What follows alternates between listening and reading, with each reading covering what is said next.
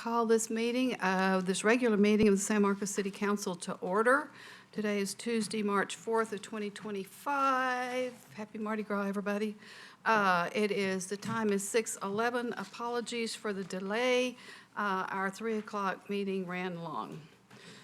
Ms. Trevino, would you please call the roll? Ms. Rodriguez. Here. Mr. Saul Gonzalez. Here. Ms. Garza. Here. Mayor Houston.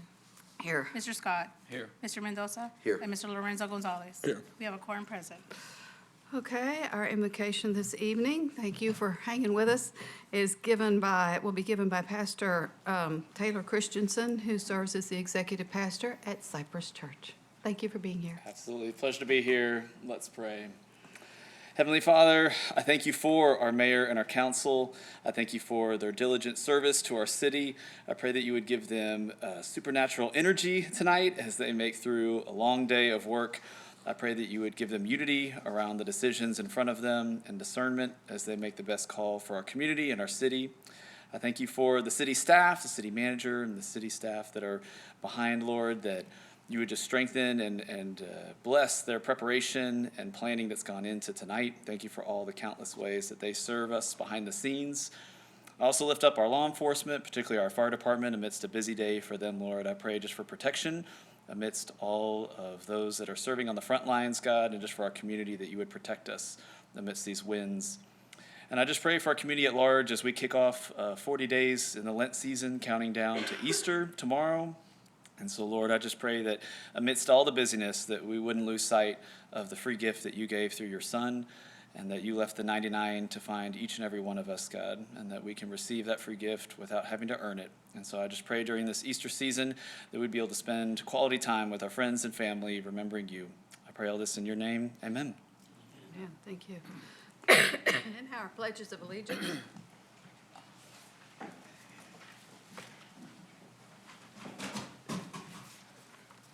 I pledge allegiance to the flag.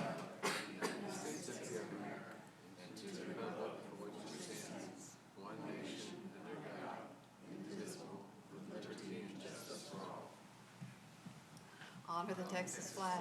I pledge allegiance to thee, Texas, one state, under God, one and indivisible. Okay. Next up is our citizen comment time period. City Council hears citizens' comments at work sessions, workshops, and regular meetings. A sign-up is required.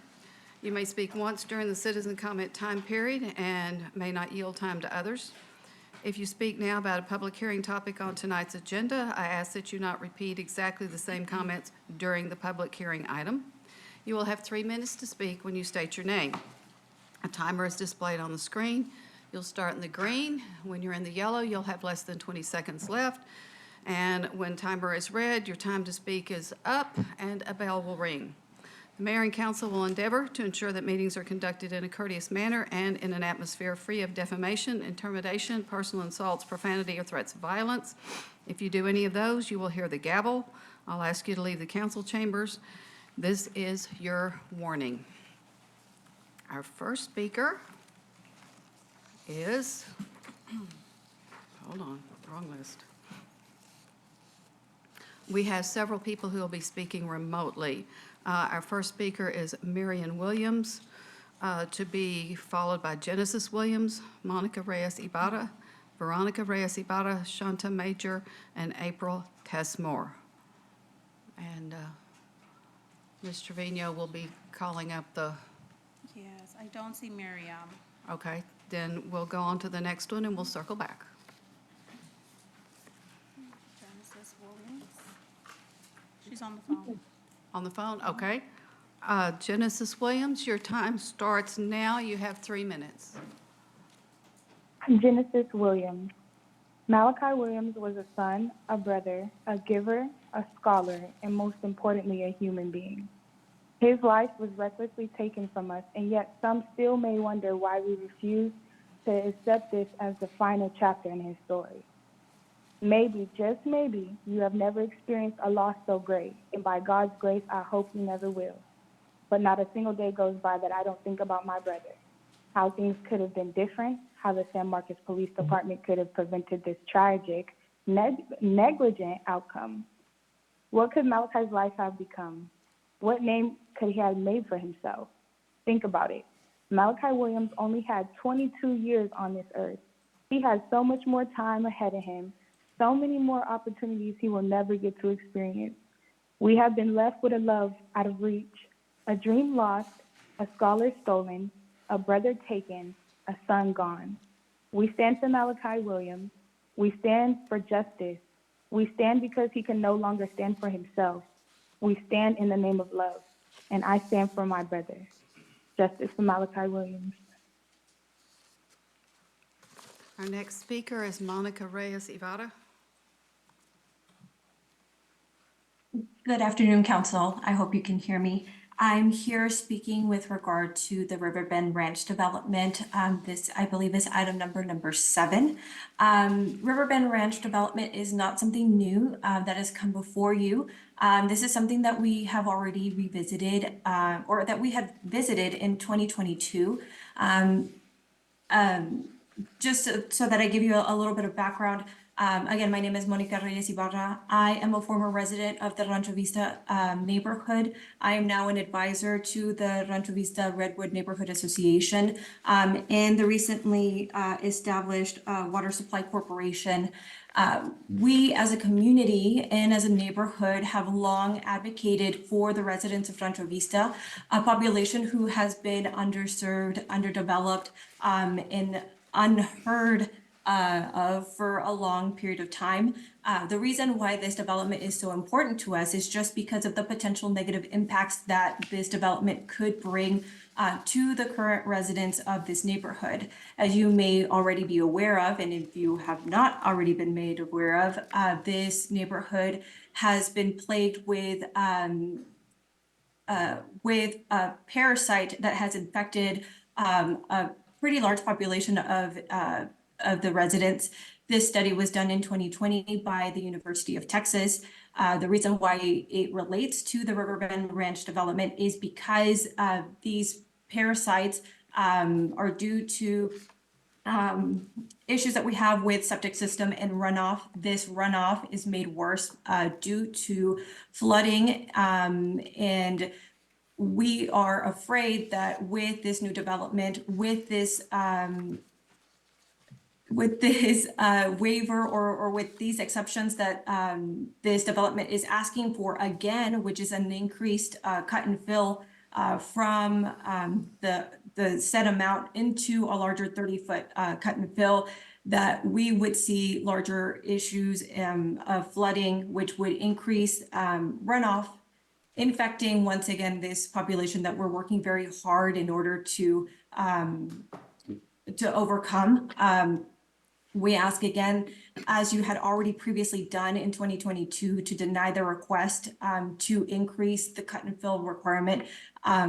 We ask this again for this population who is very, very vulnerable.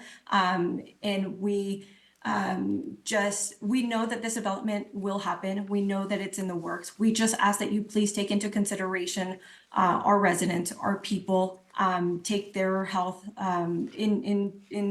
into your thoughts as you really consider whether or not this development should move forward with these exceptions or waivers. Thank you. Our next speaker is Veronica Reyes Ibarra. I may have that name wrong. Is she online? She is on. Correct, and thank you so much. Good evening, City Council members. My name is Veronica Reyes Ibarra, and I represent the Redwood and Rancho Vista community. I am the president of both our neighborhood association and Water Supply Corporation. I began advocating for our community after a study that was just previously mentioned, that many of our residents, and including myself, were suffering from a parasitic infection due to the faulty septic tanks. This was a wake-up call, and I made it my mission to address not just the health risk, but the longstanding flooding and runoff issues that have plagued us for years. In 2020, when we first raised the concerns of the potential impacts that the Riverbend Ranch development may have, And I stand here today deeply concerned about the risk of this development and those risks that pose for our community, our environment, and our safety. I ask the council to take this into consideration. We are worried, not just because we don't understand the complete risk that we see ahead, but please keep us in your thoughts. I am here to be the voice of Redwood and Rancho Vista to speak to the people who will be most affected by these changes. We do know that this development is coming, and we just really ask that all of these amendments are taken into deep consideration. Because there is some longstanding effects that our community is going to face, and it is difficult for us to have representation. We're doing the best that we can, so please keep us in mind. Thank you. Our next speaker is Shanta Major, who joins us remotely.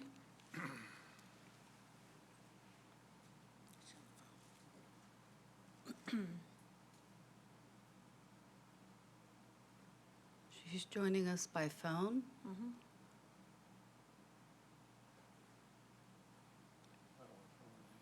Shanta Major, are you there?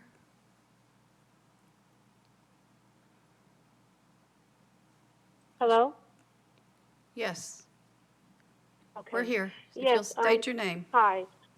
Yes, my name is Shanta, and I am here to speak concerning my son Malachi Williams. There was a poem that I read back in UIL in high school, and it says, "First, they came for the communists, and I did not speak out because I was not a communist. Then they came for the socialist, and I did not speak out because I was not a socialist.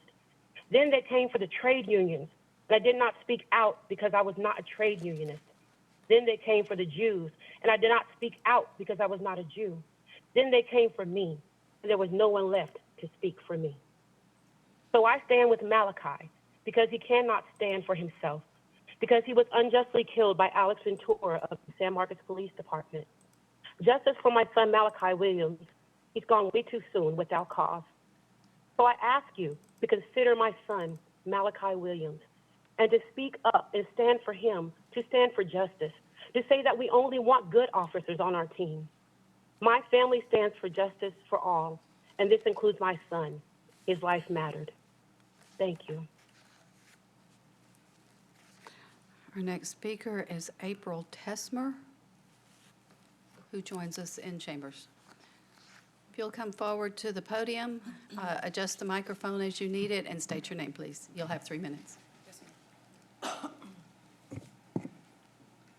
Thank you, my beloved city council members. My name is April Tesmer, and I would like to request that the city of San Marcos install speed bumps and reduce the posted speed limit of 35 miles per hour along Esplanade Parkway, which runs in front of Rodriguez Elementary School. I live directly across the street from the school, and I've experienced numerous near-miss accidents with speeders traveling through Trace and into the neighboring apartments. Several of my neighbors and myself have all requested the city to install the speed bumps. The city conducted a feasibility study several years ago and installed cables at the intersection of William Moon and Esplanade Parkway, which is the corner of Rodriguez Elementary School. These cables are ineffective as they're clearly visible from at least 30 feet away. Most people that see them immediately start to slow. The city concluded that the study doesn't justify or support the installation of speed bumps. And again, this was years ago. The Trace area development has since grown substantially and speeds dramatically increased. Many pets have been hit, and just this past weekend, my driver's side rear view mirror was taken out by a hit and run. It's only a matter of time before it's a child. I'm humbly pleading to the council to please install speed bumps along Esplanade Parkway to prevent any further risk or damage to persons and property in my neighborhood. Thank you so much for your time and consideration. Thank you. Ms. Reyes, will you follow up on this one, please? Yes, ma'am. Do we have her, Yes, we've got her Okay, contact perfect. information. Okay, Thank you. thank you. Council, it is now time for item 1. Receive a staff presentation regarding city council priority needs for drafting the 2025-2029 Community Development Block Grant Consolidated Plan and comment on the proposed renewal of the Citizen Participation Plan and provide direction to the city manager. Good evening, City Council. I am Irma Duran, Community Initiatives Program Administrator. Tonight, I will present to you for your comment and direction information the 5-year consolidation plan for HUD federal grants and the citizen participation plan. Next slide. We will be discussing the citizen participation plan and the consolidated plan, two of the major programs run by the U.S. Department of Housing and Urban Development, which is called HUD, are the Community Development Block Grants, or CDBG, and the Home Investment Partnership, or HOME. The state of Texas receives home funding from HUD and provides it in grants to cities like San Marcos through the Texas Department of Housing and Community Affairs, or TDHCA. At this time, we have not applied, but would prepare all documentation the case that we may within the next 5 years. The city of San Marcos receives CDBG funds directly from HUD. In the past, we have received 3 different types of grants. Though we are not applying for nor expecting to apply for the funding of disaster recovery or mitigation, we must always be prepared and reflect those funding sources in our citizen participation plan. Next slide. In order to receive and use the grants, the city has to follow various HUD requirements. For example, the city has to have a written plan in place approved by City Council about how the citizens will be included in the decision process for how the grant funding will be used. The written plan is called the Citizen Participation Plan. One purpose of tonight's meeting is to get your comments on this plan. Next slide. The Citizen Participation Plan's purpose is to provide for citizen participation in creation and amendment of plans for how grant funds will be used. The Citizen Participation Plan is now due for its 5-year evaluation and reapproval by City Council.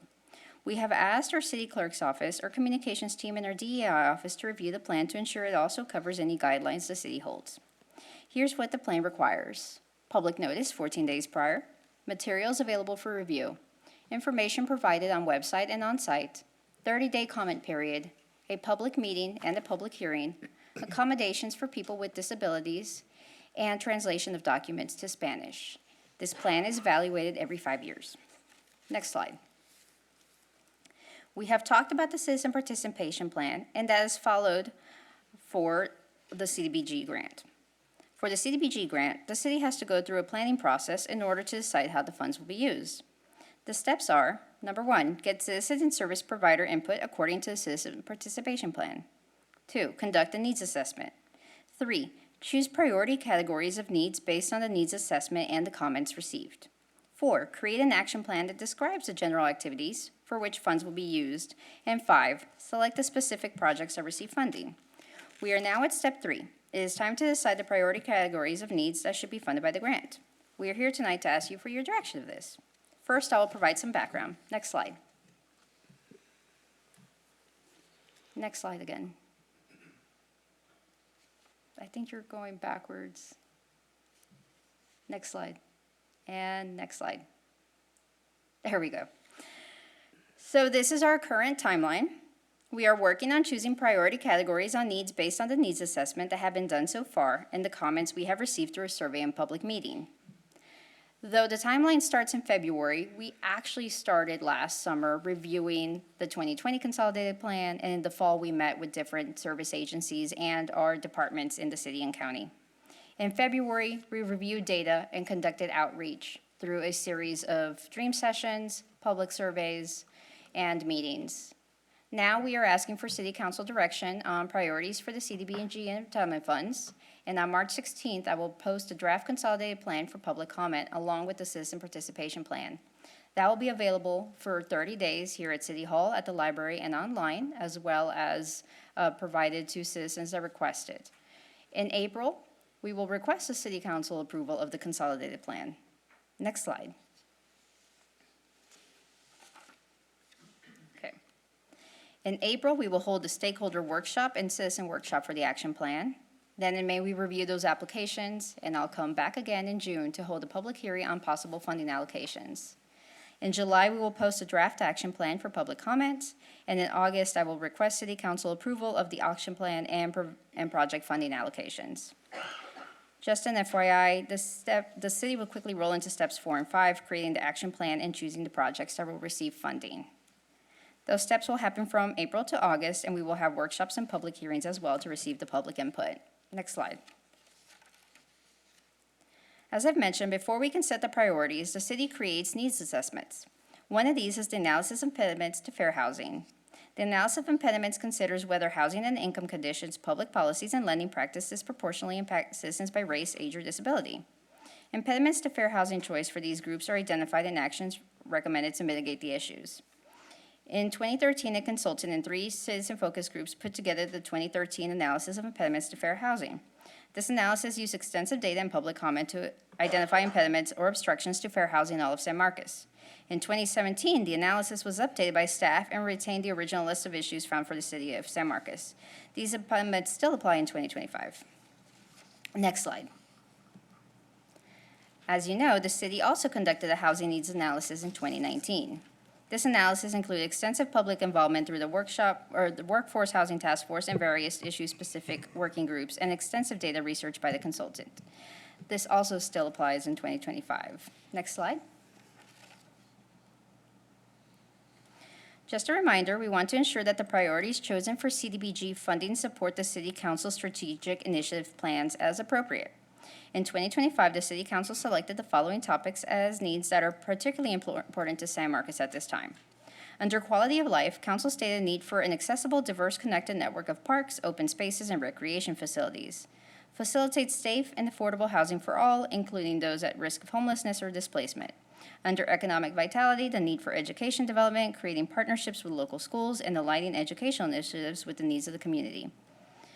Mobility included bicycle, sidewalk, and trail systems, while environmental protection promoted building partnerships to develop improvement projects and educational programs. Next slide. Within these limitations, what has the City of San Marcos chosen to pass as priorities? In the 2020 to 2024 priority categories of the Consolidated Plan, we selected affordable housing, public services, and public facilities. Next slide. This is the CDBG mission. Please keep this mission in mind as you choose priorities for the funding. This mission is the reason HUD provides the city the entitlement funding. Next slide.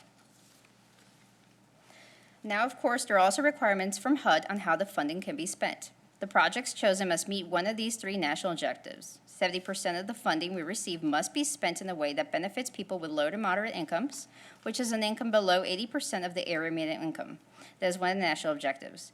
The other 2 are the prevention and elimination of slum and blight, and fulfilling urgent needs that have no other funding source. Let's look more closely at examples of the first national objective. This objective has multiple categories where funding can be spent. A project can benefit a whole area of people, like a neighborhood park in a low to moderate income neighborhood. Because Austin incomes are so high and we are the same region, the entire city of San Marcos is considered to be a low to moderate income area. So we can put projects in any area of the city and meet this requirement. Another category is public services, which are programs that benefit low to moderate income people. For example, a CDBG grant currently provides some of the funding for CASA, an organization that trains advocates for abused children in the foster system. Of course, CDBG funding can also be used to create housing for low to income moderate people as well. In addition, the funding can support activities that create jobs. So this slide summarizes the requirements or limitations of how CDBG entitlement funding can be used. Next slide. This is the public services ranked by priority survey that we did from February 1st to February 28th. The results in front of you are up until February 25th of 2025. At that time, 86 people had responded to the survey. The top 3 priority needs requested in the survey were in the public services. Within 56 of respondents, senior and disability service, domestic abuse or neglect, youth programs, and homelessness prevention as their top priority. However, by CDBG entitlement regulations, we are only allowed to spend 15%, or about $105,000 on public services. Other categories were ranked as high priority by respondents. 43% considered transportation to be a high priority, followed by economic development at 38% and public facilities at 35%. Next slide. Now we are asking for council direction based on the information you received here and your own personal knowledge of the city. Let's do a quick review. Next slide. The data and outreach so far have provided some recurring themes, including the comments received. They are transportation assistance for the elderly or people with disabilities, neighborhood sidewalks, housing stock, housing affordability, quality of life, public services. Next talk. After the priorities were set back in 2019, the city created the 2020-2024 Consolidated Plan, then the Action Plan annually. Also annually, the city selected the specific projects that would receive funding. Here's what's been accomplished in the past 5 years. We've broken it down for you through affordable housing, public services, and public facilities. The beneficiaries are actually the people or households served. Next slide. The funding that we have been using, the amount has been increasing every year because it is based on the city's estimated population.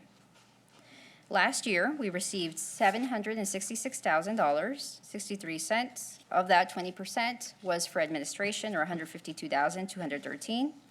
15% was public services, $114,909, and projects were $497,941. 2021 was slightly different because we also had the Dunbar Neighborhood Plan, which is a fourth category planning.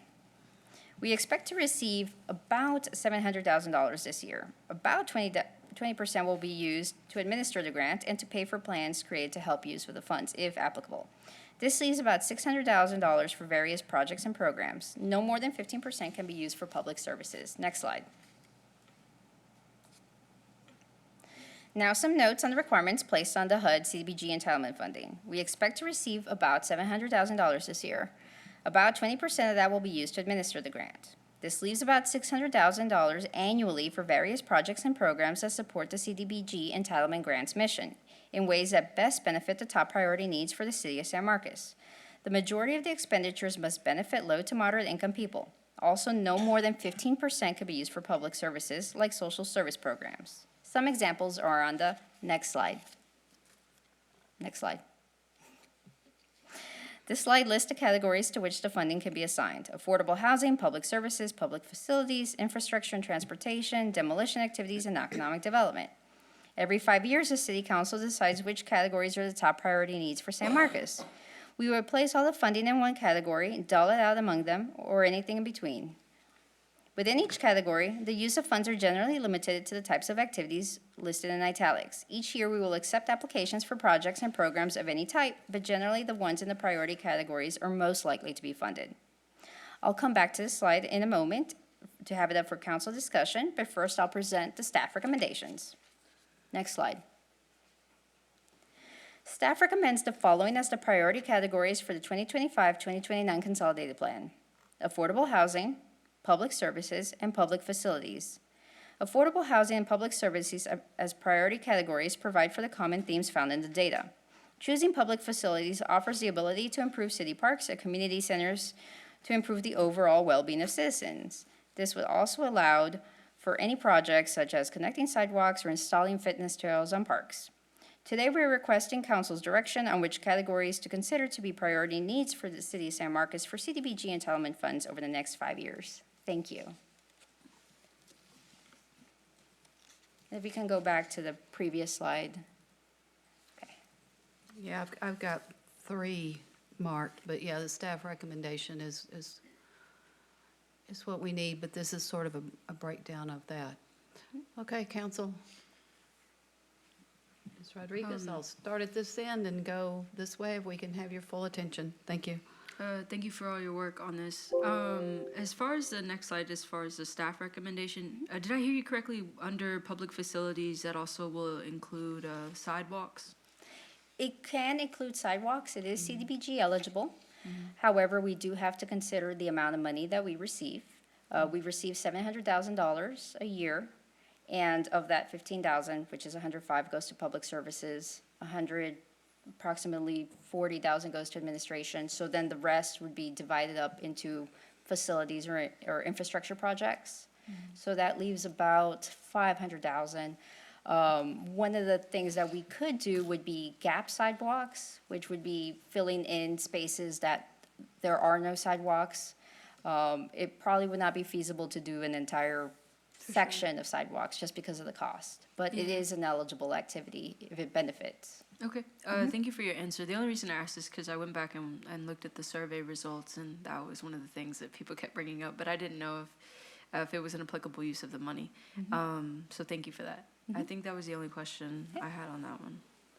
Okay, and if you said this, my apologies, but this being our 5-year plan, we're looking at broad categories that multiple things can go into, correct? Correct. So Okay. for example, public services, we could have the foster advocates under it, we could have domestic abuse under it, Right. senior services, same thing with public facilities, we can encompass sidewalks, parks, infrastructure, And everything those will be underneath. determined later, and a lot of that's determined by the applications, Correct. what And- people are willing to do and go through the federal process of the paperwork that they need to do in order to use these dollars.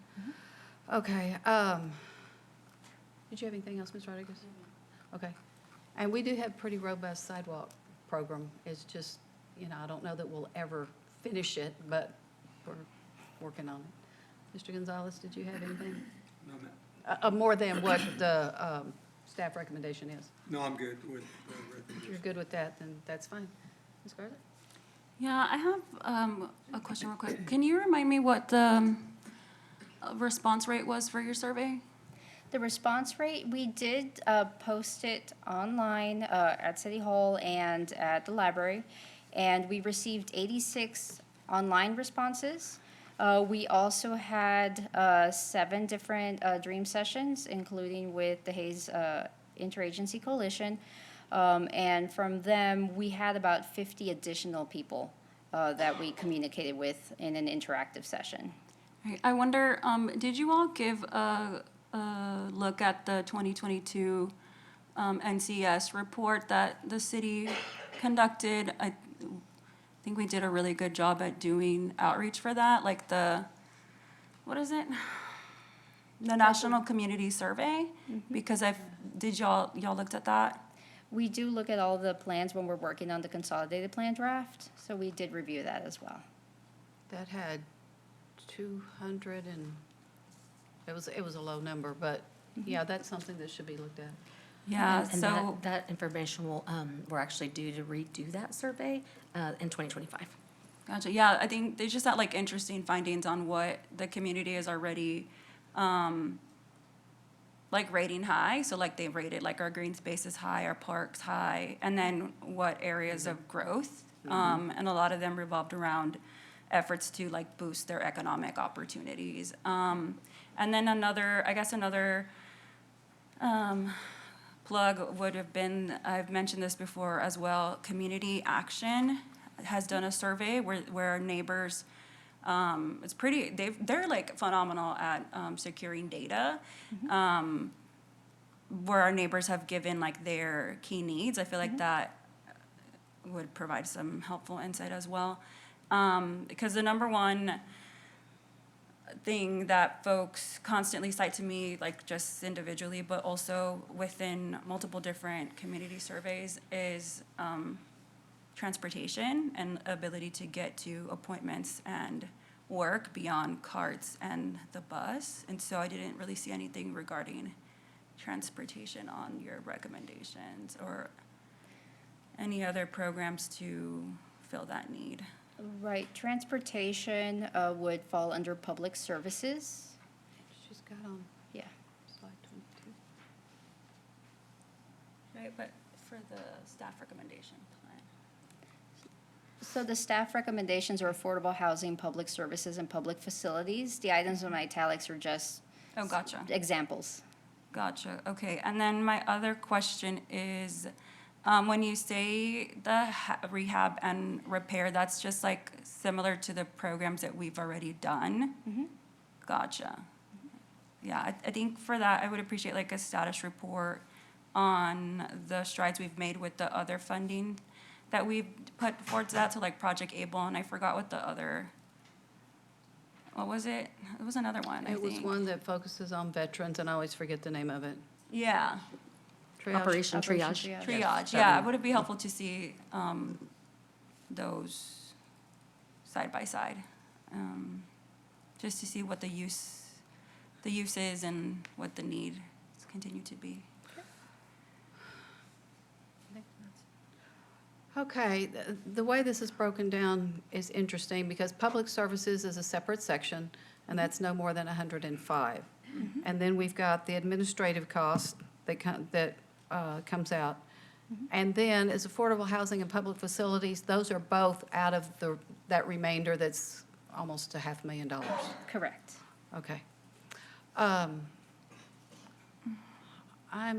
going to again bring up, as I have for a number of years, that I would really like to see this program and our human services program be more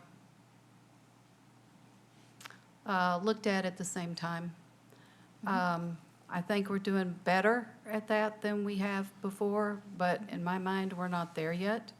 I know that agencies, social service agencies still tell me, I don't know which one to apply for. I don't want to appear greedy and apply for, the same thing in both, which I don't think we would even accept. So I really think that this is money. Some of it comes from us and has fewer requirements. This is money from the federal government, which has a lot of strings and a lot of reporting. So there are certainly things that, and agencies that are more suited to that than ours. So I would still like to see these together. I really think I'd like to see the Human Services Board review this also. I'd like to see them reviewed at the same time, just to see, are we doing that now? How far apart are those reviews? I'll bring up the annual action plan, and then Carol will bring it, the Human Services Advisory Board. So we have a work sessions in April. The application starts in May, and our review committee reviews them in May to bring to council in June. And that is with HUD's calendar, because we have to submit no later than August 16th of the year. Consolidated Plan, Citizen Participation, and Annual Action Plan. And then Carol will talk about the Human Services Advisory Board process. And I'm not talking about the plan, I'm talking about the actual applications, and that's what you're talking about is Yes. due August 16th? No, the plans, or I'm sorry, the applications are actually due in May, Okay, and we bring it to council in June. right? So what was this about August 16th? Right, so after we receive the applications and we bring them to council in June for the review, then we create a draft action plan for public comment. And that's throughout the month of July. After the public comment period closes, we bring it back the first week of August for council recommendation. And then we have to submit the entire plan no later than August 16th. Right. So, and that's a deadline that we can't change, Correct. but we can change ours. So let me see what the rest of the council thinks. Hello, we're missing a couple of people. Ms. Garza, the rest of you who are here, what are your thoughts on tying those two processes a little closer together? I'm good with that, Mayor.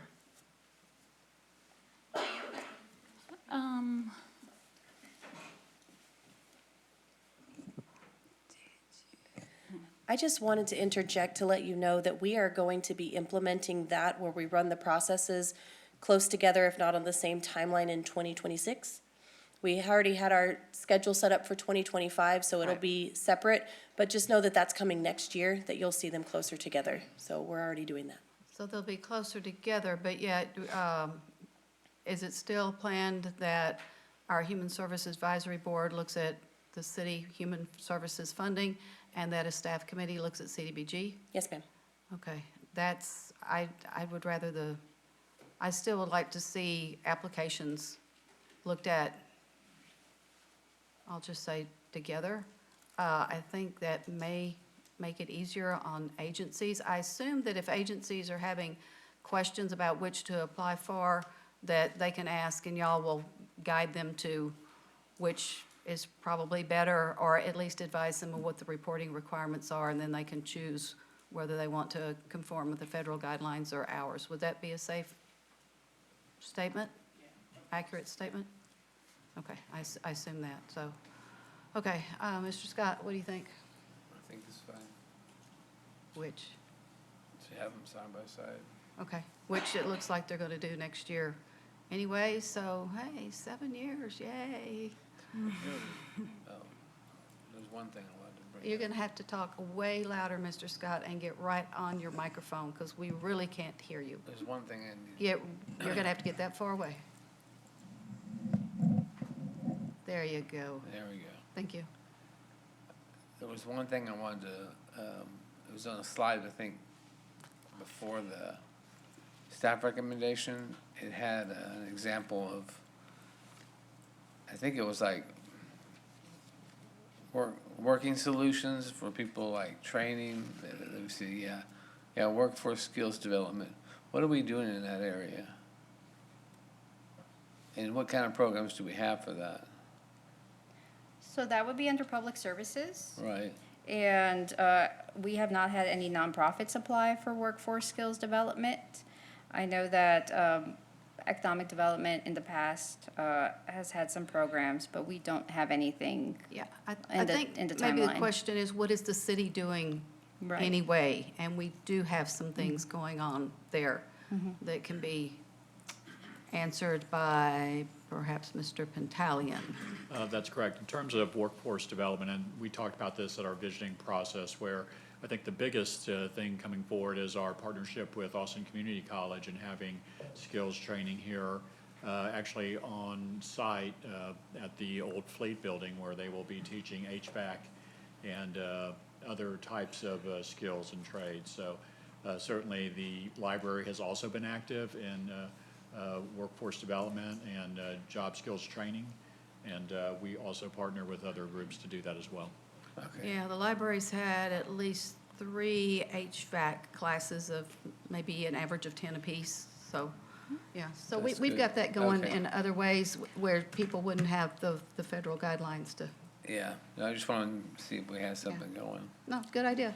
I Glad mean, you asked. To piggyback off that, if I may, I would be interested in seeing if there's other possibilities of deploying that money and that for those purposes. Like you said, no nonprofit has applied, but is there a way that we could reach out and ask folks specifically for that? I think that's, I don't know who that would be. so with the community action, or like the HVAC classes, like who are we writing checks to? Like who's getting paid to do that?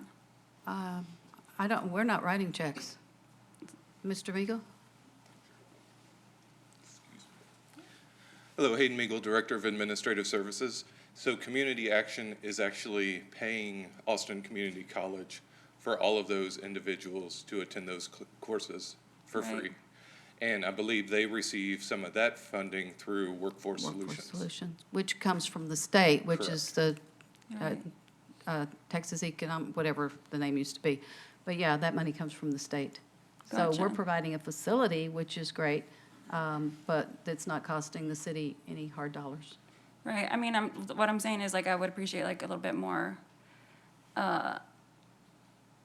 ideas regarding that. Like I get, yeah, we want to continue doing housing rehab, but like, I feel like there's a lot more needs than fixing people's houses, which we've been kind of subpar in doing that anyways, so. And I think that whenever we do have this new space open, they're going to start off with HVAC and automotive Welding? classes. But the possibilities really are there that ACC has said, look, if there's a need in the community, we're willing to come in and teach whatever course that we need. And I think that will allow us to see if there are any other organizations that also want to partner. That's cool, in because I that think all the HVAC classes have been full, right? Like they've been I think like waiting so. lists Correct. status, yeah. Correct. Yeah, and just FYI, as I understand it, I'm going to call them the old term vocational courses. With ACNC, it is different from academic. We are not in the ACC district, which would affect the price of an academic class. With the vocational classes, it's the same price whether you're in the district or not. So don't let anybody think, oh my gosh, we're not in district and I can't afford it. It's the same. So I was thrilled when I learned that, because I didn't know that until a few years ago. Okay, if we could go back to the staff recommended list, Mr. Scott, you were okay with that now that we've addressed your workforce question? Yes, ma'am, that's fine. All right. No questions, but I'm okay with the staff recommendations. Okay, and Mr. Gonzalez? So I would kind of like to see maybe some economic development type stuff, both workforce training, like we've just discussed, but even, I mean, I guess on the slide previous to this, it mentions things like business incubators. I'm not too sure about microloans for small businesses, but something to kind of encourage and help our community members get started in entrepreneurship. But I also like these staff recommendations, so I don't know, I guess just an idea, not necessarily a request. Okay, I will mark that down, I've got that.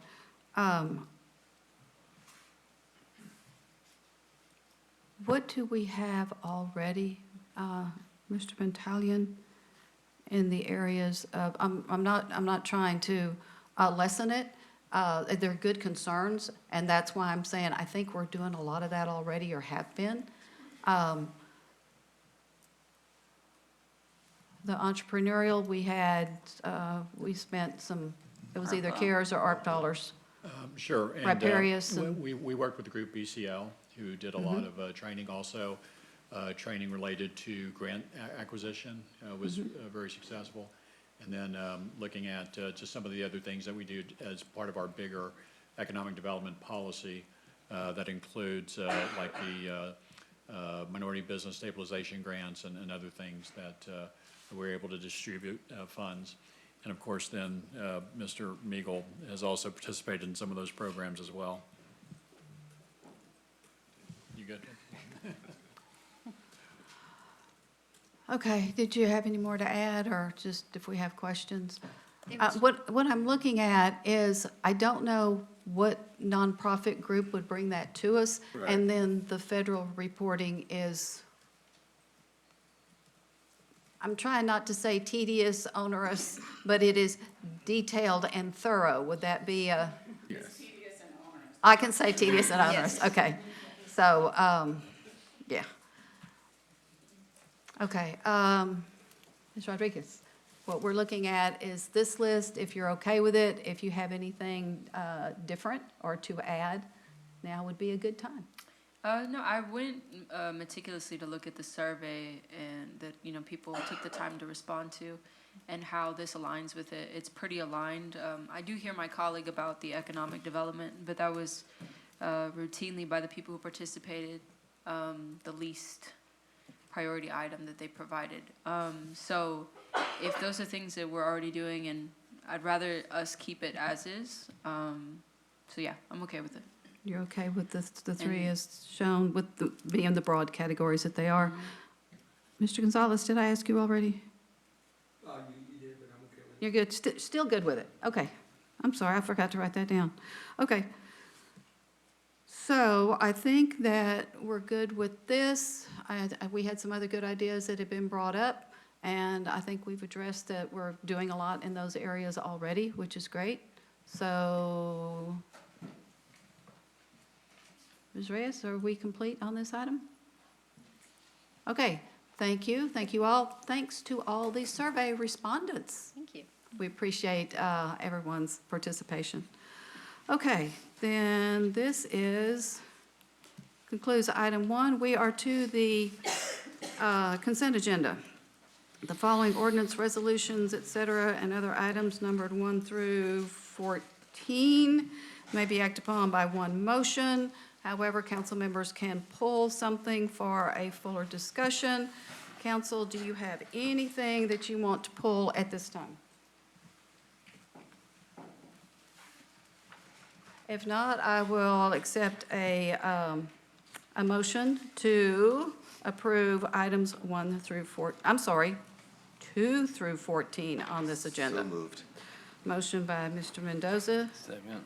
seconded by Mr. Scott. We have no push-button voting tonight, so Ms. Trevino will be calling our names. Yes. Mr. Saul Gonzalez? Yes. Ms. Garza? Yes. Mayor Houston? Yes. Mr. Mendoza? Aye. Yes, sorry. The thing is different here. Sorry. Oh. Mr. Scott, I let's know. go back to Mr. Scott. Aye. Okay, Mr. Mendoza? Aye. Mr. Lorenzo Gonzalez? Aye. Ms. Rodriguez? Aye. Thank you. Motion passes 7-0. All righty, then that takes us to the public hearing portion of our program this evening, and item 15. Okay, receive a staff presentation, hold a public hearing to receive comments for or against ordinance 2025-04, adopting youth program standards of care for 2025, providing a severability cause, providing for the repeal of any conflicting provisions, and declare an effective date, and consider approval of ordinance 2025-04 on the first of two readings. Presentation. Good evening, Mayor and Council. Jessica Ramos, Assistant Director of Parks and Rec. I don't have a formal presentation for you this evening, just the information that was included in your packet. Okay. And I am here to answer any questions you might have. Okay, I have one. Sure. I think I either asked the question wrong or misunderstood the answer. Okay. How many kids are going to go through is this summer fun? Yes. Okay. Well, summer fun and any other And camp any other programs. program that Right, we do. correct. But the summer fun, did you say it's 120 this year? Yes, this year. And how many did we have last year? We had 120 last year as well. Okay, what I was reading was we had 150 times 2. Yeah, that was pre-pandemic. Oh, way back there. Yes, I thought yes, it was yes. last year, and I No, thought. no. Okay, so we're now we. trying to build back to No. kind of that point. No, that's so, fine. Yeah. It's just I saw we had a vacant position, and now we filled it, and I thought, and we're going from 300 to 120? That made no sense. Yeah. Okay, Yeah, we're still just trying to build the program back. everything's good. Thank you Yes, so much. absolutely. Okay. Clearly, I asked the question incorrectly. That's okay. Mr. Gonzalez? Was there any kids left out that they applied and they didn't qualify? Absolutely. We had many children on the wait list.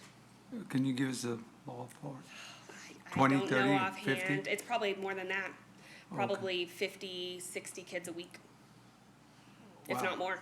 That's only the ones that chose to get on the wait list, too. Right. So I don't have the exact numbers offhand, but I do know that it was quite a bit. Okay, I want to ask my question again. Okay. Is that 120 for the whole summer, or is that 120 per week? Yes, 120 per week. And how many weeks? There's 8 weeks of the program. Oh, yeehaw, that's a whole lot better than I thought. I thought that was 120 kids for the whole summer for a town of No, 86,000 and people. that's 120 is summer fun. Right. And then we have Discovery Camp 2, which is 30 children a week. Right, okay. Okay, but you asked a good question. Yeah, I guess where I'm going with this, how can we increase that amount to be able to cover the other children that are being left behind? We definitely, staffing is going to be a big part of that. Being able to hire more staff and pay them appropriately. And then also having the locations. We've facilities. traditionally used the school district's gyms. And my intent is to request 2 spaces next summer so we can continue to grow the program. I don't know if we'll ever get back to 150 kids in a gym because that is a lot. My hope is maybe next summer I would like to see 120 in 2 gyms. Across town from each other is usually what we do to, have good access. All my kids went to that program and it was Yeah. real beneficial. Oh, absolutely. My kids and the parents as well. Yes, my children go as well, so they love it. Okay. Mine too. Is it Yeah. free? Is it still free? No, it is still very inexpensive. I think for residents, it's like $50, $60. So it's still very inexpensive. Yeah, I'm with my colleague here to my left, Mr. Gonzalez. I went through, my mom was a single mom, so any opportunity to get us out of her hair for a little bit, she took. Absolutely. Especially if it was low cost. Yeah. So any way we can help, better make sure that our children are included and that y'all are supported, I would really be interested in that conversation as well. And thank y'all I'm glad to hear this is still going on. Oh, absolutely, yes. I used to have some times there. So, Oh, yeah. So thank you. Yes, my kids rave about our summer camps. So, and I would like to mention too that we do offer scholarships for 50% off of our fees for residents. So how many of these, now, a whole new question. How many are residents and how many are not residents, So generally speaking? So typically, what we're seeing, since we have fewer numbers that we're allowing into the program, we're getting all residents. Okay. Because we open registration for residents beforehand. Since it is highly subsidized. By That's general where I fund was dollars. going, is it's Correct. tax money that supports this, so, Correct. yes. Yes, correct. So what we're seeing is mostly residents at this point. Okay. Whenever we had 300 children, we would see more non-residents because we had more space.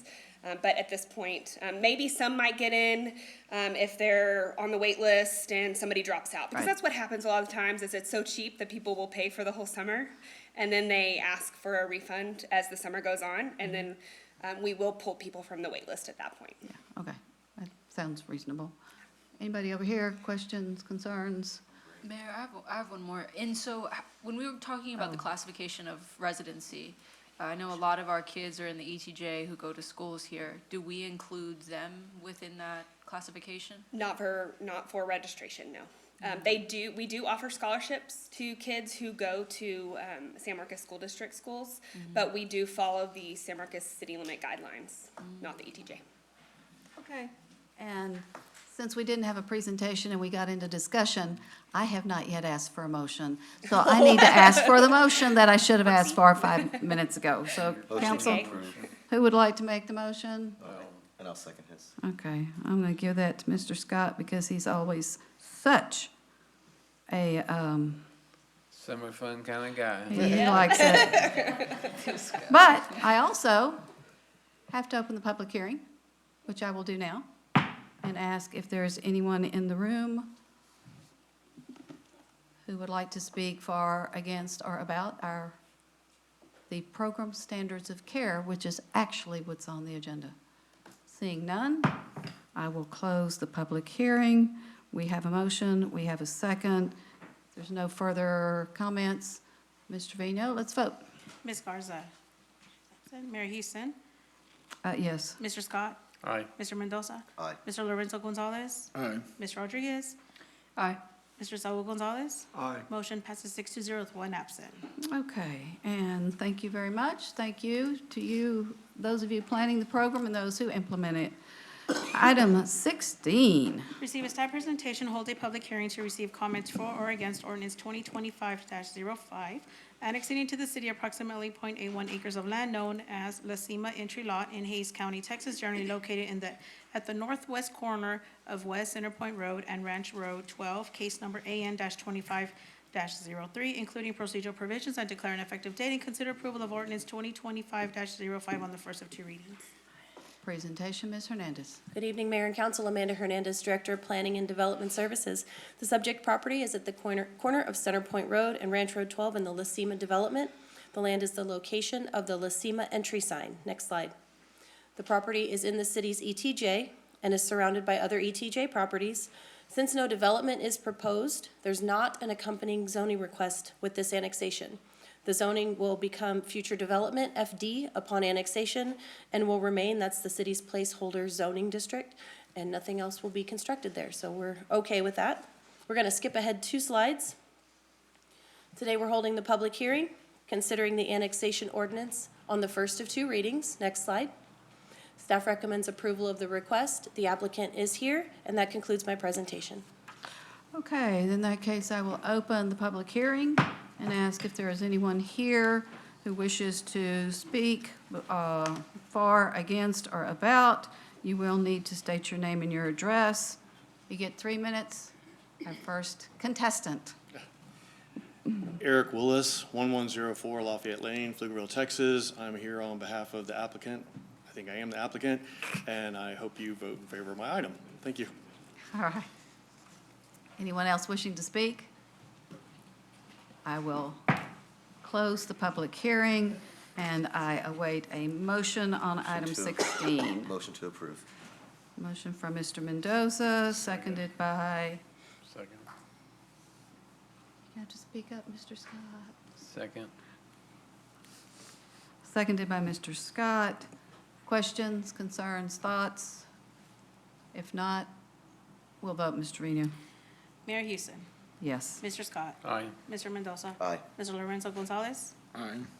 Ms. Rodriguez. Aye. Mr. Saul Gonzalez. Aye. and Ms. Garza. Okay, motion passes 7-0. Item 17. Receive a staff presentation, hold a public hearing, and consider approval of Resolution 2025-43R, approving amendment development agreement, River Bend Ranch, Bog Ranch, Riley's Point with HK Ball Ranch LLC, HK Riley's Point LLC, HK Real Estate Development LLC, and Jack's Reserve LTD for approximately 1,046 acres generally located between Old Bastrop Highway and FM 110 and between Redwood Road and San Marcos River. Authorize city manager or designee to execute the agreement on behalf of the city and provide an effective date, and consider approval of Resolution 2025-43R. Presentation. Amanda Hernandez, Director of Planning and Development Services. The Riverbend Ball Ranch in Riley's Point is a proposed development at the location just described by Ms. Trevino.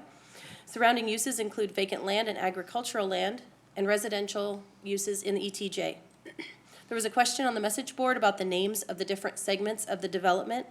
The area between Staples Road and the San Marcos River is identified on the concept plan as Riverbend Ranch. It's also known as Ball Ranch. And the area between Staples Road and Redwood Roads is identified on the concept plan as Riley's Point. The other names that were in the caption that we had just now are the different ownership interests that own the land within the development. Next slide. In December of 2021, City Council approved a development agreement for this project, and the applicant is currently requesting amendments to that agreement. There was a City Council committee established to review the request. The members include Council members Elisa Garza, Saul Gonzalez, and Matthew Mendoza. In future, staff will be sure to use City Council first names in our recommendation resolution so we don't have future confusion over last names of our council members. The committee met multiple times and ultimately directed staff to, 1, work out the details of the requested variances with the applicant, and 2, bring the agreement forward for consideration by the full council. Those who were on the committee, that happened a very long time ago. It took us a while to get to the final decision on this one. So you haven't seen it for a while, but here we are. Next slide. Some key terms of the original agreement include the developer being vested to codes that were in place in 2021 when the original agreement was approved. The development will not annex into the city. There were some code waivers for road layouts, provisions for providing parkland, and acknowledgement of the utility agreements which would govern the development. And in response to a message board question, the utility agreements were previously approved by City Council. They're not changing at this time, and the applicant actually requested that we include those agreements in their entirety in the development agreement so they don't get lost. This development agreement is almost 600 pages long. Yikes. Next slide. With this amendment, there were some typographical and grammatical errors that were corrected, but I'm going to focus on just those major updates. First, portions of the property have changed hands, as we discussed, and the new ownership has been updated. There's a definition provided for developer, effective date, and ultimate buyer, which were added to the agreement. With this approval, we're acknowledging that a MUD has been created, Municipal Utility District, has been created, and that the boundaries may be modified in the future. Note that the boundaries will not go outside of the development agreement boundaries. They would stay within the boundaries, but if they do want to change the shape of those MUDs and how those are administered, then this agreement would allow them to make that request that would come before City Council. There's a question on the message board about the Municipal Utility District Board and whether the city has any authority over that board. The answer to that is no. They are a separate political subdivision. They have their own board similar to the City Council for the City of San Marcos. The amendment acknowledges the city's ability to provide water. There's a portion of the land that is within the Crystal Clear service area. If they are released from Crystal Clear, we are acknowledging that we can serve, but there is a process that they have to go through to request that release. With the new definitions of developer and ultimate buyer that are included in the agreement, there are some provisions that state that the ultimate buyer, that homeowner, whoever purchases the house, is not subject to the same regulations that are in the development agreement because their house is already meeting those provisions. So the development can change hands, but once that final person, that final family owns the home, then they're kind of released from it. They've met all of the obligations of the development agreement. Next slide. One of the more significant modifications that you may have seen if you looked through the markup version of the agreement was Exhibit F. One of the main things that we did in Exhibit F was to completely rewrite it. The original agreement was not done by the Planning and Development Services Department, so we wanted to make sure that when the development actually comes in for permits, our staff knows how to read those waivers and variances. So the reason that it's completely marked out and it looks like we started from scratch is because we just changed the way it was worded.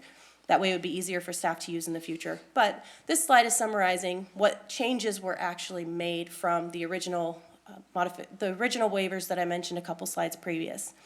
One is that the dead-end street length is extended to 800 feet. It was previously approved as 750 feet. The reason that we have some of these updated numbers is because the developer's working on their plat, so they know exactly how long those roads are now, when back in 2021, they may not have known exactly what the layout of the subdivision would be. They're requesting to increase the block perimeter from 5,000 feet, which is the requirement in code for properties in the ETJ, to 10,000 feet. Remove the alley requirement for those smaller lots to allow driveways and garages at the front of the homes. And then finally is the big one, the request for cut and fill. The city code allows, the development code, apologies, allows staff to approve up to 8 feet of cut and fill. Anything more is approved by city council unless it's written into a development agreement. When the agreement was approved in 2021, city council approved up to 12 feet of cut and fill. The applicant is now requesting up to 30 feet, and I will tell you, this is one of the provisions that took us a while to come to a negotiation on. And I may have an engineering representative if we have detailed questions about this. I know they're listening to me, so they should be here if I mess something up or you have questions. What I can tell you is that with the cut and fill, as it's presented, 30 feet cut and fill, or fill, is that we also negotiated some enhanced water quality and treatment and runoff provisions. So first is that they will remove a higher number of particulates. So when water is flowing, it picks up stuff, and there are ways for engineers to be able to clean up the stuff so it doesn't flow onto other properties. And a provision that is in this agreement right now is that they will remove 70% of what is called total suspended solids, the stuff, the particulate matter. And that would not otherwise be required. They are also going to reduce post-development flows. So right now we know that water flows across the property. We heard from some of our neighbors in Rancho Vista earlier today. They are downstream. So the water is flowing across this property, it's undeveloped, and going across the neighbor's property. The way the code is worded now is that they cannot increase that flow. Because it exists today, they cannot increase it. What we have worked with the applicant on is to actually reduce that flow. So less water will be flowing onto the neighbor's property by 15%. And they have to do the work, the groundwork, to make that happen before they start actually building on that property. So it's getting some of those stormwater controls in place prior to the construction actually occurring. So while it's under construction, we would hope that all of the engineering works and the flows are actually reduced from the start. And then, of course, there will be the typical water quality features and detention ponds, retention ponds, whatever they need to do as far as their watershed protection plan is concerned. So that was my summary. You said hope, but it's a requirement, correct? It's a requirement. Thank you. Yes, but water does what water does. What we're doing is judging the flows as they exist on models and, plan sets to make sure that we, when we're doing the cut and fill, it's to make a flat foundation for larger buildings, and that they mitigate for that in the other earthwork that they do, and that they do that mitigation at the start before they start pouring those foundations. Okay, next slide. In addition to the comments that you heard earlier today during citizen comment period, we received a handful of general opposition emails to this request. They are general opposition, we don't want this development at this location, but we have a development agreement in place.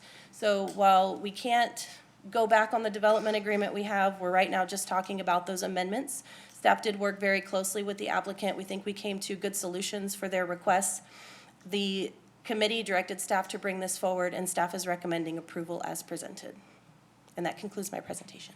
Okay, so I'm now going to open the public hearing and to see, Mr. Vino, I've got 4 names on here, but they spoke during citizen comment. Are they back online with us to speak again by any chance? Yes, they are. Yes. Okay. First is Monica Reyes Ibarra, to be followed by Barbara Smithson, that we didn't hear from earlier, Veronica Reyes Ibarra, and April Tesmer, who was in person. Thank you so much, Mayor Jane. Thank you so much for this presentation. Like I mentioned before, our biggest concern is the ability for these amendments, these proposed recommendations to actually come into play. And as you mentioned, Mayor Jane, the use of the word, potentially or could, we understand that water varies, that that things are unpredictable, that weather really is a variable. But what we're saying is that we have a problem now. Runoff is an issue now. We understand that these amendments, these steps that they're taking proactively to try to mitigate some of this watershed, some of this flooding that is already occurring, is already a problem. Yes, in theory, some of these protections that are being proposed may help the neighborhood as it stands now. But the status quo that we're in at this moment is what's causing these issues. So while it may not make things worse, while it may make things better, where we're at right now in this neighborhood is unacceptable. When almost 20% of the people who were tested during the study came up positive with a parasite that is primarily found in developing third world countries, is unacceptable. And so that's why we're here to note that while this development may be making strides in making things, maybe better for this neighborhood, where we stand right now is completely unacceptable. We may be in the ETJ of San Marcos. We may not be really what some people would consider San Marcos. We are still your neighbors. Our children still go to these schools. We shop in the same neighborhoods. We are people just like you. We're simply divided by a county line. And I think it's abhorrent. It's really unacceptable for people who just because of this line are dealing with and are completely affected with, parasites that you would not find in any really other part of this country. So that's why I sincerely ask for you to reconsider this, given the fact that this population, these people, this neighborhood is so vulnerable, and we are at your mercy. This decision is in your hands, and we ask you to please consider that. Thank you. Our next speaker is Barbara Smithson on? Okay. Oh, okay. No, so we're to Veronica. Okay. Good afternoon, Council. My name is Veronica Reyes Ibarra. I am the president here at the Redwood Rancho Vista community. We have spoken of the lack of representation that we have here in our community. It is difficult to speak with you now, knowing that we are already dealing with crisis. And it is difficult to listen to all of the plans because it is really an unknown of what we're going to face. We are already experiencing flooding. We've got a long list of items that we are struggling to really find a balance with. And it's hard to see a new community starting right next to us. We really are just divided between a county line, yet we lack so many fundamental resources and infrastructure. And I really hope that your decision today really considers your neighbors who really have no voice because we don't vote in your county, yet we go to your schools, we shop in the same places, we gather in the same areas, but we really have a disadvantage here, and we have for many, many years. This decision is going to impact generations to come, and we really do hope that the plans and all of the studies that were done to move forward with this development really are true, and they do take into considerations what we already experienced, like the flooding and the runoff. we can only take their word and really trust that we aren't in danger and that it won't affect us. But we do hope that you consider us in the decision that you make today. Thank you. Okay, and is April Tesmer joining us? Mr. Vino? Okay, so is there anyone else in the audience or in the lobby who wishes to speak for, against, or about this item 17? If not, I will close the public hearing, and I will await a motion so we can discuss. So moved. Motion by Mr. Scott, And I'll seconded second that by for discussion. Mr. Mendoza. Mr. Mendoza, did you have questions, concerns, comments? I did, yes, ma'am, and thank you. Like the presentation said, myself, Councilmember Garza, and Councilmember Gonzalez were on this. I actually am fortunate enough to have been the individual that reached out to both Monica and Veronica when this first came out years ago about it. Before I get into what I want out of this, I will say it is pretty shameful that, in my opinion, sorry, it's shameful that that county that this neighborhood is in just doesn't step up. And it's a real shame. And Which it is has not been- our county. Which is not our county, right, but I just don't want to harp and say, but you can see the issues we have when there's a fire out there. It kind of goes back and forth between us and that county when it shouldn't be that case. My dream would be for eventually to that be annexed, both Redwood and Rancho Vista, so that we can provide them with the services they so very much deserve, but that's another thing. Thank you for the presentation. My concern we have here is, and this is just me being somebody who, yeah, I know what's gonna happen with the infrastructure. We're gonna put some great drainage and all these things. But as a very simple man, I like to see retention ponds, because to me, that tells me, hey, that's where the water's gonna go. So is there any way that, and maybe it's just for optics, but can we add retention ponds to, the direction, but even more? I wanna increase them. I don't see, Well, let's, know. we've got someone here who can respond to that Thank you very much. concern. Good evening, Richard Ornosa, Assistant Director of Engineering. The development will be providing detention. So I don't know if your question was if they could add detention? I'd like to just see more. I mean, again, and this is just me being somebody who, I know what the infrastructure's gonna see, but the everyday person doesn't know that there's infrastructure underneath that helps it with it. And for me, it's easier to see a pond and know, okay, that's where the water is gonna go.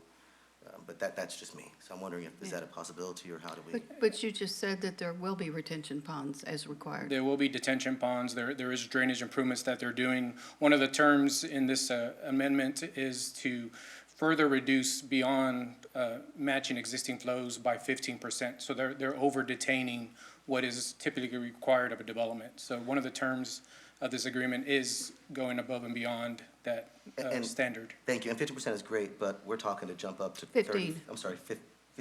15. 15, I'm sorry, 15% is, okay. But they're wanting to jump to 30 feet on the cut and fill. And that just concerns me that, I mean, you're lifting everything up. We maybe have infrastructure, but that just tells me, Are they lifting 30 or are they cutting 30 to level out?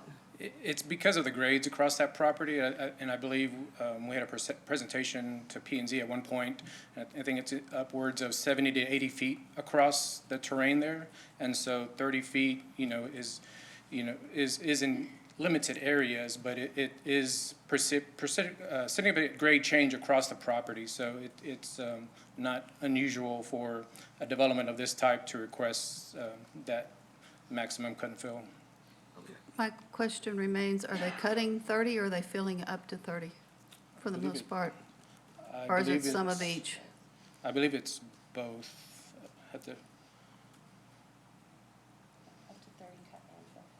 Both. Okay. thank Do you. you have anything else? No, ma'am, that's it. Thank you. Okay. My question is, if we did not have the development agreement and they were just developing what we call in the county, what would be the requirements? It would be just your typical development to provide detention, mitigate your runoff from the site, and release it as from the existing condition. And so it would be a much lesser standard, even as it currently exists under the current development agreement. This amendment goes even beyond that. So this is an improvement from the existing agreement, which is an improvement from no agreement at all? Correct. Okay, thank you. Wait, I had a question. Get real close to your microphone, sir. it's still, I mean, the Woods Apartment is a really good example of what's probably gonna happen to that neighborhood after you build this. Contrary to, you know, what they're doing, 15% more doesn't really help when you have a major flood. You know, it actually makes it worse for that neighborhood, so I'm not voting for it, just because I've seen the consequences firsthand. I'm not sure the Woods is a comparable It is, situation. yeah, it's very complicated. I have a question, Mayor, whenever. Okay, hold on. I'm going to let them respond, and I'll come back to you. So if it's helpful at all to Mr. Mendoza's comment, and maybe to help Mr. Scott, if you could go to page 709 and 710 in your packet, you can actually see a very large hashed area right behind the homes that is the detention retention pond. So again, not an engineer, he's right behind me, he can talk more about it, but what that shows is that they're actually going to detain the water before it hits those properties. So they're catching it all, it's not being caught upstream somewhere and then, you know, racing across parking lots to get to their homes. It's actually going to slow down right behind their But you're only homes. saying they're gonna catch 15% more, that's not really above much of anything, But it's more than without the development agreement. but it's still not enough. And as Ms. Hernandez mentioned, we went through pretty exhaustive negotiations, discussions. They actually went through pretty extensive engineering at this early stage in the process to look at what was necessary, what would be done. They're actually capturing and diverting a significant amount of flows in order to achieve this. So they're capturing this, they're routing it towards Redwood Road and discharging some of these flows downstream of the Rancho Vista to achieve these improvements. So when you say divert, you're not talking about this neighborhood, you're talking about the other neighborhoods that we're talking about, right? Redwood and Rancho Vista? Correct, Okay. to protect those neighborhoods. So that they're diverting the water to be as much as they can around those neighborhoods. Correct, to help with this mitigation effort to meet that 15% reduction. Thank you. And again, without this amendment, they would not be required to achieve that. Thank you. Someone brought up parasites. Are we talking a parasite that breeds in water that is going to be held in those retaining ponds? And then it's going to go down that drainage to the other neighborhoods? I mean, what kind of parasites are we talking about? I mean, someone in the, brought it up earlier that there's, yeah. My understanding is that these are issues within Rancho Vista. So this is upstream of Rancho Vista. The development is upstream of Rancho Vista. It's not anything that's breeding upstream of the subdivision. Well, is this parasite in the water? It's due to the septic systems throughout that subdivision. Okay, and Rancho Vista is lower than this point? Correct. Okay. Then, and there's still gonna get some water coming into that neighborhood, Rancho Vista, I think. Water's water, and I don't know if you ever seen it when it floods up there. It floods really bad and pretty quickly. The drainage is so bad. That's one of the concerns I have, Mayor, and I understand and I get it. That was where our restrictions were probably better off, and we will be better off. But I was hoping this could be addressed as well at the same time about the parasites and, you know, things of that nature. I don't know which way I'm gonna vote yet, Mayor, I'm just Okay. throwing my 2 cents worth. If I could be clear, or if you want to explain the difference between what's existing and what we're voting on? That Or- wasn't, or that I'll wasn't say- where I was going to go Well, let me go ahead and next, do but that. yeah. And those of you that are concerned, and you're saying you want to vote against this development agreement addresses that better than what the amendments to this agreement addresses better than what's in place right now. I understand that. Okay, I So- just want to make sure, because if you say you're concerned about that, I'm you're going to vote concerned against about- the improvements, I'm concerned about the parasites in the water. but that's And not here in this land. It's gonna flood. So I understand what's before us is essentially an amendment to an agreement. So this question isn't necessarily specifically about this, but since we're talking about the parasites and the subpar water treatment and things that could be leading to those parasites. Kind of on a bigger scale, I just had a question about like the feasibility of like annexing them and getting them away from their shoddy county services and providing them our excellent city services. So that was sort of where I was going to go next. Okay. And I'm gonna get to it before Sam does. As I understand the parasites, and Again, just a reminder to stay on the agenda topic, and that would be a separate agenda posting. but we're just talking about, generally I'm talking how that about affects- utilities associated with Yeah. this development But I agreement. just want to talk about annexation as it relates to this project. Yes. And we can't get into the merits of annexation Right, later in the process. Of another property. Okay. So, as it relates to this development agreement, as I understand the parasite issue in Rancho Vista, does everybody understand how a septic system works? You flush, it goes into a tank. When the tank gets to a certain height, there's a leach field. And where the leach field exists on these properties is where I understand the parasites are occurring. And when you have your kids running without shoes on, they're running on that leach field, it can cause illnesses. In order to remove those septic systems or to get the homes off septic, it would involve running some sort of wastewater line or upgrading to a different type of septic system. I'm not that familiar with that, with septics. What this development will do, not to directly help those neighbors, but it will be bringing the wastewater closer to them. So if there is a concerted effort amongst that neighborhood to connect to the sewer service, they wouldn't have to take it as far.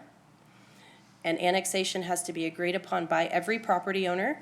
Relating it back to this development agreement, this owner does not want to annex, so that's why the provision is not in this development agreement. But the property owner has to request that annexation. We cannot go and say, hey, we're going to help you by annexing you, bringing you into the city, oh, here's some wastewater. This agreement will just get it closer, and then it's really up to them. We're happy to have those conversations with the neighbors. I know they're listening. We're here for that. But it is a challenging uphill battle to bring residential properties into the city limits. And that means that, as you said, each person, each property owner would have to request for the whole area to come in. Yes. And wastewater services are separate and And apart from expensive. city taxes. But if they were to be annexed, there would be city taxes, et cetera. Connection fees to connect to our wastewater, someone has to pay to extend that wastewater, which we don't typically do. It's going to be a lot. We know it's out there. Again, we're happy to speak with the neighbors, but at this point, Yeah. we're talking about this development agreement, which Correct. we're hoping will be better than what it would be if it would have remained in the county without some oversight from our engineering department and planning. And it sounds like, obviously, we're better off with restrictions than without. Those septic systems up there in Rancho Vista, I say maybe 50 or 60% of them are not working correctly, because I've been by there and you can smell all the sewer no matter where you're at. Whatever happens here is gonna get worse, it's not gonna get better, in my opinion. But I see your point, Mayor, and I'm stuck there too, you know, better or worse, what's, you know. And I think that's the hard part with a lot of decisions that council you're faced with, is because sometimes it'll look like you're supporting a certain development, and a lot of times it's not about supporting the development, it's about supporting the regulation of the development that you would not otherwise have if you did not vote a certain way. So that is something just to kind of contemplate, and it's not lost on us that is a very heavy decision as you're thinking through those things.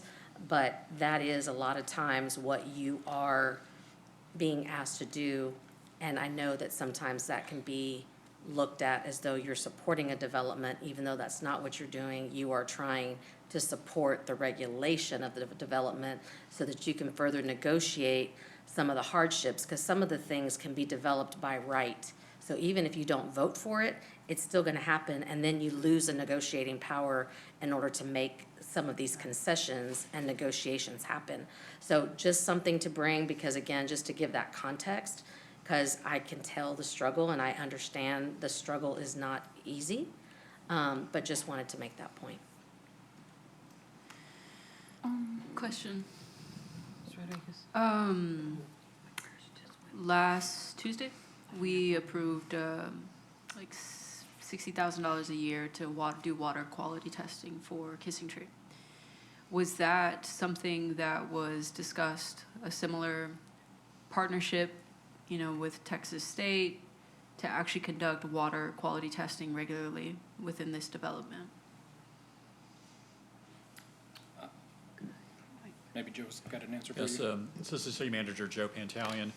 The testing related to that other item was associated with the Reclaimed water? water over the golf course, and which is within the city limits, which was kind of auxiliary to the approval of that development back when it was originally thought of. This area is outside the city limits, and so, you know, that's not something that we would have considered. It's outside of our service area. And really, we have to look at kind of our fiduciary responsibility of using our city taxes and ratepayer funds within those service areas. Now, I can tell you that when this development agreement first came, I personally sat down and met with Monica and Veronica, and we talked about kind of the challenges of wastewater management within their subdivision. And you're right, the septic tanks are failing. The soils there are not suitable for having drain fields where the water percolates right into the ground. So you get a lot of that septic waste on the surface or just under the surface, and that's what's creating the issue. Someone mentioned that if you know, the city were to extend services there, they would become, you know, if in annex, they would become taxpayers, connection fees. They would have to pay a monthly rate. We talked to Monica and Veronica about that, and there wasn't, at the time, a consensus that those property owners wanted to do that. Certainly, there's a bunch of different property owners, a bunch of different perspectives. What we suggested at the time was that they, you know, look at starting where you start first with wastewater management is what is feasible. Is it better septic tanks? Is it something working with the county? Is it centralized collection? And what we encourage them to do is to contact a group called Engineers Without Borders, and they have a local program that looks at local communities. I think they may have contacted them, but certainly, you know, and I know we're getting way off topic from the development agreement, but for that neighborhood, I think that's really what they need to start with is a feasibility study to see what is the best option.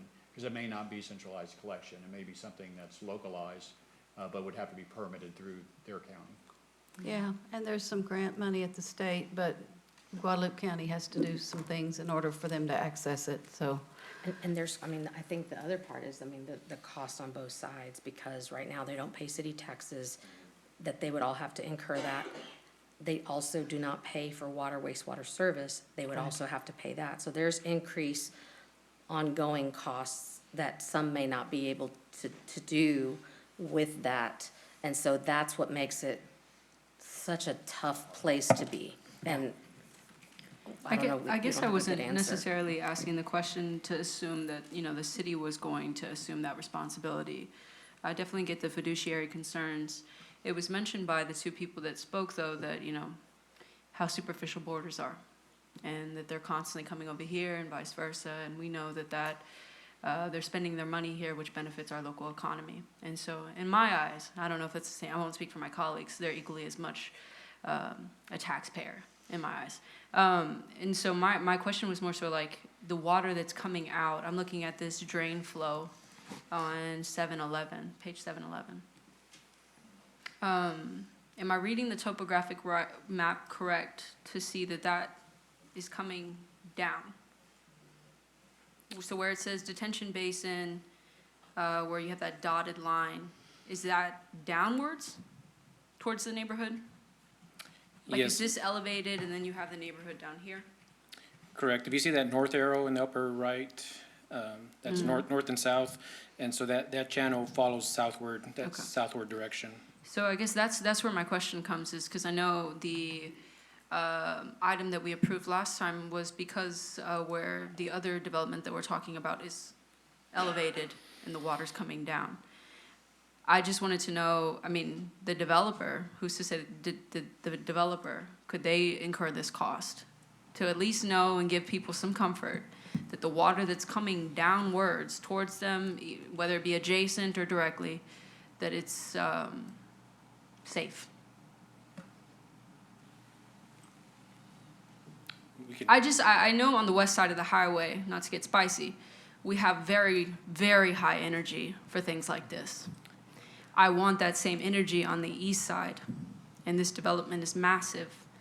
And when I was asking staff last week about the justification for the $60,000 for Kissing Tree, you know, I wanted to see if that's applicable here.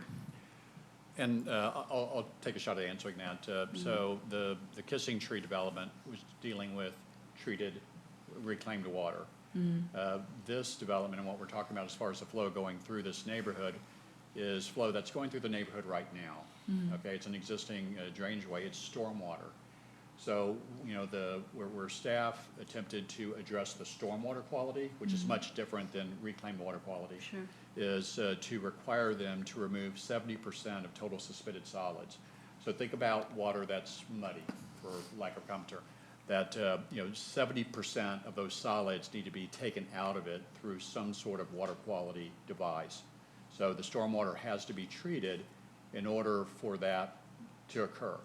And so that is, I think, getting at what you're asking about, that there is a requirement, a restriction in this development agreement, which is more strict than the previous development agreement, which is more strict than our standard rules to address stormwater quality and provide for that pollutant reduction. Yeah, I just worry about the 30%, and I think that's sort of the theme that I'm hearing from my colleagues is what about the percentage that we can't know about or we don't know about? Well, and, you know, we can have a long discussion about stormwater management systems and treatment systems, but some of the best management practices are in the 70 to 80% range. It's very, very difficult to get to 100% unless you hold all the water on site. It's just, it's very difficult in the industry.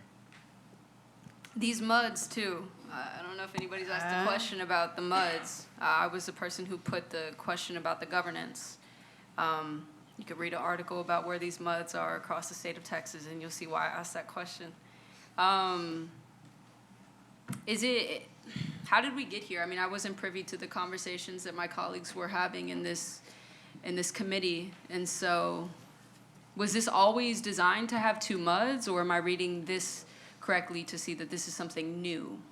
No, the MUD was acknowledged in the previous agreement. It has since been created. So that's why the terminology changed from the MUD will be created to the MUD has been created. And that's 8 or 9 that's already been created? 8. 8? No, 9. It's 9. I'm 9? gonna have to go look at that page. But yes, Okay. one has been created and the other one may be created and they may move the boundaries around. But the approvals for that have happened. Okay. That makes sense. And then, so as far as the release from the Crystal Clear, I saw that that's pending.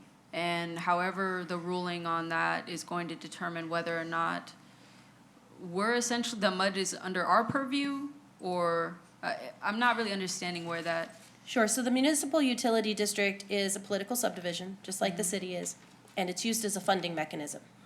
So they will charge a fee or a tax on the people that live there, the businesses that are there, to pay for the infrastructure that's going in.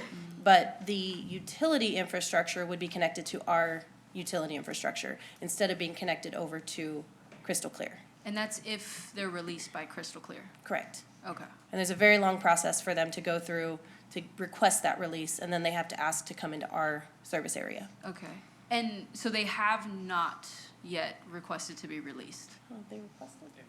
It sounded like it was ongoing. Okay. And if they're released, am I understanding it correctly that that's when the building of the wastewater treatment facility and all those things come into play? Or is that going to happen regardless if they're released or not? Yeah.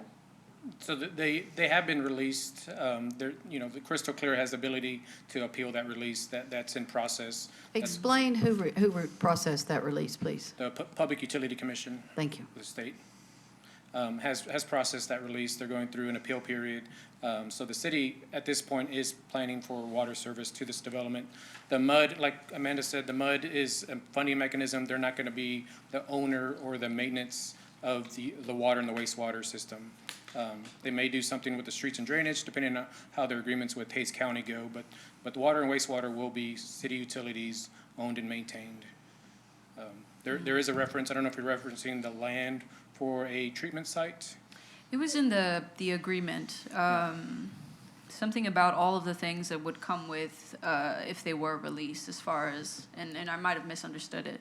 And that was some of the history on this agreement, is that originally they were looking at a wastewater package plant for their development, Yes. owned and maintained by themselves or the MUD for service. And part of the agreements was that the city would be the provider for wastewater and not have this, you know, one-off package plant that would be owned and maintained by the development to be turned over to a MUD or a HOA or something to maintain in the future. So that was part of driving this, so that the city would be the responsible party. We can provide wastewater service. There's other developments nearby that we would be serving that as well. So that was a little bit of the history there. Okay. And is it codified in statute that we don't have the ability to be a part of, like, the creation of this MUD governance board and the bylaws that may come with it? Are we just not allowed to have that authority? Or is that per the agreement? Statutorily, I'm just not aware that we can get into the functions of the board. 'Cause it's a separate jurisdiction? What we get into is the improvements, how the improvements are going to be provided, some of the planning and layout of the MUD and things like that. Mm-hmm. But the governance, I think, is statutorily set. They, like Ms. Hernandez said, they're a political subdivision. They have specific rules for their governance. And another question, I guess, on Can I statute. jump in here real quick? Yes, ma'am. MUD Board, what will be their, I'll say, authority over this development agreement? It's like all encompassing, no? Is this with the owners or with the MUD Board? This is with the property owners, That's what I thought. those who will So- develop the land. Right. So will there be at any point that the MUD Board, I know this is development and MUD is kind of the ongoing, but is there any point in time when the MUD Board would have, when authority might be transferred to the MUD Board? I don't think so. You brought up a, Right, because the MUD Board is the governing body, just like you all are. right. It's the property owners that are subject to the development agreement. So right now, the property owners. I understand that, but I Right, just, so- I thought it was a question worth asking, that at some point, if their governing board would be involved in the development agreement. I realize you gotta be people living there in order to have a MUD board.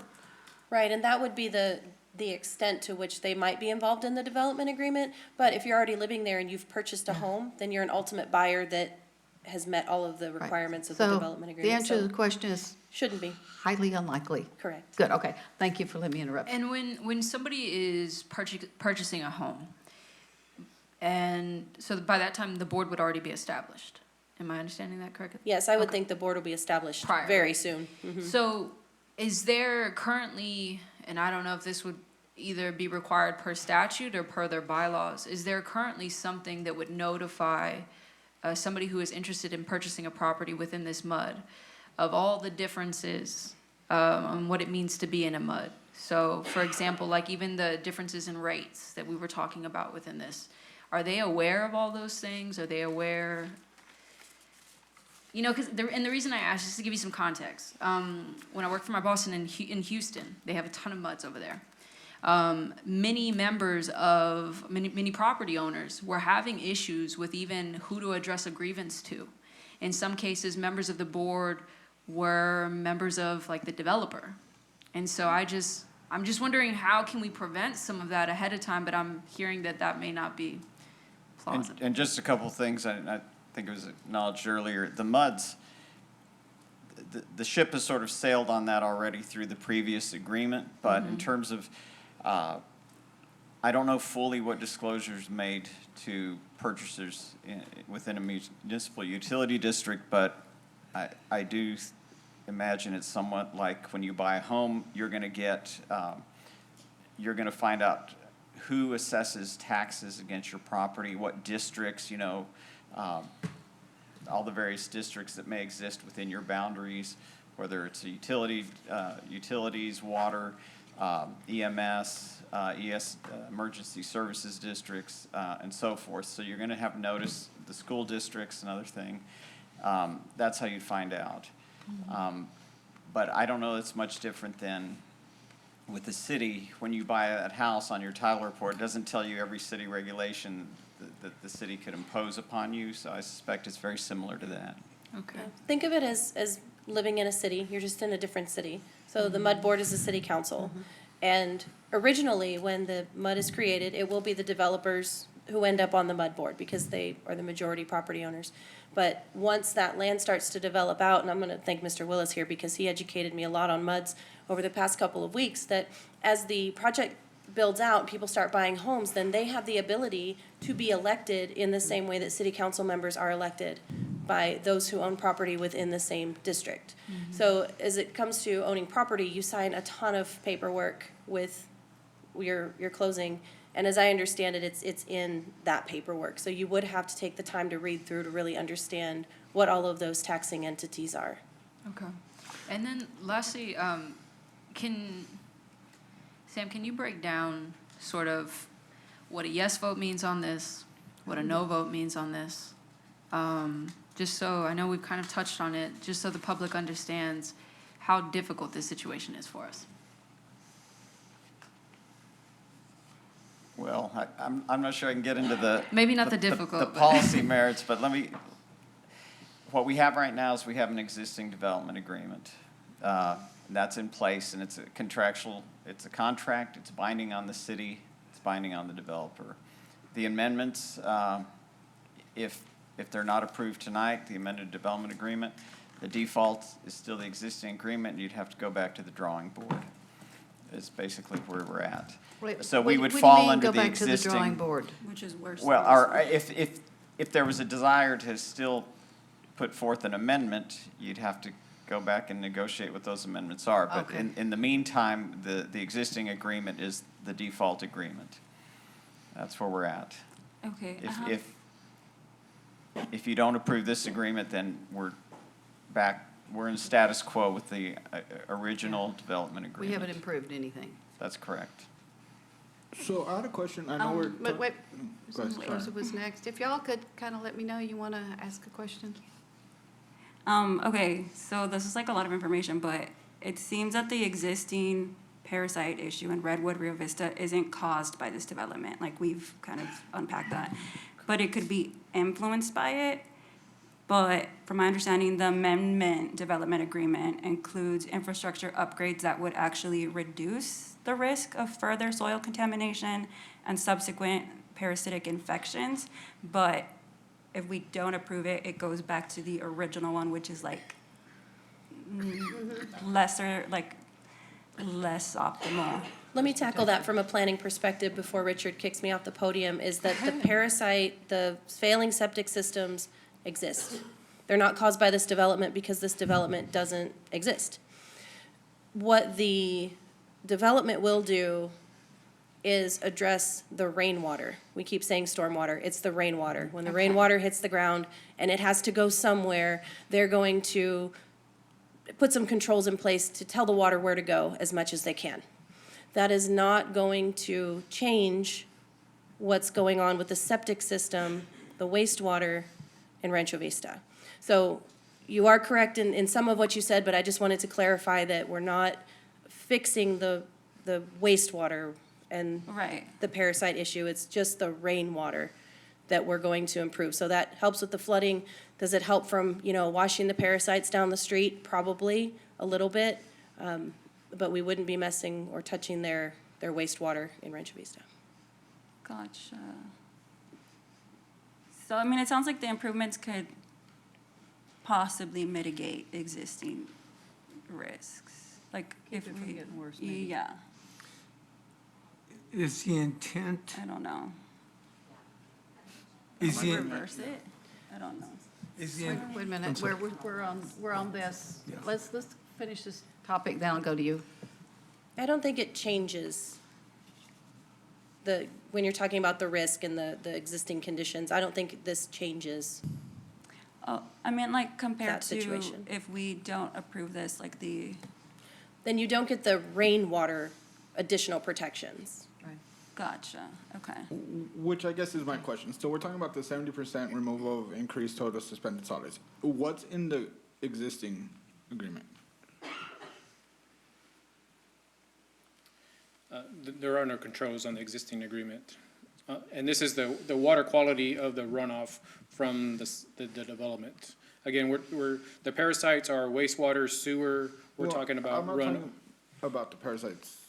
I'm just trying to understand the difference. So basically, a yes vote on this is 70% less crap in the water and 15% less water.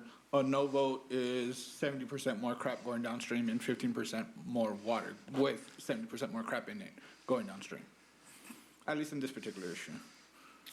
I'm not sure if those numbers are correct, but it's improved water quality and it's less drainage going to the Rancho Vista. Right, so a no vote would mean decreased water quality and more drainage. Yes. Okay. It would be not increasing it, Wouldn't- not increasing the protections. It wouldn't decrease it. So if we Yeah, are actually correct. concerned about what's gonna happen right. downstream to our neighbors in Redwood, we're gonna send more water with more particulates in that water downstream by voting no on this. Not more than what's in the agreement now, but more than Right. if we didn't approve the agreement. Correct. Yes. Yeah, question. thank you. Is the intent is for us to put our wastewater system up there? And also our regular water? This is bringing water closer and wastewater closer to the Rancho Vista subdivision. Oh, but to this particular site? Right, like that they don't have to build that treatment center.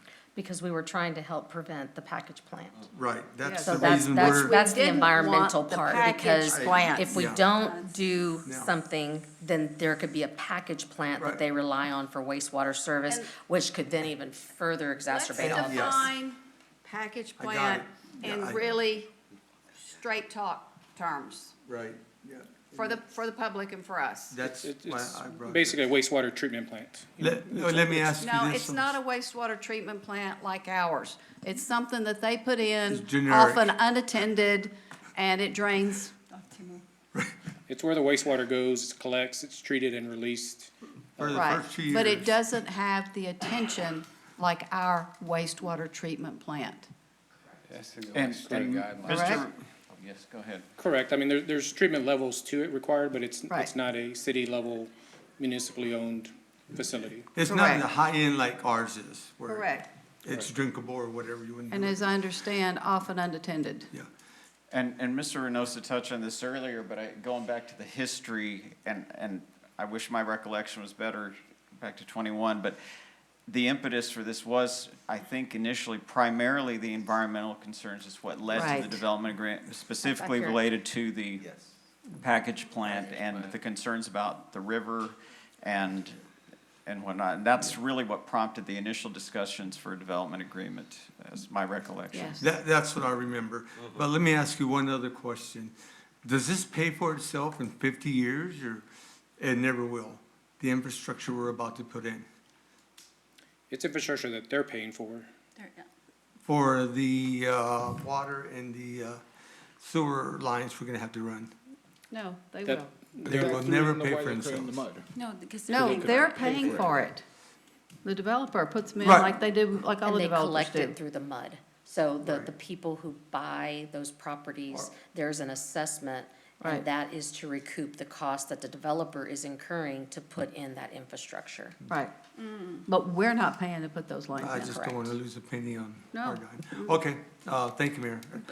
Well, Okay, and honestly, I have to commend everyone that has worked on this all these years to be able to get an agreement to have a, I'm going to say, city standard wastewater plant out there instead of individually managed or maybe not so managed package plants. This is out near the river.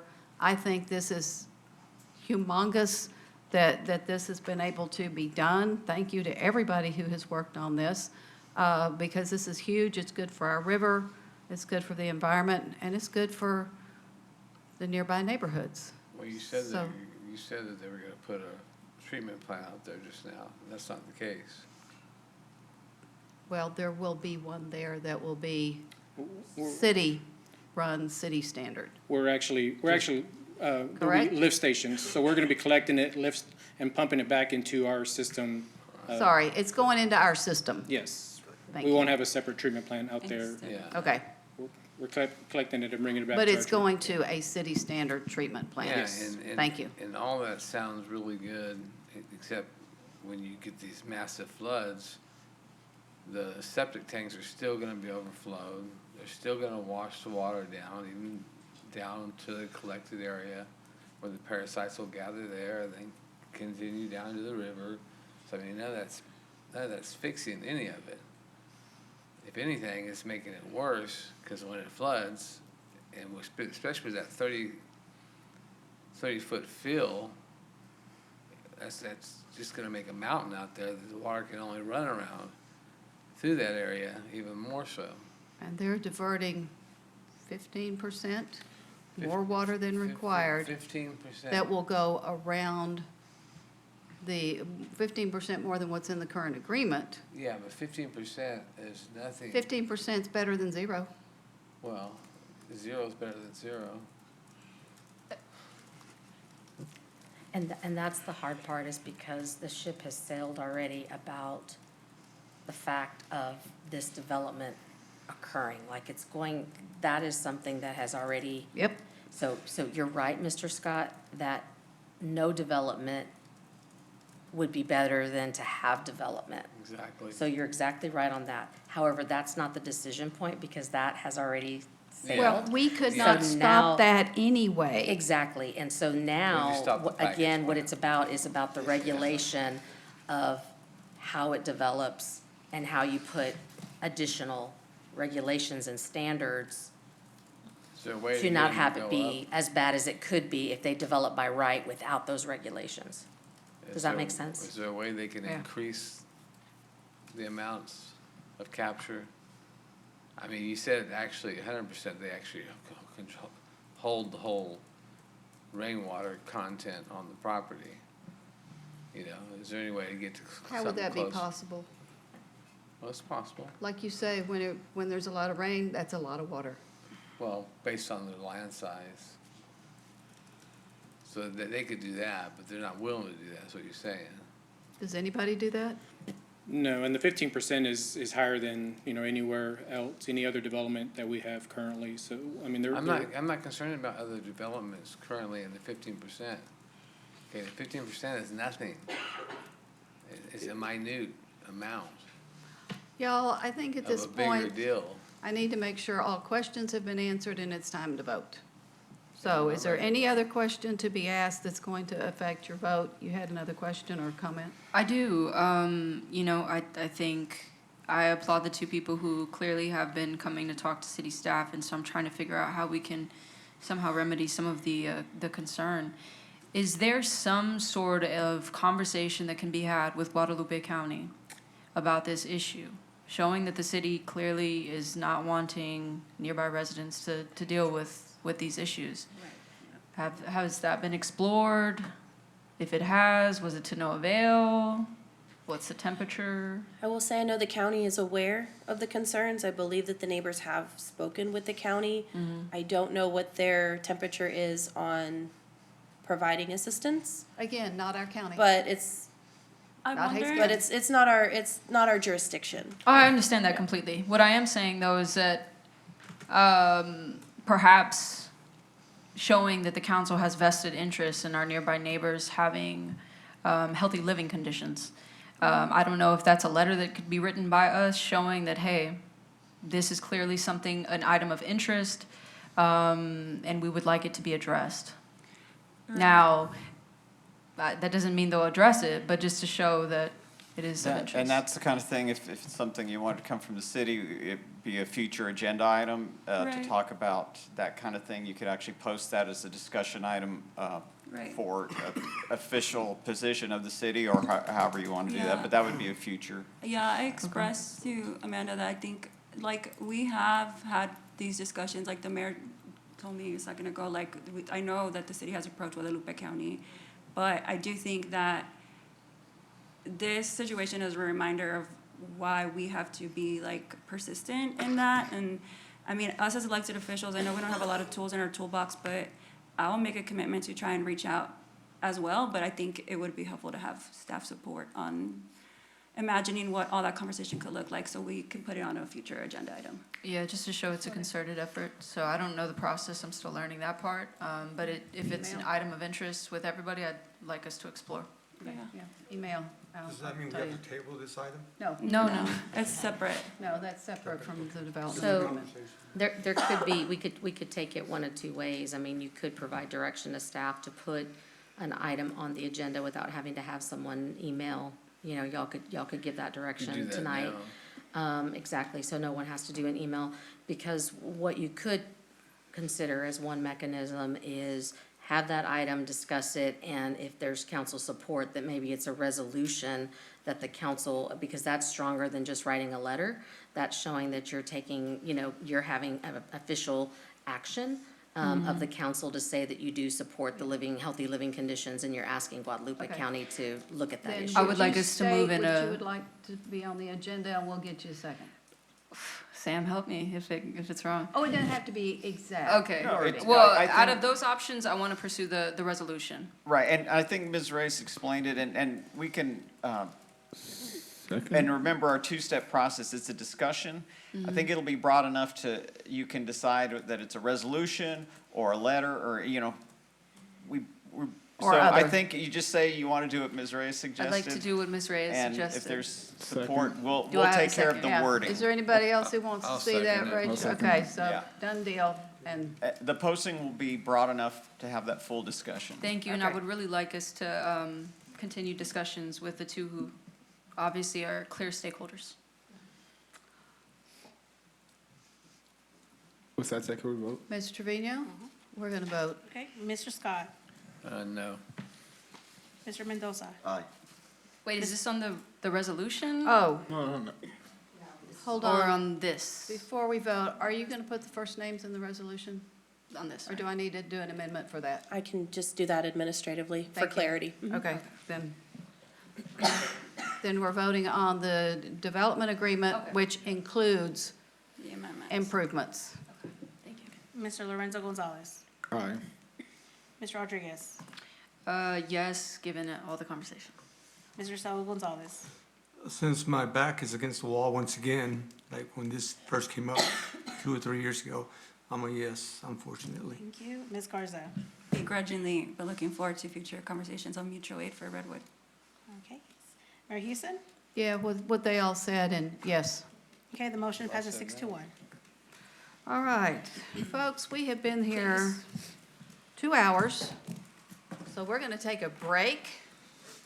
And if you will be back in your seat at 8:25, we will continue our agenda, which is substantial. That's crazy. My mom's coming. From our break, if y'all will cease your conversation, please, so we can pick up our meeting. Everybody, we're back. It's 8:25. We're on item 18. Receive a staff presentation, hold a public hearing to receive comments for or against proposed resolution 2025-44R regarding the approval of Blanco Gardens Neighborhood Area Plan and provide direction to staff. Presentation.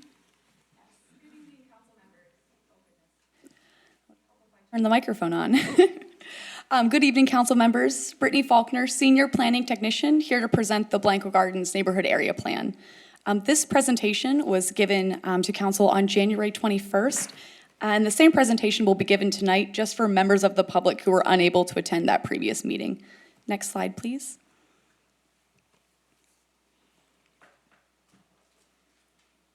Perfect. So the boundary for this plan was approved by council in August of 2022, and it encompasses the area between I-35, Highway 80, and River Road. Next slide, please. The role of neighborhood area planning is to balance the needs, challenges, and opportunities of specific neighborhoods while providing an opportunity for neighborhood residents to share their experiences and provide input. It also helps to identify projects and programs that are specific for achieving neighborhood goals. Next slide, please. We started development of the plan in October of 2022 and have steadily moved the plan through the drafting process towards adoption. Next slide, please. Community engagement was an integral part of the area plan process, and it was incorporated throughout this process to foster conversation and identify neighborhood goals. As a brief overview of the community engagement initiatives to date, we hosted 5 steering committee meetings and a steering committee walking tour of the neighborhood, with steering committee members being, residents and community members from the Blanco Gardens area.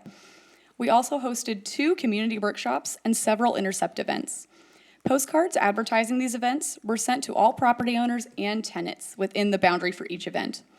Postcards included both English and Spanish text, and staff had a Spanish speaker present at the community workshops and the neighborhood presentation meeting to serve the demographic of the neighborhood. Take-home toolkits were provided at each event so that community members who needed more time with the information or neighbors who weren't able to attend the event were able to participate and provide input that way. Over 300 written comments were received across the 2 community workshops and the draft plan comment period. Additionally, staff attended 2 meetings that focused specifically on public safety within the neighborhood. Summary reports for each of these engagement events can be found in Appendix C of the plan. These reports summarize comments at each event, highlight overall trends and themes, and it includes photos from the events as well. Prior to this meeting, staff also hosted a neighborhood presentation meeting at the KAD Center within the neighborhood to discuss the plan with residents, answer questions, and provide information on the adoption schedule.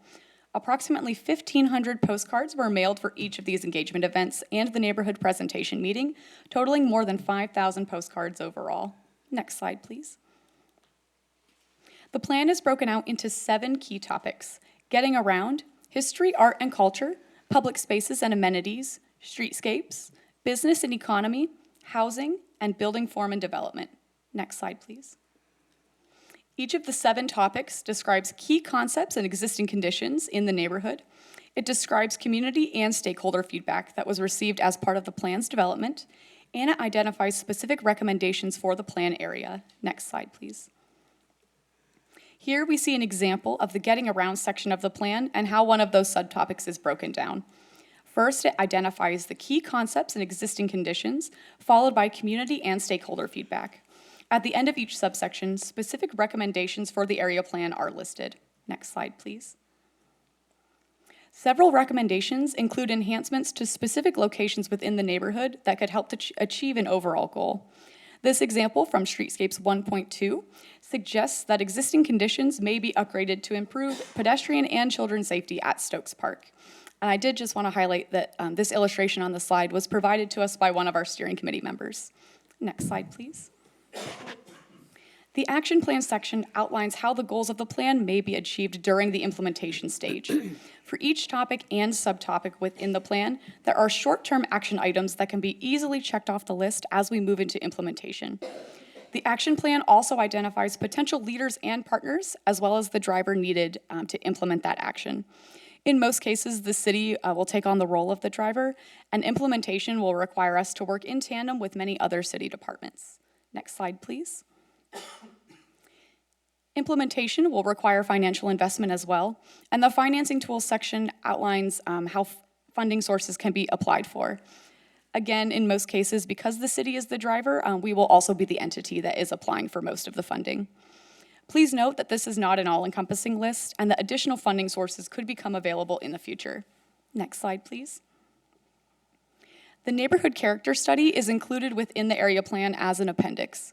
It was directed by City Council to be completed with each area plan, and it documents the factors that contribute to the character of the neighborhood, such as lot size, architectural style, and building orientation. It provides descriptions of quantitative and qualitative metrics, and it recommends how the existing neighborhood character can be respected and maintained. Throughout plan development, staff gathered this data through in-person visits to the neighborhood, and we also used Geographic Information Systems, or GIS, to provide some of those metrics as well. Next slide, please. Following adoption, that neighborhood character study will become publicly available, and it will be used to guide development in the neighborhood, with the ultimate goal that proposed development can incorporate these guidelines so that it can be compatible with the existing neighborhood character. Without the guidance of the neighborhood character study and the area plan, the concern is that out-of-scale and otherwise non-compatible development will result. Next slide, please. So once this neighborhood area plan is adopted, nothing on the ground will change until it's implemented through other initiatives. Following adoption, staff will need to evaluate and update the development code as necessary, incorporate the plan into the CIP, and begin evaluating projects, plans, and policies for that short-term implementation. Next slide, please. Staff provided a survey to the 8-member steering committee following their final meeting in December 11th, 2024. 4 replies were received, all of which voted yes to recommending the plan to both Planning and Zoning Commission and to City Council for consideration. Staff did reach out several times to the other 4 members who did not provide a vote, but unfortunately we were unable to contact them. And kind of how I did with the last presentation, I do just want to highlight the steering committee once again and thank them for their hard work and dedication throughout this process. Their input, feedback, and insight into what was occurring in the neighborhood was really instrumental and integral into the development of the plan. So I really just want to highlight and thank them again. Next slide, please. So this slide shows the adoption process of the plan as it is to date. Staff previously provided updates to Planning and Zoning Commission, Neighborhood Commission, and City Council, as well as hosted a neighborhood presentation meeting in the neighborhood. Next slide, please. On February 11th, Planning and Zoning Commission recommended approval of the plan with the following conditions. First were just corrections to typographical, grammatical, and stylistic errors that were throughout the plan. There was a change on page 61 to add a definition of a Section 8 voucher. On page 119, the 5th sentence of the paragraph was removed that was in regard to sidewalk coverage and connectivity barriers. Next slide, please. On page 121, the text was updated to include 2 flood mitigation projects that have since been completed within the neighborhood. Previously, only one of those projects was referenced. And then on page 135, the language was updated to reflect major changes made to page 121. Both of those paragraphs have a very similar message, and so they included similar language. And so we updated both of those to make sure that the language was consistent across both. Next slide, please. So the Planning and Zoning Commission amendments have been included in the Blanco Gardens Neighborhood Area Plan and in your council packet as well. No action will occur at this meeting, but action will occur on the March 18th City Council meeting. And that concludes my presentation, and I'm happy to answer any questions that the council may have. Thank you. Okay, but first, I have to open the public hearing. Is there anyone, Mr. Trevino, or any of the people who signed up still with us? Okay. Looking to see if there's anybody in the room, in the lobby, anyone who wishes to speak for, against, or about item 18, Blanco Gardens Area Plan. Seeing none, I will close the public hearing. And there is no motion because we're not voting this evening. Anybody have any comments? I had some minor things that I had put on the message board, fixing the reference to Centro Cultural Hispano de San Marcos. Also, GSMP is now Hayes Caldwell Economic Development Partnership. Some other things such as that. But there's one that I'm still concerned about, and that is the plan's great. But this plan also includes the properties on the frontage road, and there's, I'm going to say, a lot of opportunity for improvement there.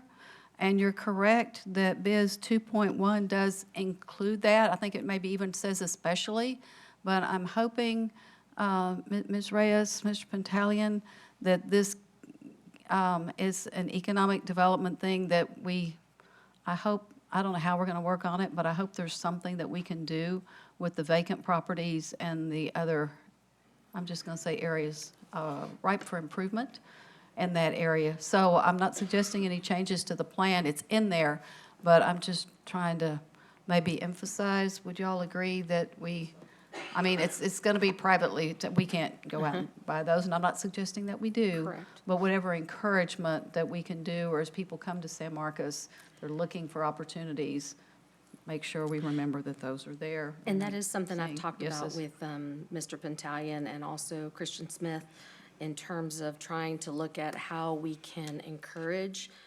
So maybe there are things that we can look at in terms of development or an overlay or something like that. So that's something, not to deviate from the agenda item, but Right. just to make sure that I let you know and have council get a little insight into some of the discussions that we have had on that. So agree with you, Mayor. It's Yeah. something that we can work on how we influence. Yeah, I was real excited about the smaller housing types in here and hope that we can, how long have I been talking about that? Yay. Tonight's been kind of a good night for things that have been around for a long time. Actually, we're getting there. And also references to the bus, because that's what all of our signage has. Even though it's carts related, it's still, we call it the bus. So have I bought y'all some time to think about what your comments are? Anybody?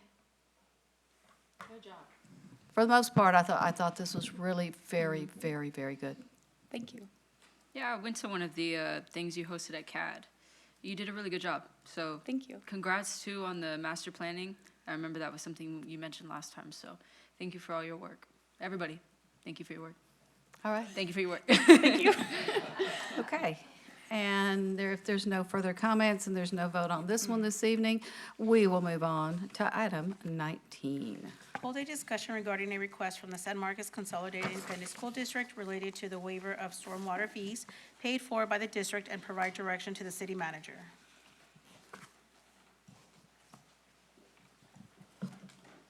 Ms. Reyes, is this yours or?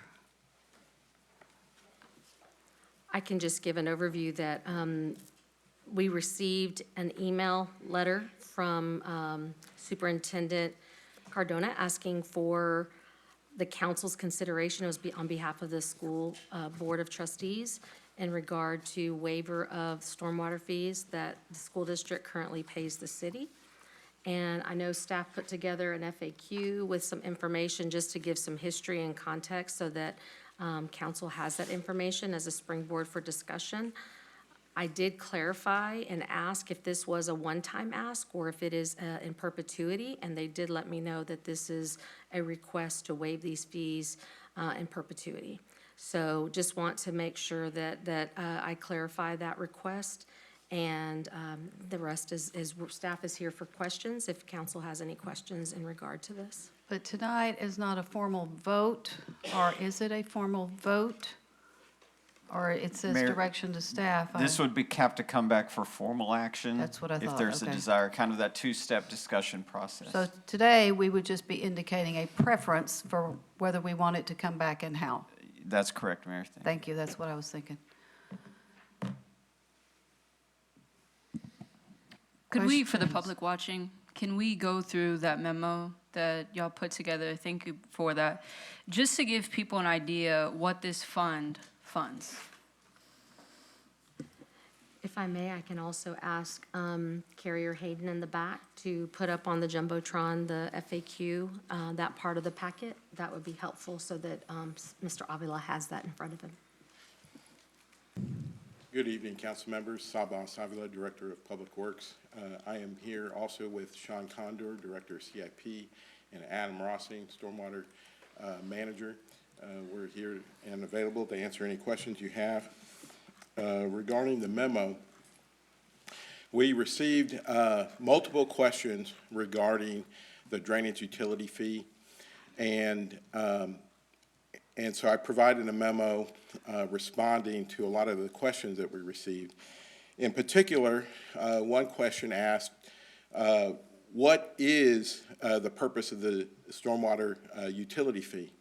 And so San Marcos being in flash flood alley, we've received multiple 1% chance storms in our city. And the stormwater utility fee, its purpose are primarily fourfold. One is flood mitigation. Two is drainage CIP improvements. 3 is river protection, and 4 is state and federal compliance with water quality. So the stormwater utility fee is a crucial fee to support those activities. And it makes up how much of our budget currently?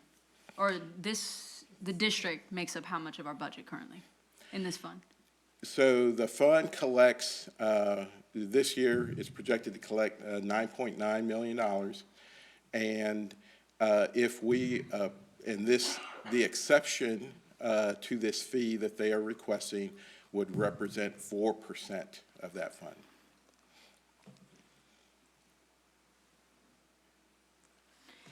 And if you said this, my apologies, but right now, this fund does not have near enough dollars, and we're supplementing from the general fund substantially, as we talked about last week. So Yes. if you said it, it was worth saying again. Yes, ma'am, that is correct. The fund is not generating enough money to support all of the stormwater CIP projects that we have planned and scheduled. So the general fund has actually been paying for a majority of those projects, CIP projects. Thank you. So if this was something that council wanted to move forward on, in your opinion, would it impact our ability to provide these critical services to people? Yes, ma'am. We estimate on the operations side that we would reduce our operations by 14%. These are the maintenance and flood mitigation operations that we do annually. We make sure that the storm infrastructure is clean. We make sure that there's no clogs or buildups within our storm sewer system. We make sure that the channels are mowed regularly and maintained. With this fund, we also inspect all of our storm sewer infrastructure, and it's worth noting that the amount that we currently have available isn't enough to inspect or clean 100% of our system every year. It's really only allowing us to do approximately 7% annually of our system. So any reduction in this fund will have a critical impact on our operations. Mr. Gonzalez. Thank you. This is the same thing as the drainage advisory fund, right? It's the drainage utility. That's what we used to call it. The original reason we started this, it's not what you just said, and I'm gonna be honest with you guys, was to get Texas State to pay their half. Something happened in the State's department that they got away from that. But before that, we didn't have this fee. It came out of a general fund or whatever. General fund. Yeah. And this fee was supposed to go help the people that need, on the south side, they needed help with their drainage, if I remember correctly. But since then, it has changed the meaning of it. Do you recall anything like that, or? I don't recall that it was specific to Texas State. It's just we had needs and we were going to address it. By collecting from them as well. Well, they were part of it originally. Yeah, because they have so much land that was impervious ground cover that we're gonna get quite a bit of funds from them. But where we stand right now is that the university, per the state exempt. of it all, they're exempt. Right. And other cities waive these type of fees for school districts, like that's something that other entities do, right? How many cities even have this type of fund? So we surveyed cities in the central Texas area, and we found that 3 of the largest cities in central Texas, which are Austin, San Antonio, and Round Rock, do exempt ISDs.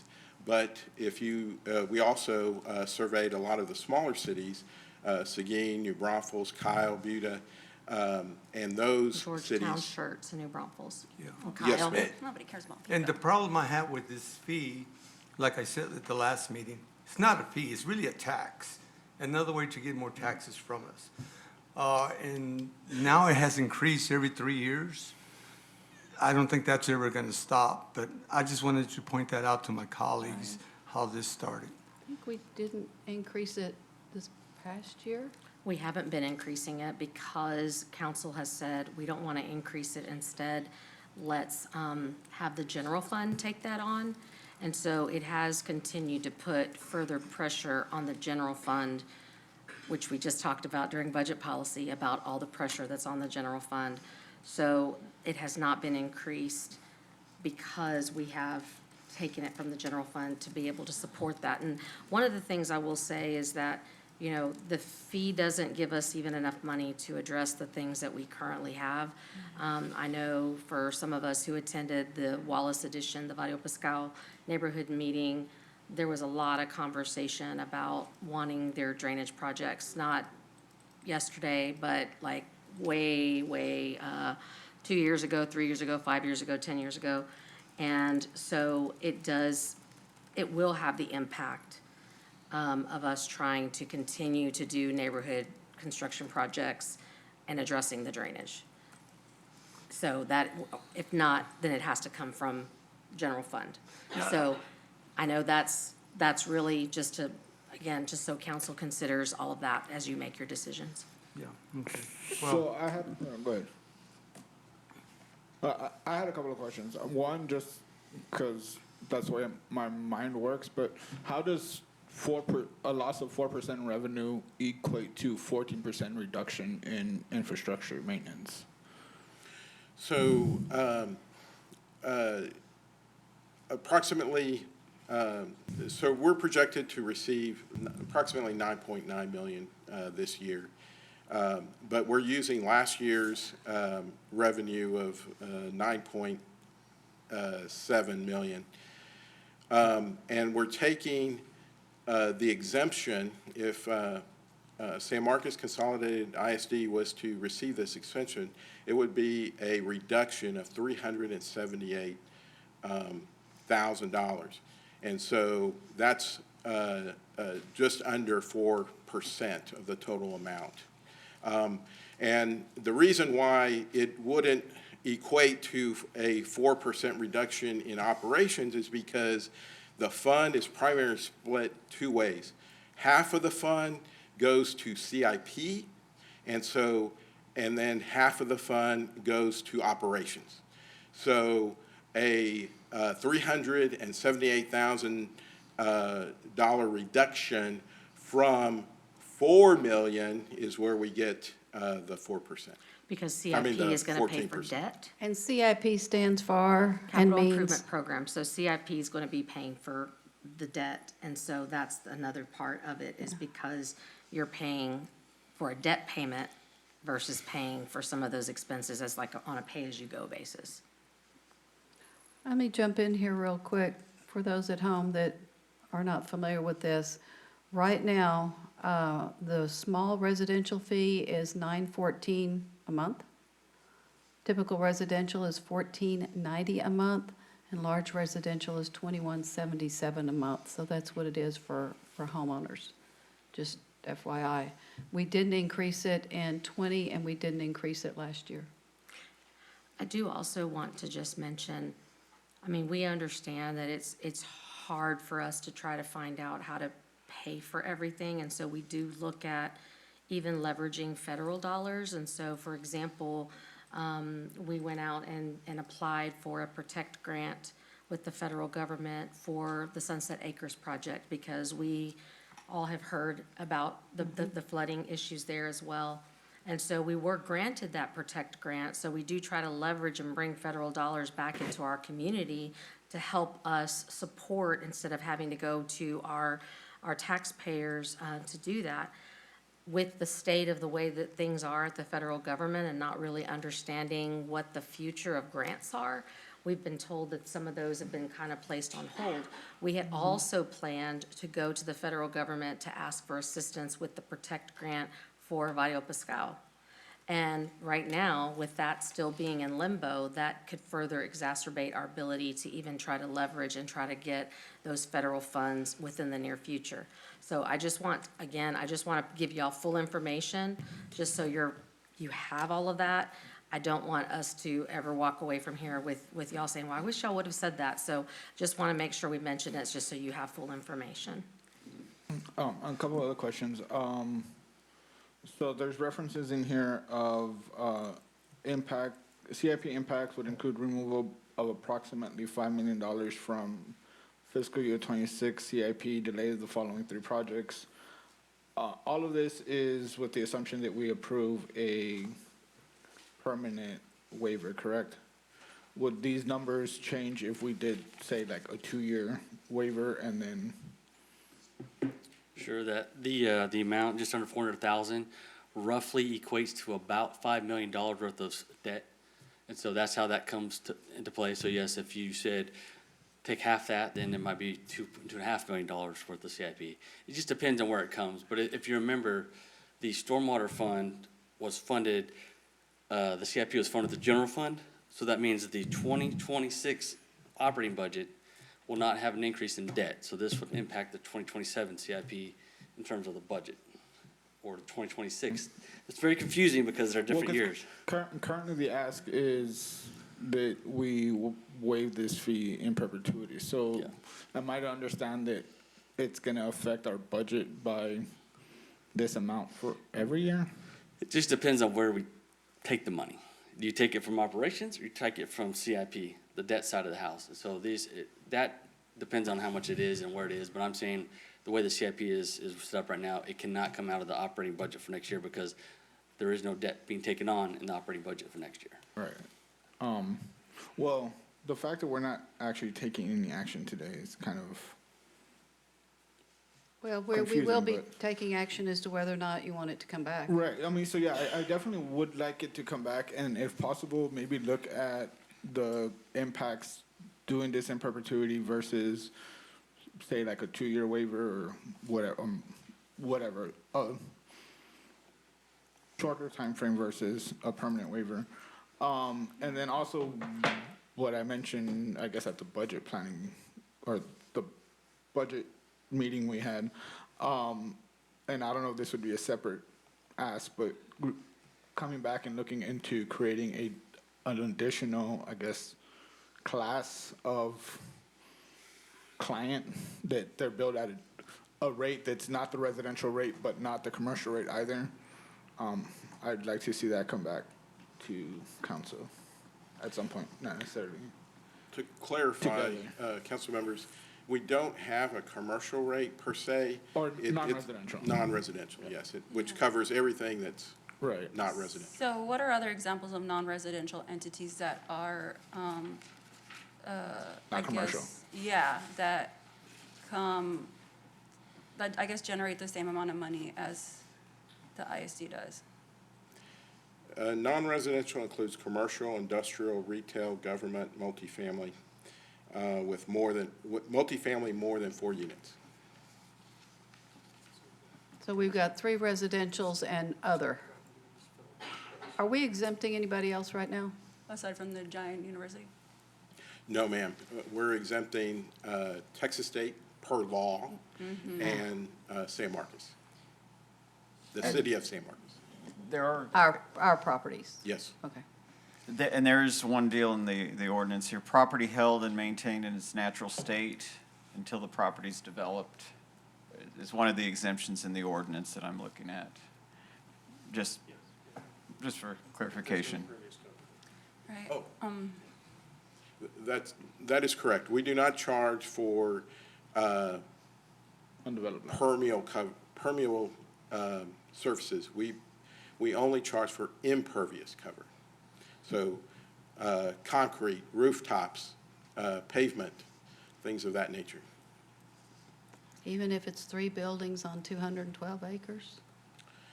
If it's 3 buildings, that would not. You don't have to answer that, it's okay. And at that point, it's not in its natural state. If it's a single lot, It's not its natural state. If it has one building, it could be subject to the fee, I think, at that point. It has to be It completely is subject to the fee, I can tell you that. vacant lot. Yeah. But again, the fee is only charged for impervious cover on that lot. So, Mr. Lorenzo Gonzalez has introduced a couple of wrinkles here, so when I go around the table, I will ask you if you want to see it come back. Oh, I have something to add to that. I'm just explaining in case you want to add one. If you wanted it, if you want to look at a limit of 2 years or a certain number of years, or if you want to see a different tier for the school district. Did you have anything else? No. Okay. Because for it to I do, come but back with it's- that, for us to be doing that, I need to see 3 more, so. Yeah, go ahead. So, I mean, I just wanted to piggyback off what Lorenzo's saying.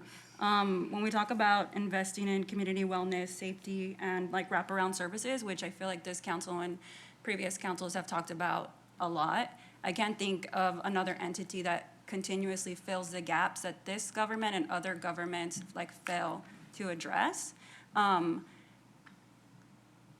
It makes sense to me to at least consider what you said, but also consider maybe if the blow to the budget would be too much, even like a temporary, like a 2-year or a 1 year. I think multiple different conversations we've had support my assertion that the ISD is doing a lot of the stuff that we wish that we could do more of.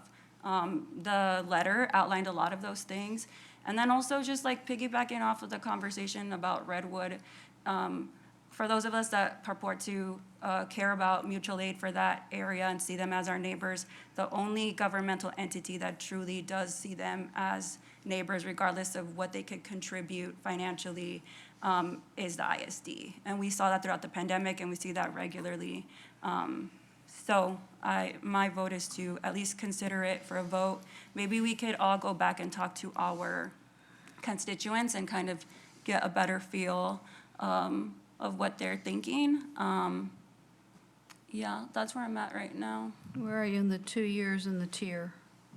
The tier, Yes, yeah, I'm maybe- willing to contemplate that in the future. And what was the other one? The 2 years for a limited time period? Yeah, I think limited time is reasonable. I mean, this is just so that it comes back for discussion. We're not making any final decision Right. on these right now. Let's see, I got Mr. Gonzalez over here. Who is ready next to give me your 3 yes, no, or something different? Oh, actually, I have a question. Yeah, that's okay, too. Okay. I'm gonna keep going back. I've been fighting for this since I was a kid. Sunset Acres, okay, and it's that retention pond that we keep seeing on the property of Mendez. I'm sorry, but I just don't see us, they've waited forever. We have sewage coming up on Parkdale. We have all these things. I mean, you guys know just how important that neighborhood is. Can you Is get this closer to affecting- your I'm sorry. microphone? How is this affecting that project? Is it because the ISD is building a new school, or is it because of this funding that we have to stop the retention pond being built on Mendez property? Sure. So Sean Condor, Director of Engineering and Capital Improvements. The detention pond is being held up because of the improvements at Mendez Elementary. We made an offer to the school district to give them a credit in stormwater fee in exchange for the land we needed, which was valued about $350,000, kind of about what we're talking about tonight. And we were having those conversations going, and they found out, hey, we got to expand Mendez. They didn't want to say we won't have that conversation, but they said we can't talk with you until we get this Mendez site rebuilt. We got to know what we're doing with our old building. They're currently going through the permitting process. It has not been finalized yet as far as their plans. We have talking with their assistant superintendent, and they're willing to have those conversations. And you know, whether we pay for the easement for the drainage pond outright or do a stormwater fee credit exchange, which will actually, it's a better deal for them going the stormwater that rate. But they're just not quite ready to have that conversation. We're hoping in the next 6 or 12 months they will be. So are we looking at that we may not even get this until they finish building, or until the plans are finished? They're not willing to donate the easement until they know exactly what they need for their site. And do we know that they're even willing to donate? We do not know that they're even willing to donate. We've had conversations at the assistant superintendent level, but ultimately it's up to their board to make that decision. So Then I'm sorry to plausibly, be we could outspoken pay here, but I feel- $350,000 for that. Then I feel that they're just holding that neighborhood hostage.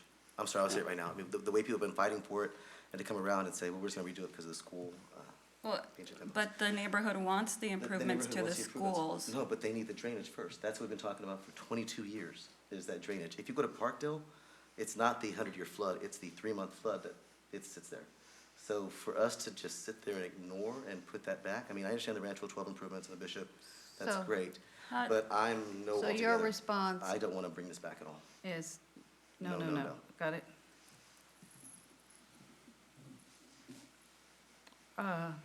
Mr. Scott? I thought, Oh, go ahead. I thought that the ISD had agreed to give you guys land for that. They've been having the conversations, they would not commit to the land. And the last conversation, we gave them the rough exhibit, and Bernie had said that ultimately the decision's up to the school board. We're willing to have a conversation, but we gotta figure out what we're doing with our site first before we have those conversations. So, Trustee Redondo's here, I don't know if you have some insight on that, because the last that I heard was that there was energy to give that. Yeah. I mean, I'm so- Miguel lives in that neighborhood too. That's also the district that I live in. I'm definitely saying there's energy, but I'm saying it's not been approved and it's Oh, gotta be because a approved to the second ago school you said board. there was like no energy. They're not ready to talk about the next steps until they get their improvements at the Mendez Elementary finalized. So they basically said, let's hold up, we can't talk until we know what's going on with Mendez. And they don't know that yet. Mr. Redondo, do you want to address us, sir? Councilwoman Garza called me up, I just wanted. Yeah. That's why I'm inviting you up to the Yes. podium, sir. Well, I just Whoa, wanted to whoa, whoa, confirm whoa, whether I whoa, was whoa, called whoa. or not. Yes. Okay. There should not So- have been a question. So as speaking individually as a trustee, I will admit that it is news to me that the perception is the ISD is holding the neighborhood hostage. I just want to acknowledge that remark. As someone who on numerous occasions has texted this city manager saying, Patricia Drive is flooding, my neighbors are knocking on my door, asking why the drainage is bad, I can say individually as a public policy maker, it is not my individual intent to hold the neighborhood hostage. I do believe that it is true and sincere that we are going through the permitting process on Mendez. I think there was energy. You can go look back at the video. We've had this conversation for quite some time. Former city employee Lori Moyer actually came to the school board.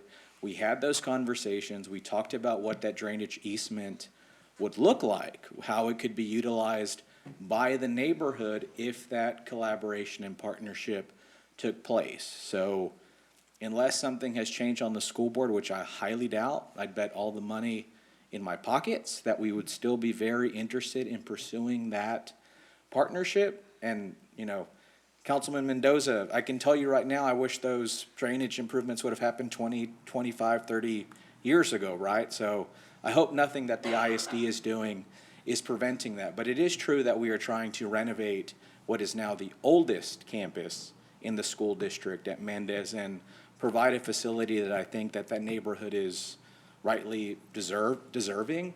And so, yeah, that is still an ongoing process and conversation. But individually, I don't see why the ISD would not partner on the drainage project in Sunset Acres in the future. But weren't we pretty close to an agreement, because we went to those meetings, and you were there, I think, at the old high school, and weren't we really close to signing a contract, staff, of getting that taken care of? Yes, we had the exhibit prepared, we had approval at the assistant superintendent level, but then I guess the study came back, said they need to expand to Mendez, and that just paused everything. And so it's kind of at a standstill until we gotta know what footprint they have. And they don't know that exactly just yet. Well, and Thank you very much. that makes sense. I just hope that all gets resolved quickly. Mr. Scott? I don't know, I know what my school district bill was this on my taxes were, so I don't know if I'm really interested in giving a waiver, but I'm not completely opposed to it if we can get some type of stuff worked out on the drainage. So 'Cause that's you're, what- you're that's- okay that it comes back, correct? Yeah, you can come back. Okay.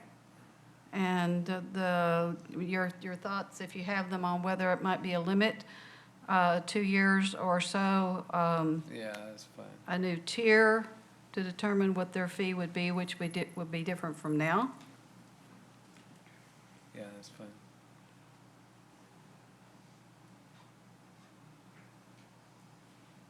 I'll go to this side next. Ms. Rodriguez, Mr. Gonzalez? I've added an additional question here about the Mendez Pond, but I'm assuming that that's kind of working its way through the system, so.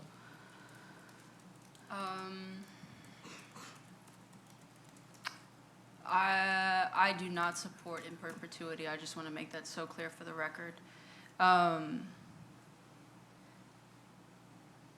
The 2-year pause, in this letter, you know, the district specifically cites that it's working to address a multi-million-dollar budget deficit. That is not going to dramatically change in 2 years. And that's not me being a cynic, that's just knowing the vibe of the Texas State Legislature right now. And so I don't see how this argument's going to be any different in 2 years to where it doesn't just turn into a reoccurring ask. As far as the rates are concerned, I'm open to discussing that. I will say, though, I also attended that community conversation. I had multiple people come up to me who I've known for a very long time in this city and tell me that all of those improvements to the Wallace addition that were under discussion were amazing. They were great. However, many of those residents were honest in the fact, and I know the city manager overheard this as well, that many of those residents don't believe that they'll see those improvements finished in their lifetime. Mind you, these are people who have lived through these floods. And I know it was mentioned earlier that, you know, for those of us who purport to care about mutual aid and those things, it is not lost on me the benefits of this district. As somebody who went through this district, that it's not lost on me. However, what this letter is missing for me, and I would ask that it comes, if it does come back, that it would include what steps the district has taken to actually address this multi-million-dollar deficit. Because when we talk about every dollar mattering, I want to know, were hiring freezes implemented? What were the steps taken to actually address this? It's not lost on all of us in this room that the city is facing similar deficits due to decisions made by the legislature. I cannot, in good faith, support this, knowing that people who are impacted by floods, as we talked about earlier, may be impacted by this money being diverted elsewhere. So the rates, yes. In perpetuity, no. And I don't know if there was another suggestion out there. 2 years. Come back or not. Or come back for a discussion at all, the 2 years, and perhaps a different tier. As somebody who wants to respect having discussion, I will support it coming back. I'm just not, I'm just giving, you know, my personal opinions on it. Mr. Sal Gonzalez? Boy, they're just getting tougher and tougher. I like to support a tier of some sort and go ahead and bring it back. I don't want to go more than 2 years, but make that like a concrete where there's no option for them to say, hey, we need another year or 2 more years. But that's my thought. Yes, Mayor, to answer your question, let's bring it back and at a lower tier. Okay. I'm not crazy about this coming back at all, but for conversation, I've already lost that one anyway. I am not for doing 2 years, because you know what happens when you do that? It gets lost, doesn't come back. We wouldn't start charging for it. I've been here a long time. Stuff like that just happens. So I would say no, but I am interested in possibly another tier, but not one that's 10% of what it is. It'd have to be higher. So that's what Ms. Reyes, So can we do that? The question that I have is in looking at the tiers, the way they're currently structured, and I would need staff to help with this. But typical residential, when you look at the square footage of 1980 to 3363, that is very similar to a house. That is $14.90. That is the same rate tier for this tier that we're talking about that's non-residential. So I don't even know what that would even look like, because you're talking about it being less than what a typical house is. And so that's something, because it's 940 to 1440, and that's the same as a residential. So that's one question. We'd have to really look at what that looks like. My other question is that if this is involving government and we create another tier, does this Who also else? subject Hayes County to getting that same? Because this is further I mean, I think than that's, that, if it's creating another tier. That's my question, but versus a our- 1 or 2 year pause. Right, but the direction, I think we have the votes to like bring the tiers back, or do we not? Like, can you research that and, Sure. like, instead of us Yeah, answering that? No, I understand you have the votes. My thing is I want to make sure we can bring back something successfully for council's consideration. And we would just need a little more guidance without having to disrupt all of the tiers, because you have residential for a regular house at $14.90, which is exactly the same amount as this tier for the non-residential. And so I want to understand, are you wanting this tier to come back at lower than what a typical house pays? I think that's something that we will be discussing at the next meeting. I would not suggest you bring back anything hard and fast yet, because we're Right. still saying And- we would and if I may entertain the idea. I would not bring that back, but you could maybe bring back a range or something. Yeah, I can't answer that at 9:13 with no area of Exactly. expertise on What this. I had recommended when I first brought it up last week was the small residential rate of 914 per ERU as opposed to the typical residential rate per ERU. Here, my Which thought. I was just using existing numbers. I wouldn't even go there. To me, if we're gonna lower it, we just pick a percent and go with it, and just say that's the ISD rate. Mayor? Yes, sir. And I'll let city attorney. You can go first, Joe. Okay. The drainage charges that the city has and every Texas city has must comply with the Texas Local Government Code that applies to drainage utilities. And they're very prescriptive that the drainage charges must be equitable and fair and directly related to drainage. And that's why, when you look at how the chart is in that table and these rates are designed, they're roughly equivalent for every square foot of impervious cover. Right. So when you start talking about arbitrarily just setting a rate, Right. those charges become arbitrary. And I think when we come back, city attorney's office can bring back some of those legal parameters. We Right. don't have to solve it today. Right. Yeah. And that's why a little bit more of a. But thanks rub. for that info. Like, we're not gonna figure this out right now at 9:14. Like, there's So- a lot of, Yeah. There's let a Sam go. process here that I think also we need to be mindful of, and that is, as I'm just looking at it, the way the ordinance is drafted, it's not a waiver that you're going to pass by resolution or anything else. What we will have to do is actually amend the ordinance and there's different ways to do it. If we decide to do it, we would Yes. have to amend the So ordinance. it's nothing we could do clearly at the next meeting until we have all the parameters of what is that ordinance going to read, which can be done, I understand, but I don't think it's something could be accomplished in one meeting, but just to lay it out, one of the things is, the ordinance right now has specific exemptions, and that would go to the issue if the council was inclined to grant a permanent waiver. It would actually just be an exemption from the ordinance, for example.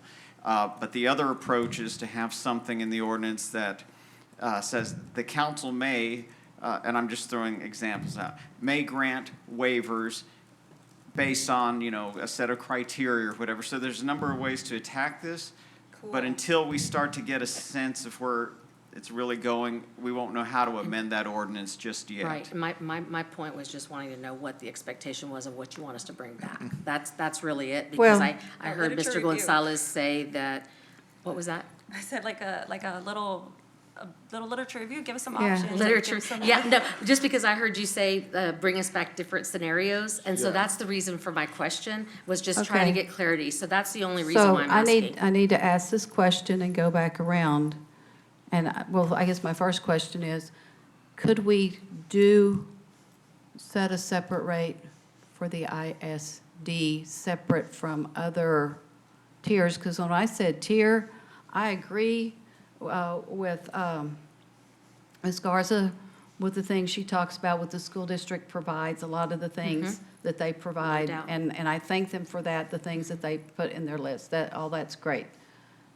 So if we created a new tier, can we define which entities fit in that tier, like the ISD and nobody else? Well, I think going back to Mr. Pantaleon's comment, it still would have to be within the parameters that they have to be reasonably related to the type of impervious cover and activity. So I'd have to look at the statute So maybe specifically not. to see what the latitude is for that. Oh, well, Mayor, I can I thought ask I a was for a question? I tier, wasn't maybe that I'm not. impression it would just apply to that school. not all And they're the telling me, no, and I can understand why the law's written that way. So it's kind of an all or nothing thing? I guess you guys could bring that back next time we talk about it. Y'all, it's 9:17 p.m. I My really medications want are my running colleague out. to stop rushing this conversation. I want to hear it. This is new to me. I'm interested in it, and that's why I find it productive, because I want to know what we're bringing back. But how To we, ask we're, tonight. I we're think we literally need to just bring back asking- everything. Exactly, That's like fine. give us the scope of possibilities. It's not productive to be throwing out a bunch of things. That's what I just said. Let's like- ask them to bring back all possibilities. They've heard the conversation today. Don't write it up into anything yet. Just give us a list of things that we can start making choices from. That's fair. I have a question, though. Some of this, the justification for this request is the contributions and investments. I don't think that's lost on any of us. By that definition, though, do nonprofits also pay these stormwater fees? Adam Rossing, Assistant Director of Public Works. I oversee stormwater as well. Yes, nonprofits pay, the federal government pays, the state of Texas pays. And the reason I Pays ask ISD. this is because if I was a nonprofit, the precedent this sets, they contribute and help us in many ways. If I was them, I would make the same request. I know nonprofits are feeling it too.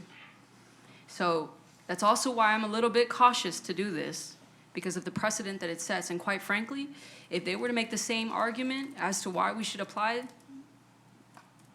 we can't deny that, because we're saying that this is our rationalization right now. I just am really terrified about the domino effect that comes. I don't know how many times I have to emphasize it. It is not lost on me on what this district does. If I knew for a fact that this money that we were to be forgiven was going to actually trickle back down to the teachers, to the parent liaisons, to the custodians, to all of those people, okay, I don't know that right now. So I just want to throw that out there If I for could my say, colleagues. I agree with you. Thank you for saying that, Mrs. Rodriguez. That's my viewpoint on that. My concern is also, I wonder if the county's gonna jump right on this. So actually, And then we've got that. Well, quick question about a comment you just made. You said the state of Texas pays. I thought the state of Texas was exempt, and that's how the university was also exempted, because the Well, statute that there's- exempts the university is exempted because they are state funded. there's other entities that are state of Texas that are not university. Exemption is a state public, or higher education. I Yeah. thought the University. exemption was just for state across the board. It's just higher education. And to those of my For colleagues, colleges. would we also consider, let's say we have charter schools being created after this, would they fall underneath that? Tell you what, let's address all those. Everybody think about it. This will come back on our next agenda. Can y'all get this done? Because that means you have a week. We would need some time Do to. we want to give them a month to do this? Um, Which is 3 weeks? I'm sorry. It just, I mean, we're not gonna do a lot of work on it, because that was the reason for me asking, that we're not gonna do a lot of work on it. We can bring some scenarios back and just kind of see what that looks like. And so, I think we can do that pretty quickly. Well, I think instead of scenarios, what we need now is what are we able to do? So I guess more Right, like, legal what does the statute guidelines. say? Legal Like, guidelines. Yeah, legal guidelines as far as like, and then wording, I mean, I would, just off the top of my head, if we word it as, we will exempt all public ISDs, even though our city only has one, I mean, we're not carving out specifically for two. that. You have two, because you have Hayes County and Blanco Vista. No, True. Hayes ISD, not I'm sorry, Hayes Hayes County. ISD. I'm sorry, it is really late, but yes, it's Hayes ISD. Okay, That's well, also. anyway, to my point, like, word it to where we're not exempting them, we're not singling them out, but it's not. Well, in there very won't broad be any category. wording yet. They've Well, heard no, our how- okay, how discussion. we would word it. They're going to bring it back. We'll figure it out. If y'all can bring it back next time, which only gives you a week, or next meeting after that, the first meeting in April would be good. Okay, that closes out item 19. Thanks to everyone. And again, I do thank the school district for the things that they do for our students and that they do for our community, because they do some great and wonderful things. We're on to item 20. Consider approval of Resolution 2025-45R, approving the award of a construction contract with Jitteren Enterprise LP for the Sesame Creek Bank Stabilization and Wastewater Replacement Project Phase 2 in the amount of $2,534,640.30, authorized city manager or designee to execute the contract on behalf of the city and declare an effective date. Motion to approve. Second. Motion by Mr. Scott, seconded by Mr. Mendoza. Are there any questions on this one? Packet was pretty complete. Mr. Trevino will vote. Mr. Mendoza. Aye. Mr. Lorenzo Gonzalez. Aye. Ms. Rodriguez. Aye. Mr. Saul Gonzalez. Aye. Ms. Garza. Yes. And Mayor Houston. Aye. Mr. Scott. Aye. Motion Item passes 21. 7-0. Oh. Sorry. Consider approval of Resolution 2025-46R, approving the award of a construction contract to J.T. Vong Construction LLC through the Omnia Partners Cooperative for the renovation of leased space for use by the municipal court at 350 Barnes Drive in the estimated amount of $2,465,000, authorized city manager or designee to execute the contract on behalf of the city and declare an effective date. Motion to approve. Second. Motion to approve by Mr. Scott, seconded by Mr. Mendoza. Are there any questions? Again, the packet was pretty complete. Yes. I'm not sure that there's a lot of wiggle room that we have on this. Mr. Trevino will vote. Mr. Lorenzo Gonzalez. Aye. Ms. Rodriguez. Aye. Mr. Saul Gonzalez. Aye. Ms. Garza. Yes. Mayor Houston. Aye. Mr. Scott. Aye. Mr. Mendoza. Aye. On to item 2022. Consider approval of ordinance 2025-03 on the first of two readings, amending section 2.024 of the San Marcos City Code to increase the cumulative allowable amounts for certain city council expenses by $90,000 in the categories of council expenses elected and council expense and travel, including procedural provisions, and declare an effective date. Motion to approve. We have a motion by Mr. Scott to approve. Is there a second? Second. Second by Ms. Garza. Let's just vote. No, I have a whole We bunch don't of want- we don't amendments wanna you would hear the know amendments. if Let's you just had read call the it message board. question. No. I have a number of amendments that will be shown on the Jumbotron here shortly. But the very first thing I would like to show is the numbers, because we do not need this. We do not need to add $90,000. Can we get the chart up first, please, that shows how much we have spent? Mr. Scott, you said something last time that I didn't pick up on, that we hadn't changed these since 2014. We have. In 2018, we increased it by $18,000.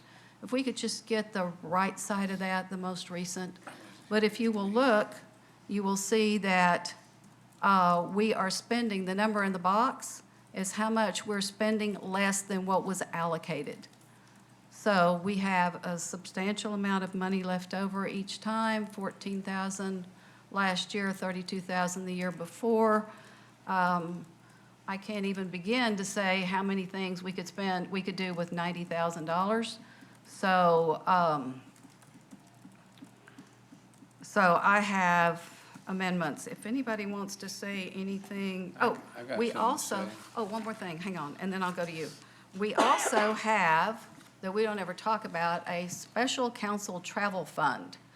Right now, it's only got 5,000 in it. I think it had 25, and during COVID, we gave 20 up because nobody was using this fund. I don't know if anybody knows about it, but it's a special fund that someone can go to get additional money. Damn, nobody told me that when I couldn't afford to go to the DC trip. There we go. So anyway, and if we want to increase that, the 5,000 up to 10 or 15 or something, I can do that. But I see absolutely no reason to increase this by $40,000. Mr. Scott? Yeah, the numbers are pretty accurate, and I'm not disputing those. What I don't want is any council member or group of council members being in control of any other council person. So with that, I would make a motion to allow council members to exchange their funds with each other, not have to go through audit finance, not have to go through city council approval, but just a good old-fashioned handshake with the That's Elizabeth. actually what's there now, That's except there's a exactly- memo. that's what now. Then we don't need a memo, an amendment. Well, you said talking about you amend it and change it, so. I'm going to suggest that be changed, but your amendment doesn't change anything. You can vote against mine. Did I state what we already had? The only difference in what you said is, I think you have to send notice to No, finance that and was audit, it. but you Yeah, no, don't I need said get rid of permission. it. Yeah, so that's right. Yeah. So we don't need permission to go through audit finance. You It can be didn't, direct. it was notice, it wasn't permission. I have a question So- about these numbers and what's actual and what's total actual.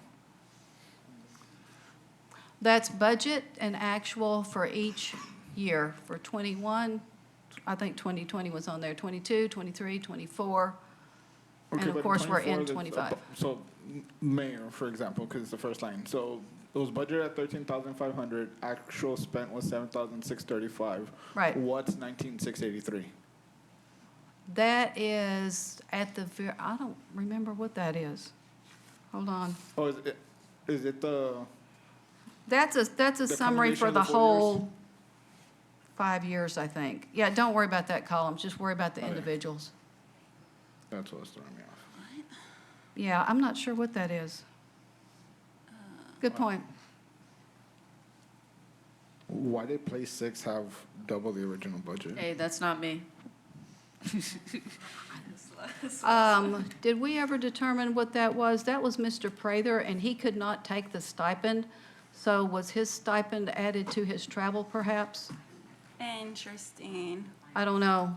But we can ignore that also. But I don't know why that was. Or is that just a oops on the numbers? Ismael Garcia, the Assistant Finance Director, you are correct, Mayor.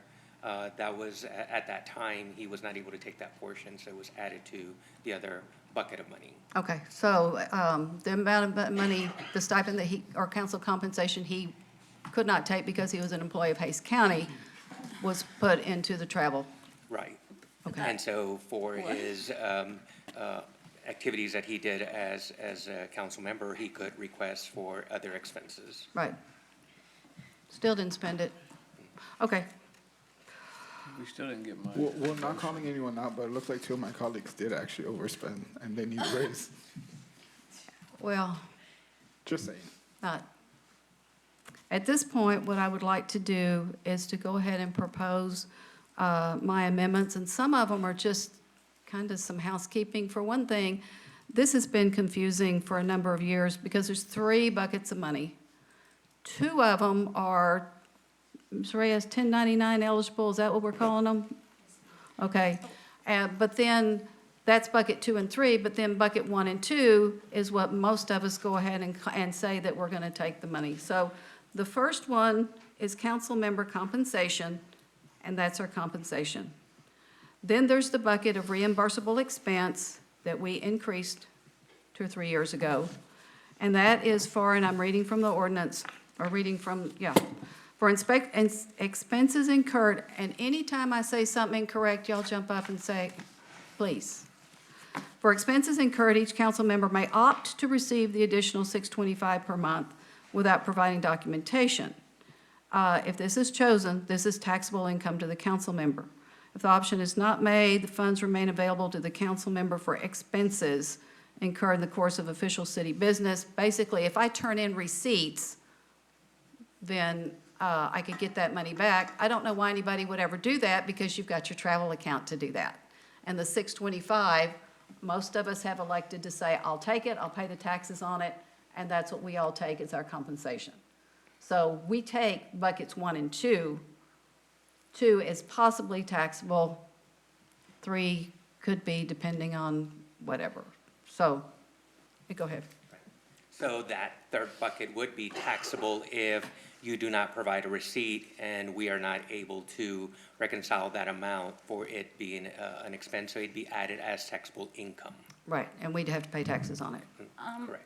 Okay, Got it. I'm a little bit confused. So you just said all of that, but how does that, and the reason you said, okay, we can like ignore the Jude situation, but we have 2 colleagues that work for the state and like we're put in a position to have to like choose what type of money to get and not to get. So I feel like that is a relevant conversation point. Like, what are their options when it comes to these buckets?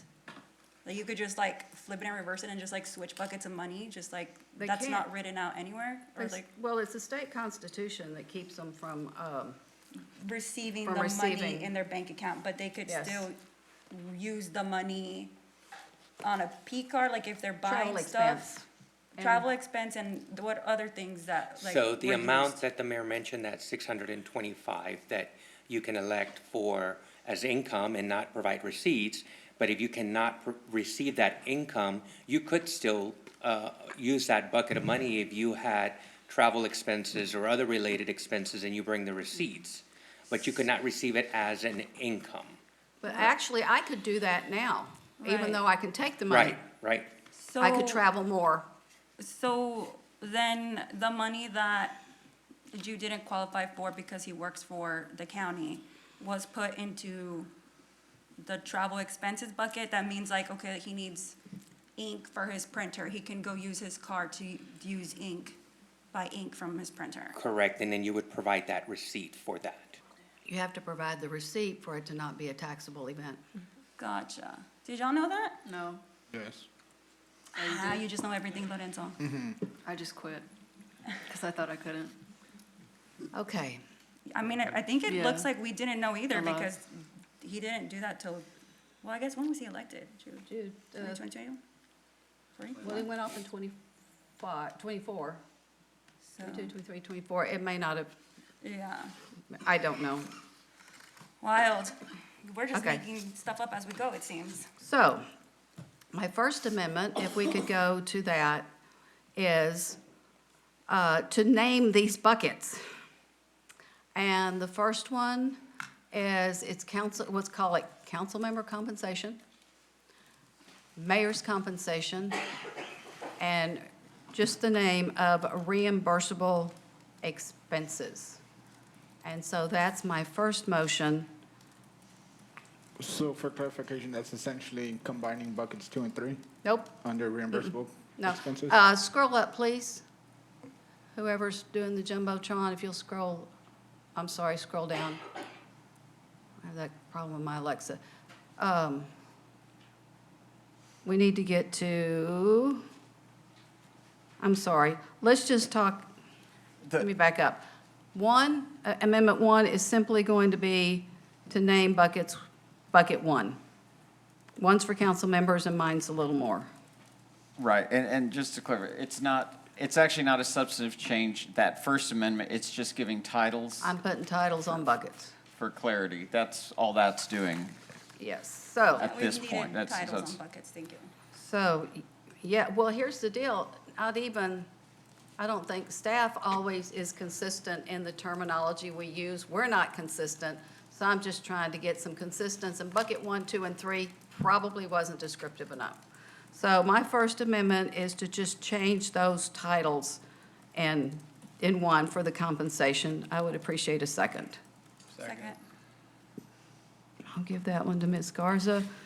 And if there's no further conversation, Ms. Trevino, boy, I wish we had push-button voting tonight. Same.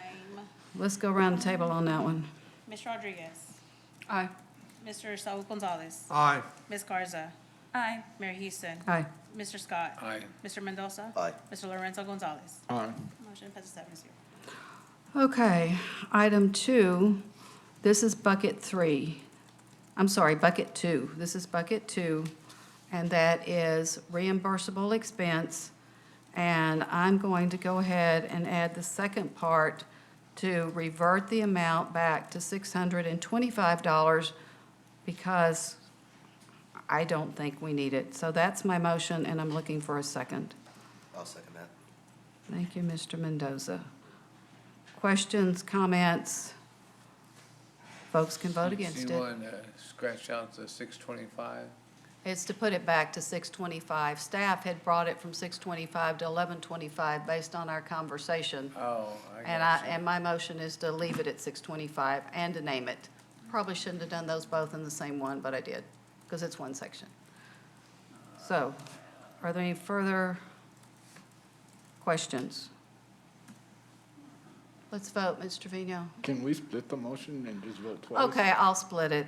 Let's just do reimbursable to expense, make it changing the easier. title first. Yes. Yes, we'll do the change, the title change first. Mr. Mendoza, are you okay with that? I am, yes, ma'am. Thank you. Okay. Mr. Saul Gonzalez. I'm an aye. Thank you. Ms. Garza. Wait, what's the difference? Just the title, Is it- Change just the name. giving it the bucket of name. I'll do the 625 next. Reimbursable expense. Okay, I still don't get it. That's fine, whatever.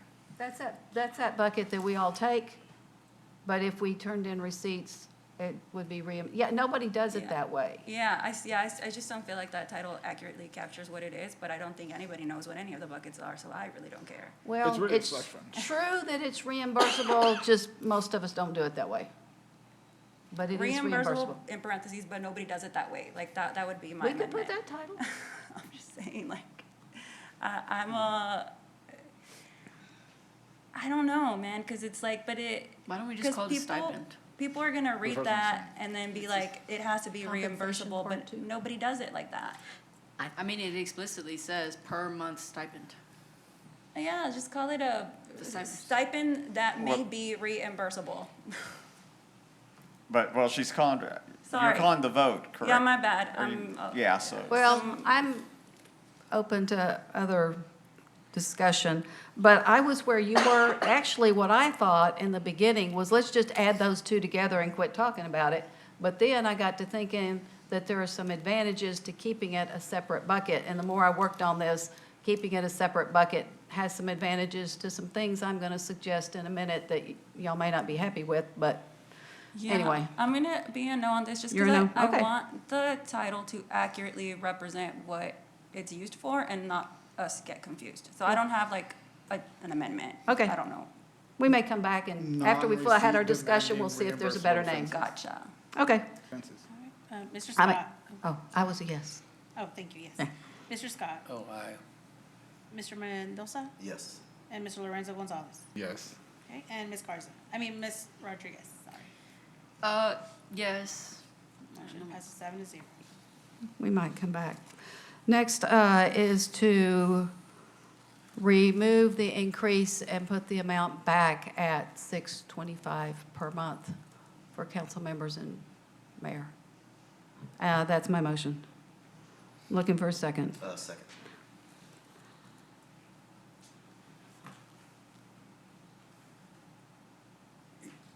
Is If there's this no the comments, we're ready to increase vote. that Mr. Shane made? This would actually increase what we can take home in our pocket or do reimbursable. The next thing we're going to look at is the actual travel, which is the big number. All right, this is leaving it the way it is now. Correct. Yes, ma'am, Ms. Trevino will be asking you that question in just a moment, but thank you. This amendment is reverting it back to the original, so instead of 1125, back to 625? Yes, ma'am, that's what it used to be, it was 500 for a long time, and we increased it back in 2023, I think. Amazing. Yeah, those are the increases I think that Yeah. this would be the area that I would probably think would be the best to do an increase at. Okay. Let's vote. Okay. Ms. Garza. No. Okay. Mayor Houston. Yes. Mr. Scott. No. Mr. Mendoza? Yes. Mr. Lorenzo Gonzalez? No. Ms. Rodriguez? No. And Mr. Saul Gonzalez. Yes. Okay, the motion passes 4-3. Sorry, fails 4-3. Fails. Fails 4-3. The votes being 3 yes, 4 no, the motion fails. Okay, so I had a notice here of alternate amount, but we didn't. Okay, item 3 is to change the title to travel and other expense. To emphasize it's mainly for travel, but we do have the other expense, and that's my motion. Looking for a second. Second. Thank you, Mr. Gonzalez.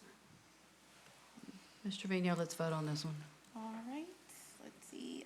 Mayor Houston? Aye. Mr. Scott? Aye. Mr. Mendoza? Aye. Mr. Lorenzo Gonzalez? Aye. Ms. Rodriguez? Aye. Mr. Saul Gonzalez? Aye. And Ms. Garza. This is for the. Just the title change. The name, Okay. ma'am. Motion passes 7-0. Travel and other expense. Sure. Thank you. Okay. Some buckets that don't mean anything. And my next one is to revert the dollar amount. This is the big one. And honestly, when Mr. Scott was talking about increasing travel, I thought this was the only one he was talking about increasing. I was surprised when this came back the other way. But this is the actual travel. My motion is to not increase it. I'll second that.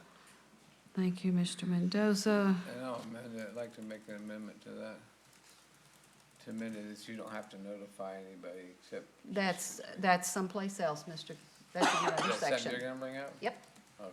Actually, you don't have to now. That's why you did. You I said we think, had to I get a think no. you memo finance and audit, that's it. Okay, Can you check that? I'll read it to you in a minute. Okay. Comments? So for clarification, this is the bucket that we do have to provide receipts for, correct? Yes. Question. Actually, if you spend any government money, you really need a receipt. People's money. Is that correct? This is taxpayer money. This is the people's money. Well, that's why I turned them in. So, Well, I was Question. saying, because the other one, we don't, we just pay taxes. Yeah, you just pay taxes. Correct, you just take it as income. As income. Just the income. And that's the Constitution, you can't use it for private purposes, it has to be public purpose, that's the only reason. For the 625 and then the compensation. So both of those, if you take both of those, then those you get 1099 for. Yeah. and wait a minute, this is the first I've ever heard anybody say that we can just decide to take money out of travel. No, not travel, ma'am. Okay, The, but we were talking about travel when you said that. Okay, Oh, no, Well, no, it was the sorry, comment yeah, that it was the. you made about if we spend taxpayer money, either way, we should have a receipt, but I Yes. made the comment that the bucket we just voted on, that we called travel, well, no, not travel, that we called. Travel whatever and expense. No, the one prior to that, that everyone just takes. as- Reimbursable expense. Yeah. yeah, okay, got Because it. in theory, we should, I do to have a your question. comment, we should be submitting receipts for that too, but we're not, was all I was saying. I do have a question. Of the money that doesn't get used, does it roll over the next year? How much is that? Back in the Fund general balance? fund. It goes into fund balance. And do we know how much that is right now? Because it was clear not everybody uses their allocated amount. It's the amount that was shown on that spreadsheet, and so that would show what went into fund balance over the last several years. Sorry, I know I showed that. Yeah, and I didn't total that because, So it would be the 20, we'd have to total this, the 41. but what it is what it is. So it goes back into fund balance. The total I don't think is relevant. Because it's year over year. Could you break it down by individuals? It is. That's what, going across, the mayor is the first one, and it's place Oh, 1, 2, okay, 3, sorry. 4. Ms. Rodriguez, to answer your question, it's $135,318 over the last 5 years. Thank you. I saw that. Oh, I did put a total. If I know that my column's right. colleague really brought this forward because he shares, like I do, a passion for knowledge. Okay. As of right now, though, it doesn't seem like we are using all of the amounts, and I'm understanding correctly that if one of my colleagues requested to dip into some of our other funds, for those of us who haven't expended them, they can? With that person's permission. I think she's talking about the $5,000 you were talking about earlier. No, it's whatever I No, have I'm- left over. No, she Yeah, was I'm asking talking about about- sharing across here. About sharing, okay. Yeah. Yeah, I'm a no on this one. Ms. Trevino will be asking for the official vote, but thank you. You ready? Am I first? Yes, we're ready to vote. Yes, it is, Mr. Scott. No. No? Okay. Mr. Mendoza? Again, to reiterate, this is going back to the 75 instead of the 1350? It's not increasing The it same. at all because we don't need to. I will say, wait, I want to keep it the way it is. That would be a yes Then yes. to the amendment. There we go, yes to the amendment. Okay. Mr. Lorenzo Gonzalez? No, I think no. No? Okay. Mr. Wait, Rodriguez? I'm so sorry. I meant to say yes. I have Yes. a question. This is not just for travel, though. This is, what are examples of other expenses? Interns, What about, like, or I think what we've done it also like with, wait, hold on, if y'all will stop and listen to Ms. Reyes. so Ms. Trevino, if I'm remembering correctly, like, for example, if you want a certain iPad or something like that, and it goes over the amount that we provide as a standard amount for all council members, then that is something where you can dip into your amount allocated in your travel and other expenses to cover that additional cost so that you get the device of your preference. But you, also like the interns and the office space, right? Is that what you said? Yeah. Okay, yeah. If it was just travel, that would be like, ugh, but I would have really appreciated a little bit more my first couple years. Sorry, I know we're already voting, but I just didn't know. And if What you it was scroll for. down the ordinance, it actually goes further into the categories under Oh, yeah, subsection there's- E. It's I travel. know, but with it all the talks changes and about, the buckets and registration, registration fees, individual dues and subscriptions, logo attire. And I'm not suggesting any changes to what this can be used for. Right, yeah, I just hated that I had to choose between getting professional development that I didn't have because I haven't been in council forever versus getting somebody to help me do research or constituent services and stuff like that. But yeah, that's just a comment, but sorry, Amanda, you're. Yeah, it's we're your gonna vote. need a whole new section in an orientation. All right, Okay. Mr. Saul Gonzalez? Oh, wait a minute, Ms. Rodriguez, your She said answer yes. was? Remember, we have money left over if we share and we can put money in that Because half pool. of us didn't know what we could even do with this money. But now you know. So, okay, I mean, whatever. I would love, as somebody who meticulously reads through all of the packet, I mean, Lord knows I would love help, but, it's just like, it would be such a different conversation for me if everybody was everybody was using all of the funds that they were allocated. And that would show to me there's a dire need for this, and it just, But to Ms. Garza's We point, could- she didn't know she could use it. Well, and here's the other These are thing. fudge numbers. Yeah. We could also choose a different amount. It doesn't have to be the $90,000. It could be less. So that's another question I've got is, do we want an alternate amount? It doesn't have to be whatever it is. yeah, I'm interested more so in that, as far as bringing it up to the 13.5. If you vote no on this, I'll ask for an amendment for another amount. Okay, so I'll vote I'm voting yes to leave it the same. Correct. Yes, thank you. Yeah. You're right. Mr. Saul Gonzalez? Well, you got me all confused, but I'm gonna make it, maybe y'all can. This guide me motion along. yes. is to leave the amount at the same and not increase it. And I love that. I don't want, let's say that you need to borrow some money, you gotta go through the whole We're red gonna tape to address- borrow the money. Right now, you don't. No, I want it just the way it is right now. She just, We're going to talk about that in a minute. well, okay, we're good. I'm a yes, Mayor. Thank you. Ms. Garza? No. Okay. And I'm a Houston? yes. Okay, thank you. The motion passes 4-3.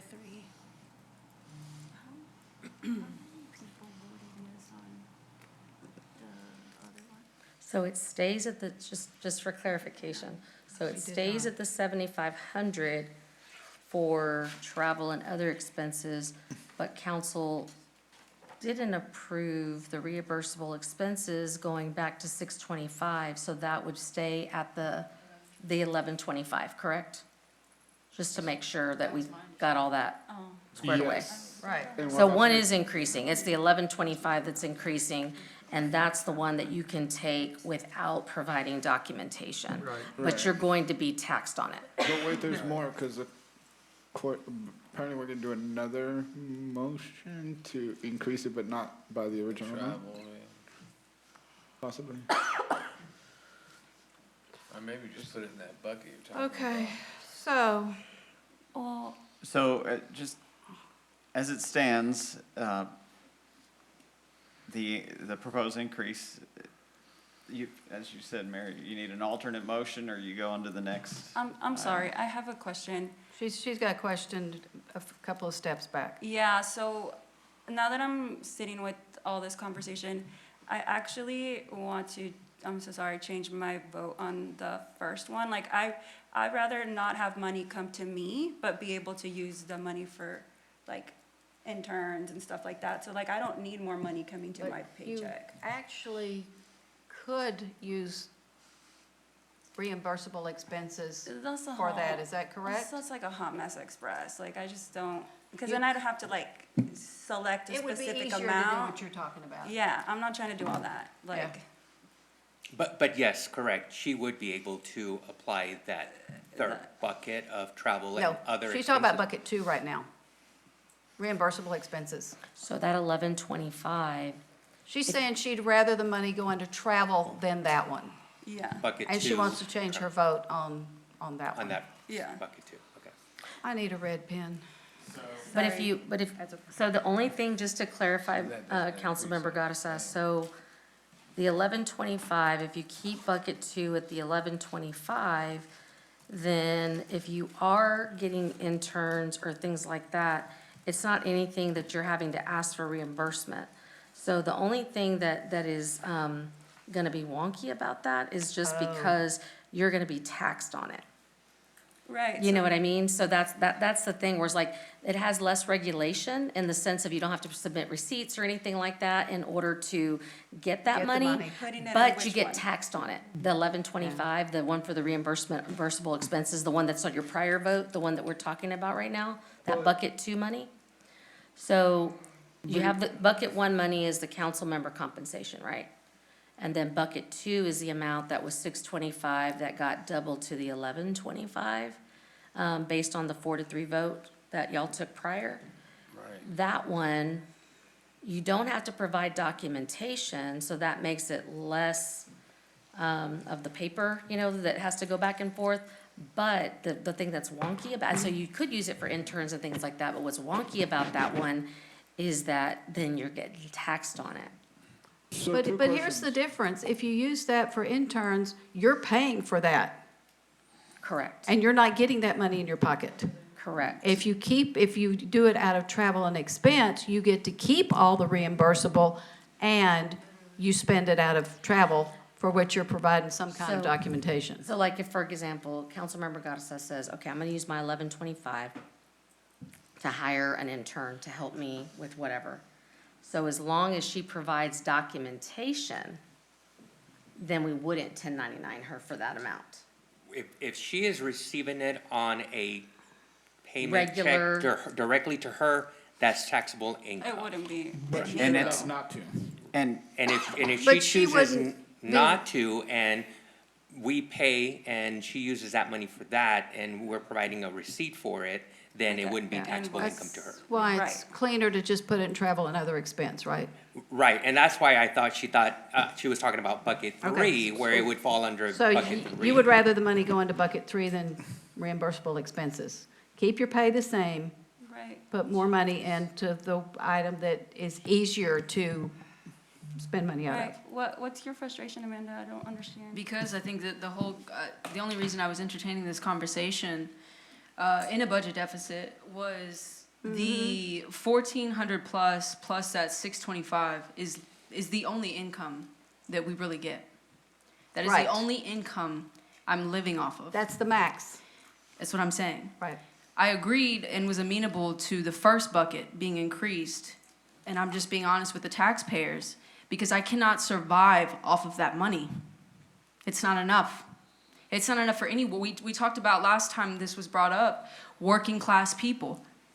I can't tell and convince anybody in good faith to run for an office as a working class person and take only this salary, because how the heck do you survive?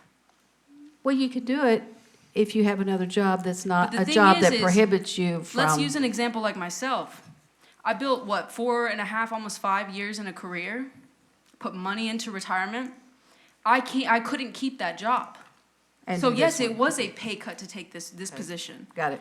So if it's a working class, I don't understand why we would bring it back down when that's the only thing that makes us a little bit more enticing to do, and not just enticing, freaking survivable. Right. I guess my rationale is, like, I don't find it feasible to do the work without additional help, because I already work full-time and I volunteer a lot. And so to me, it's like, I hear you, but I don't, that's like such a, I don't know, at least for me, the help that I need to maintain the amount of work that I had to, like I said last meeting, hop off of a handful of committees and like almost like had to drop the community action board, like, because I need help, because I maintain my full-time job and also do a whole bunch of other stuff. So like, I hear you, but where I'm coming from is, if it's up to me, it's both. But it seems like because we're like having to weigh, like there's not energy to support both. My vote is to support both, and let's move on. But if we have to choose Any of us between, can choose not to get taxed on bucket 2 and just treat it the way bucket 3 is treated. So submit receipts for everything that we spent bucket 2 money out of, and essentially it works the way you want. So you can get less in your paycheck, you just have to submit receipts. And basically there's a bucket that's straight pay, which is bucket 1, a bucket that you need to submit receipts for everything, which is bucket 3, and then there's bucket 2 that you could treat as an addition to bucket 1 or an addition to bucket 3. That's the one you have an option. You have the option of whether or not. So if you don't want to get taxed on it and you don't, then you can, amongst yourself, submit receipts for everything in bucket 2 and treat it as Exactly. a bucket 3. Exactly. While Ms. And- Rodriguez and- will treat it as an addition to bucket And- 1, because and that's what works better for why her. I decided not Right. to suggest doing that, to leave it as 3 buckets, because it gave us the flexibility in bucket 2. but, okay, so, but my stance still, if I have to choose between one or the other, and I don't care, like, oh, we could hypothetically flip it and reverse it this way, or we could do it. Clearly, we have struggled to, let me finish. Clearly, we have struggled to figure out what all these buckets means, what we can do with it. Like, that's too much mental math gymnastics. Like, my thing is, I need help to hire folks. I don't want all the other drama that has to do with, like, oh, we pull it from the reimburse. I don't care to like do all of that. Like, I just, Can I ask if a it was up question? to me, I would say yes on both, and that's it. But if I'm put in the position where I have to choose, I'd rather have money towards this, the travel, not the money that I get. Would this be, would you have the same opinion, though, if you weren't one of the 2 members that have already gone through your money? No. Like, what, wait, Amanda, that was one time? The reason I asked this question, I hear you on needing help. I don't disagree with that. You and I have spoken about that. Mm-hmm. There is money already set aside, though, for you to solicit that help. Not, So the but- reason I ask if you haven't expended it, which was mentioned earlier, you would have that money for that help. But I already use it for training, for a bunch of other stuff. Like, the thing is, I mean, we can pull, I know it was sent to us what the money was spent on. That's right. We can talk about that. And it's All posted I'm on our saying pages It is. on the website, It if is anybody what it wants is. to Like, look. I'm retracting my vote for the first one, and like that's That's where I'm at. Sam, doesn't this, If I may speak on that point, once the vote is taken, the action has been taken.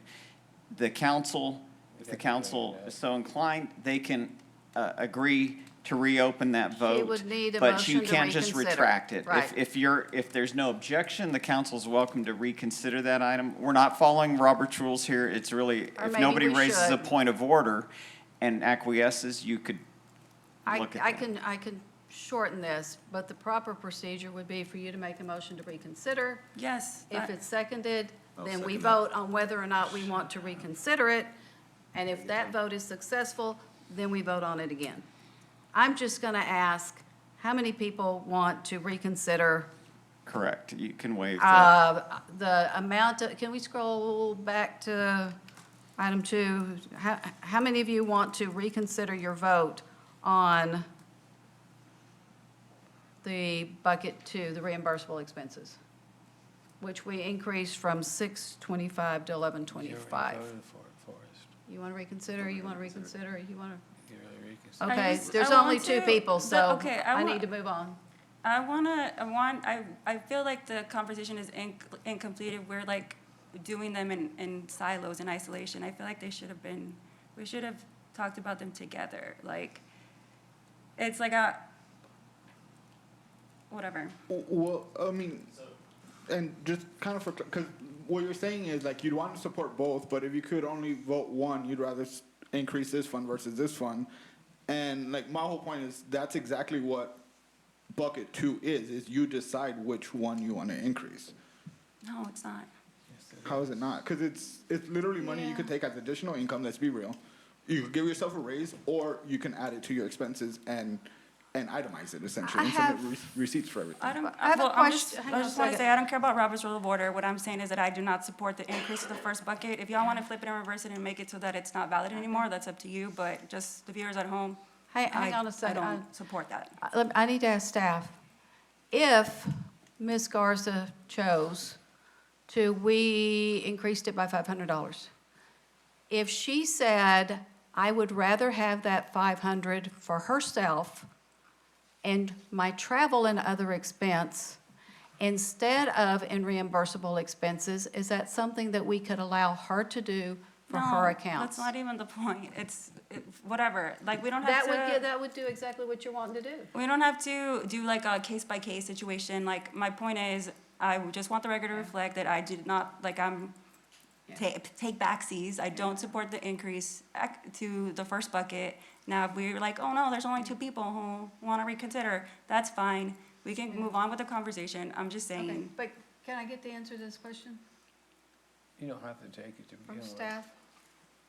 So the question is, and I want to make sure that I'm clear, is if one council member elects on the bucket 2 Right. to be shifted, a portion be shifted over to other, travel and other, Travel and other. right?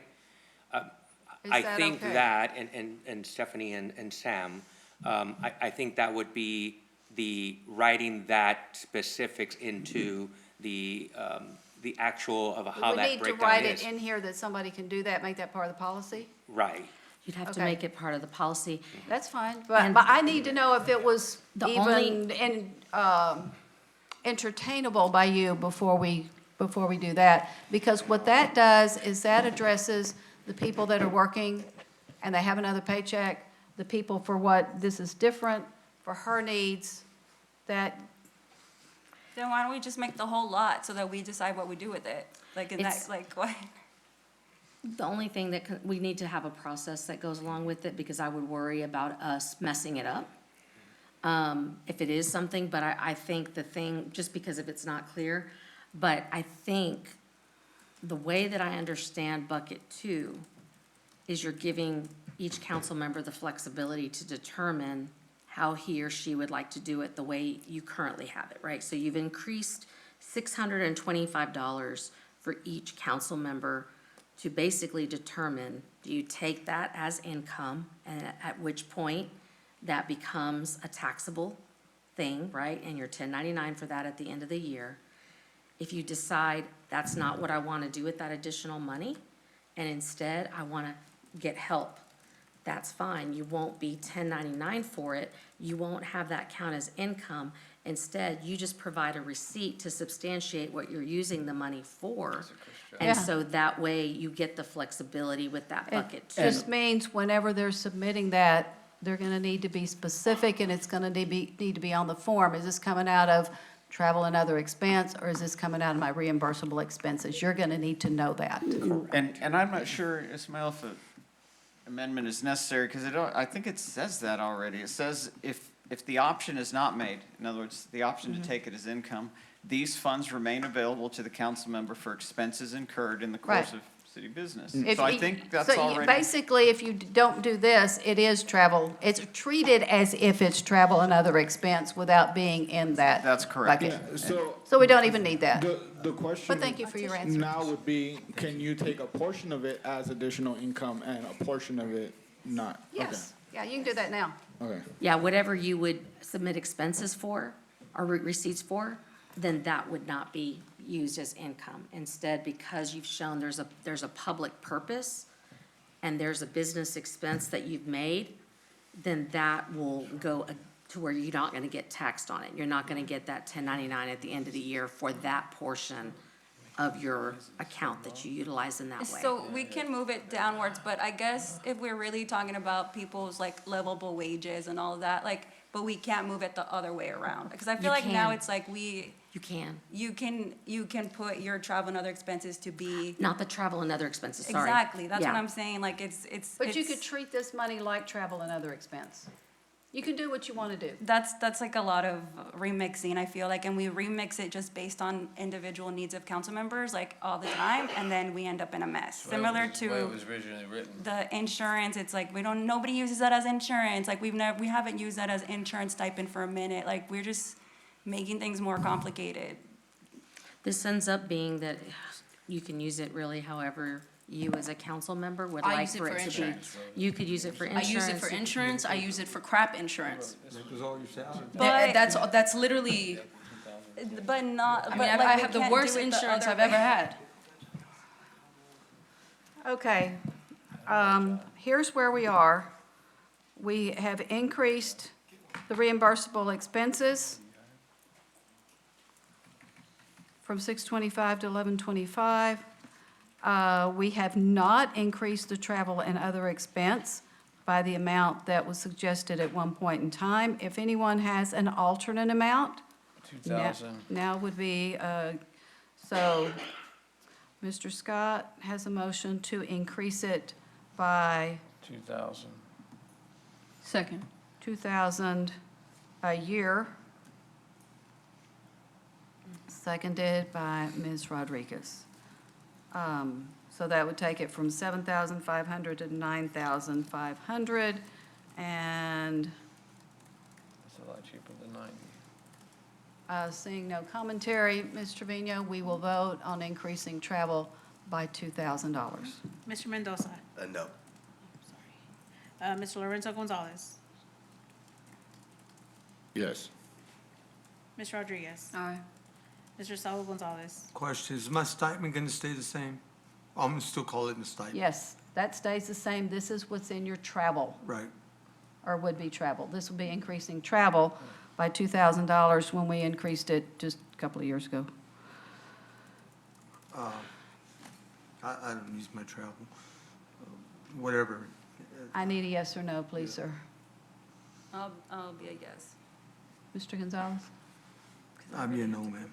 You're a no? No. Okay. Ms. Garza. Ms. Yes, sorry, I really have to go to the Mayor restroom. Houston. I'm a no. Mr. Scott. Yes. Okay, 2, 3. Okay, the motion passes 4-3. Okay.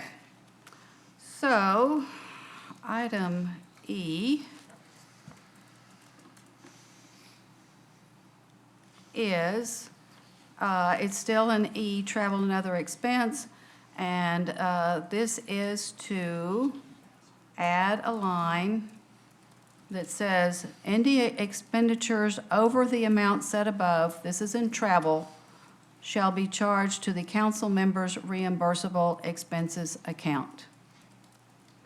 This would only happen if you don't do some horse trading with others because the amount that we have isn't enough, or you haven't used the special travel that we can change in amount. So, that's my motion. It's a place for the overages to go, because right now, a person's just over.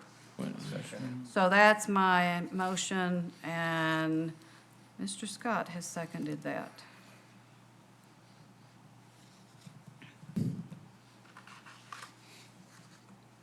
Questions? Yeah, I'm confused. Okay, we'll vote. I think Mr. Gonzalez said he was confused. Oh, I'm sorry, go ahead. What's the motion again? It is so that if you go over, you don't go over, it comes out of bucket 2. But if you talk to your friends and find out who's got money left, or if you get approved to get money out of the special travel, this won't happen. So if you go over in bucket 3, it comes out of bucket 2, unless someone else's bucket 3. Unless you do reimburses some. Sure.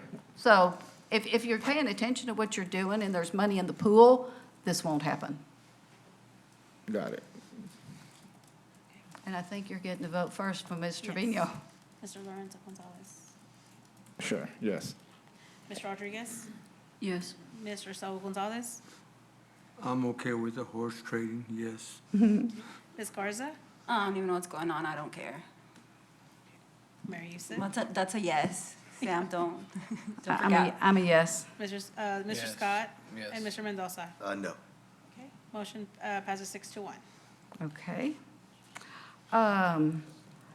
Now, here's the one that Mr. Scott has been talking about is F. This is what I was talking about, the horse trading, and I'm really not talking about anything that's for trading. I'm going to read this. Currently, it says a council member may assign his or her used funds for council expenses to another council member with notice to the Finance and Audit Committee. This assignment must be made in writing via email communication to the city manager. Oh, I'm sorry. Ooh, that's Should be the wrong. city That clerk. should not be marked out. Right now, you can, if you talk to somebody else and you ask me, I would have to do the memo to say, it's okay for Mr. Scott to have, pick a number, $500 from my account. Right now, that's what the case is. Did you hear that, Elizabeth? The handshake. That's what it is now. My suggestion is, my motion, which is number 4, is may assign his or her unused funds for council expenses to another council member with approval by the city council at a regular council meeting. No. And that's my motion, and I'm looking to see if there is a second. Yeah, I will second that. Please. Yeah. I think that this is public money. We're spending public money. We used to do this in the 90s. So, and it would be put on the agenda just automatically whenever that Don't be a thief. handshake was being done. Any questions? My only difference is it needs to be, that transfer needs to be made in public Then we and approved by the council. we'll make Finance and Audit Committee meetings public then. So does it go on the consent agenda or the non-consent agenda? Probably on consent, since it's a small item and a small amount. I guess, Ms. Trevino? Yeah. I mean, it could always be pulled. I Yeah. just don't want to have these 3-hour discussions over whether or not, Shane should get an extra $50 from. Hopefully, it would be a quick vote and probably generally approved. If 2 people are in agreement, I just think it should be done in public. But, I mean, aren't the minutes from the Finance and Audit Committee public? It's notice to finance and No. audit. It doesn't even say it goes on that agenda. I feel like this is just like another step. I thought it had to go on an agenda. No, that's what I just That's read. what I was It's just notice to finance and audit. We really just play fast and loose whenever somebody wants to be petty. They're like, no, you have to actually put it here and have Jesus Christ bless it. And then it's like, psych, the policy never said that. All these rules, I feel like, are just so unnecessary and weird. You can vote against it. Yeah, I know. I'm aware of that, Mayor. Thanks. Okay. I think we're ready to vote, Mr. Trevino. What was the vote? We haven't voted yet. It's to that if two people want to, if somebody wants to give funds to somebody else, that has to be approved by the council. Okay, no, Well, Mr. Trevino, I'll ask you in a minute. okay. Ms. Rodriguez? Aye. Mr. Saul Gonzalez? No. Ms. Garza? No. Mayor Houston? Yes. Mr. Scott? No, Mr. Mendoza? Yes. And Ms. Lorenzo Gonzalez? I really don't care. I just think we're gonna spend too much time being petty and like calling out each other's expenses, so I'd say no. Okay. Okay, the motion fails. Yeah, motion fails, 4-3. Okay. No. Mr. Gary, do we need to make a motion on table M, or can it just be, since we've already made the decisions of how this goes, that staff can just modify the table to match what we've already voted on for the items above? Yeah, table M is merely reflecting what's in the narrative paragraphs. Okay, so, That's all right. so staff will fix that. Okay, let's see if this one goes anywhere. On J, it would be that credit card expenses without receipts get charged to the council member's reimbursable expenses account. That means they come out of there, and that means you don't get to take the money home. Is that possible to do that? That would be correct, and anything that does not have a receipt is when we would issue a 1099 for that portion. That becomes taxable on a 1099. Well, if it comes out of their reimbursable, then the money's not there and there wouldn't be a 1099 on it, but they're not getting the money either. Well, because they didn't provide a receipt, it's now becoming income. I'm saying if yeah. they don't provide the If receipt. they don't provide a receipt, right? Right, you're saying it's taxable, I'm saying it needs to come out of that account. It needs to come out of the account, that's Right. fine, but it is gonna be taxable because Oh, the it's city still can't- taxable because there's no receipt? Exactly, because the city can't Ah, substantiate that you're someone right. is using it for a public purpose The and that it's a tax Constitution. exempt reason, exactly. Yeah. So that is the thing. This one is confusing, and I'm gonna withdraw this one. This is an ordinance, it'll come back, so we can figure this one out. So don't worry about that one. This is an ordinance tonight, correct? It's an ordinance. Okay, so it'll It's come back on already an second reading. ordinance. It'll come back on second reading. Okay. I have a question based on that. So I might understand, and I'm not suggesting that any of my colleagues do this, but as it stands now, the travel and additional expense, if we don't submit receipts for it, we just get taxed for it, even though that's not how it's supposed to be structured. Not out of Ms. Trevino, travel. can you talk about how that works whenever you don't receive receipts? How does that work on your end? Yes, we have to fill out a missing receipt form. Y'all sign it. No, we don't all sign it. I haven't seen one of those in a long time. Am I still supposed to sign those? Oh my God. No, the individual signs it. The Yes, individual. Individual signs it, but I don't know if you were pulled from that, Mayor, because I know they did an update on the. it's okay with P-card me to not be on policy. that, because I'm not signing I them. think you were pulled from that. And then we have to send it over to, finance, like we code in the system, we attach the missing receipt, and then, So if there's no receipt and travel and expense, are they 1099 for that? So when there is no receipt, the assumption is you're shifting that money over to bucket one and. One or two? One or two, correct. Two. It's, well. Well, either one, Either 1099. one, right? Got it. Because then we're providing a compensation. It has not been justified that it was a reimbursable expense, Right. right? But So doesn't- that takes care of the dollars, but we still have an issue with people spending government money and not providing a receipt that was used for a government purpose. Correct. Okay. Well, don't you get it on the credit card bill what the money was Yeah, used for? That's not a receipt, that is a Well, can't you sign statement. that saying, that- yes, I spent that on that particular item? It Well, that's doesn't, what they're it's not doing with the missing itemized. receipt. Like if you go to Starbucks, it's not gonna say I bought a whatever, mocha, whatever. It's not gonna say that. It's just gonna say Starbucks and then the charge. That's what comes on the Okay, credit and that's card. when you can sign the other paper and say what it was for. right. Correct. That's why we ask you the questions, like, what was it Yeah, for? yeah. you know, Okay, that makes sense. constituents. And do we And get if the you have missing one or receipt two, forms that's- from everybody? Not a problem. Do we get the missing receipts We forms wait, from you know, everybody? we follow up and Yeah. then we get them ready. Okay, and that's why I don't have any more amendments for that. I do have one, and it is to add a section. Remember that little account that was the pool that wasn't addressed in this ordinance? How did you find out that Let's- exists? Because I heard about it somewhere a long time ago. I didn't know it existed. The special council travel. It exists. Weird. And so, I will read this because that print's a little small. And the reason that yellow highlight is on there is I didn't know the title. And so that was a change that I had made, but don't worry about the yellow. So this is to add what already exists. There shall be an account entitled Special Council Travel in the amount of $15,000. Mayor and council members may place a request to use funds from this account if their account is insufficient for their travel needs.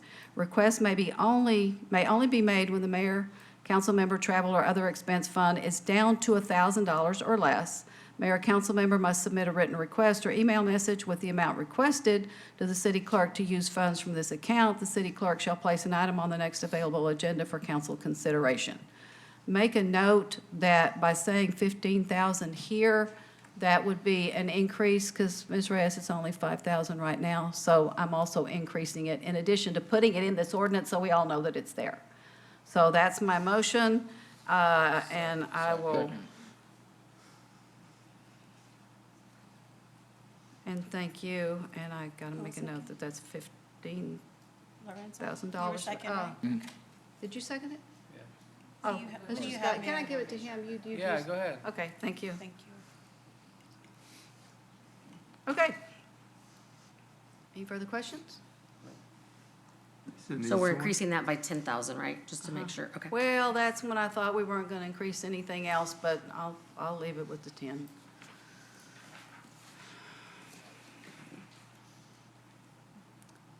Still less than the 90. Any questions? We'll vote on this one. Any You ready? Okay. Confused. This bucket already existed, Uh-huh. and so you're just naming it? There's already money in there? That's the name. I'm putting it in here so we all know it exists.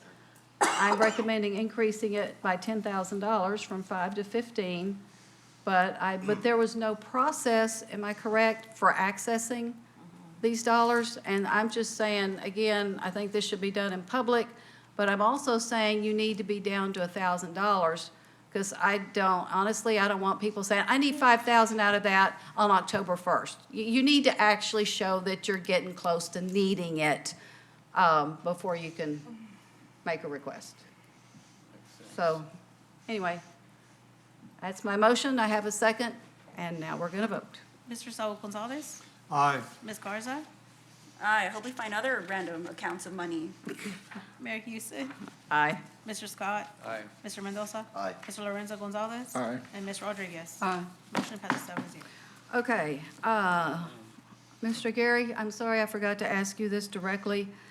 There is an account now called Council Related. It's not in here, it's that one there. This is where Texas Municipal League membership, and there's all kinds of stuff, and it pays for proclamation paper and that kind of stuff. But the part that affects us is what I pulled from the list you sent me and put here. So, I'll read the whole thing.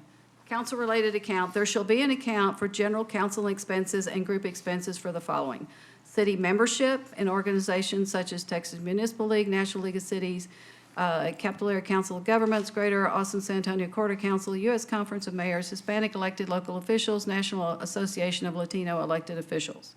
2, electronic devices, cell phone and/or iPad or computer laptop per the council technology acquisition policy. Ms. Reyes talked about that earlier. And 3, joint registration of council members to attend meetings. That's when we get purchase a table instead of individual tickets. I think that's already in there. That's what you're doing now, correct?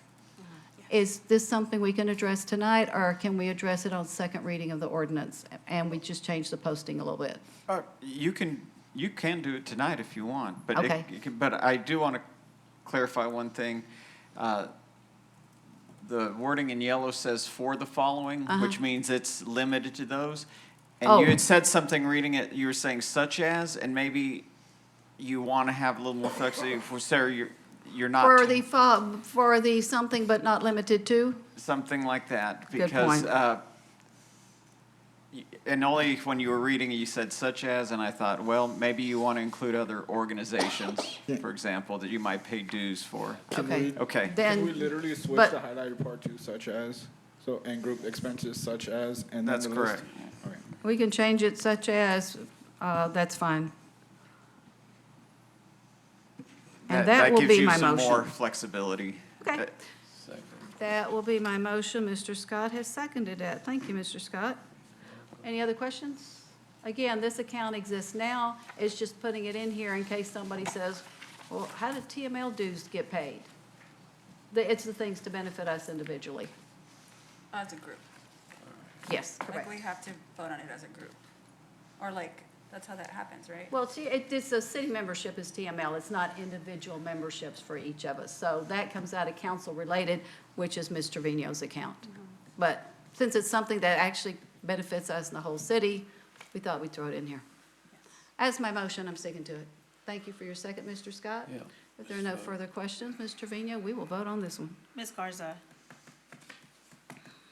Yes, well, yes, but I'm just like, I have an individual membership to some of these things, so I guess I'll get with Liz to ask the difference, They're on because, here also on that ordinance. yeah, I mean, I see them, Individual but, dues. Yes. Your individual dues Individual Or like- memberships, it's would on be- the ordinance. would be out of her travel and expense. I guess my question is, how do we know which of these we're gonna use council-related account to get When it's for the- all of us? When it's the group membership. But- So so you're do we telling have us group right now that membership we for have all group these? membership to all of those? Yes, NLC, well, I haven't really gone like national, but like the NLC, TML, those are the big ones that I pay. Because I don't think we have it for the like either of the Hispanic No, ones. individually, like, you know how I registered you Yeah. once, I mean, that's. I don't even know what that group is, if that's a state group or what. I just pulled it off the list that we It had. was on the resolution Tell you what, policy. I'll look fight at with that whatever. list and be ready to come back for next time, because we're gonna see this again on second reading. Whatever, yeah. So okay. Ms. Trevino, we will Ms. continue with our Garza. vote. Sure. Mayor Houston? Yes. Mr. Scott? Aye. Mr. Mendoza? Yes. Lorenzo Gonzalez? Aye. Mr. Lorenzo. Ms. Rodriguez? Mr. Saul Gonzalez? Aye. Motion passes 7-0. I have no further amendments, so I think at this point, we can vote on this as amended. Some amendments passed, some didn't.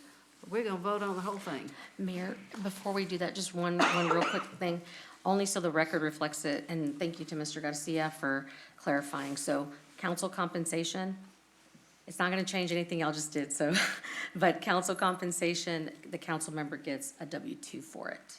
Yes, we do. And then 1099 would be for your expenses that are taxable expenses. So you would get a W-2 for your compensation, and then you get a 1099 for. I get a W-2 for my bucket 1 and bucket 2. That is correct. You're getting, because you've elected to receive that as income, so you're getting the W-2. The 1099 comes in place if it's coming Yeah. out of the other travel and other, or if you had elected not to receive that bucket 2, and you're not submitting a receipt, then that becomes taxable income, and we would turn around and issue a 1099. Okay. Just wanted to clarify just that, for just so that the clarification. record. This doesn't, so nothing we did tonight changes that? Nothing you No, did no. tonight changes. I just want to make sure it's clear Okay. for the record. Now, this is coming back for second reading. I think some of the questions that we have had it would be really good if those were answered in the ARF. And also, if there was some memo to file about all of this, just so that we all know how, I mean, we hashed out a lot of stuff tonight. I hate for it to get lost. I don't want anybody to have to watch this whole part of the meeting in order to go, oh, yeah, that's what we agreed on. So that would be helpful. And if it's in the ARF, then we'll make sure that we all are in tune with it. Okay, Ms. Trevino, we're going to vote on this as amended. Okay, Mayor Houston? Aye. Mr. Scott? Aye. Mr. Mendoza? No. Mr. Lorenzo Gonzalez? Aye. Ms. Rodriguez? Aye. Mr. Saul Gonzalez? Aye. And Ms. Garza. Aye. Motion passes 6-1.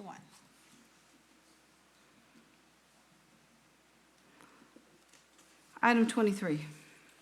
Consider approval of ordinance 2025-06 on the first of two readings, amending Chapter 86 Utilities, Article 5 Fees, Charges, and Billing Procedures, Division 1 of the San Marcos City Code to allow for the placement of a municipal utility lien on certain properties other than homestead property for which the owners have not paid utility bills and related city assessments, providing for the repeal of conflicting provisions, providing a savings clause, and declare an effective date. Motion to approve. Second. Thank you. Motion by Ms. Rodriguez, seconded by Mr. Mendoza. Y'all remember this from the last time. Is there anything y'all want to say, or y'all here to answer questions? Just making ourselves available if y'all had any questions. This is the one, apartment complexes, the individuals are paying their utility fee. Correct. An And- apartment complex having a master meter Right. with the individual tenants not having a billable individual meter and Right. the landlord not paying to the city, but the tenants paying directly to the landlord. They've been paying through their rent or whatever. We're not Correct. going to turn their electricity off because they're paying. So Correct. y'all remember we talked about this before? This is bringing it back in code. Any questions? Ms. Trevino, we're going to vote. Mr. Scott? Aye. Mr. Mendoza? Aye. Mr. Lorenzo Gonzalez? Aye. Ms. Rodriguez? Aye. Mr. Saul Gonzalez? Aye. Ms. Garza? Sure. Mayor Houston? Aye. Motion passes 7-0. On to item 24. Consider approval of ordinance 2025-07 on the first of two readings, amending section 2.172 of the San Marcos City Code to add local residency as a qualification to serve on the Parking Advisory Board, providing for the repeal and conflicting provisions, providing a savings clause, and declare an effective date. Okay, I think this is actually to only require residency for the at-large, isn't it? Yes. All members except the business owner and property owner within the downtown parking benefit district shall be residents of the city. So if you're a business owner or property owner, you do not have to be a resident of the city to serve on this board, correct? As written, that's correct, Mayor. Okay, and previously, you didn't have to be a resident to even be the at-large, which I think was just Right, an so oversight. anybody could be, yeah, Yeah. it wouldn't have to be a resident at all. Yeah. So I will make a motion to approve this. I'll second that. Thank you, Mr. Mendoza. Are there any further questions? Mr. Trevino, we'll vote. Mr. Mendoza? Aye. Mr. Lorenzo Gonzalez? Aye. Ms. Rodriguez? Aye. Mr. Saul Gonzalez? Aye. Ms. Garza? Yes. Mayor Houston? Aye. Mr. Scott? Motion passes 7-0. Item 25. Consider approval of ordinance 2025-08 on the first of two readings, amending section 2.231 of the San Marcos City Code to adjust the schedule of staggered three-year terms for members of the Human Services Advisory Board, providing for the repeal of conflicting provisions, providing a savings clause, and declare an effective date. Motion to approve. Motion by Ms. Rodriguez, seconded by Mr. Scott. Are there any questions on this one? We talked about it last time. We'll vote. Mr. Trevino. Mr. Lorenzo Gonzalez? Aye. Ms. Rodriguez? Aye. Mr. Saul Gonzalez? Aye. Ms. Garza? Yes. Mayor Houston? Aye. Mr. Scott? Aye. Mr. Mendoza? Aye. Motion passes 7-0. Item 26. Excuse me. Consider approval of ordinance 2025-09 on the first of two readings, amending Chapter 2, Administration, Article 2, City Council, Division 2, Meetings of the San Marcos City Code to establish rules governing council member absences from meetings of external boards or commissions to which they are appointed, providing for the repeal of conflicting provisions, providing a savings clause, and declare an effective date.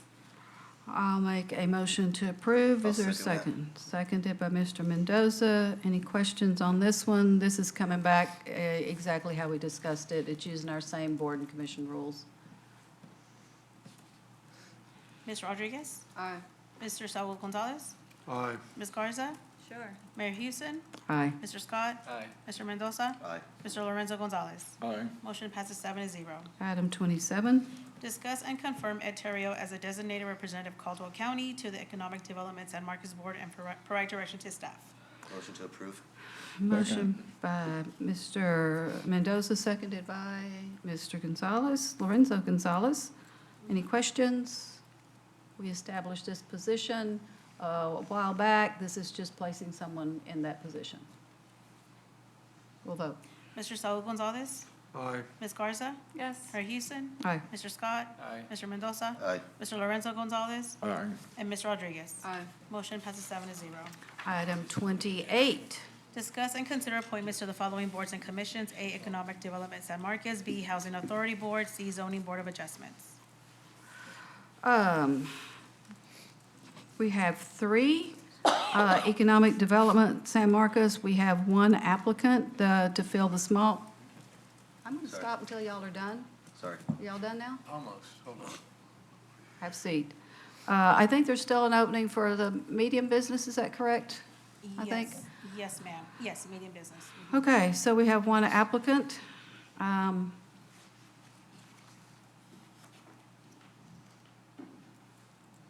Looking to see if anyone puts a name forward. For which one, Oh, sorry? EDSM, Economic Development, San Marcos. Mr. Becerra, I believe is who It's Christian Becerra, who's the applicant. I will nominate Christian Becerra. He is the Okay. only applicant, right? Mhm.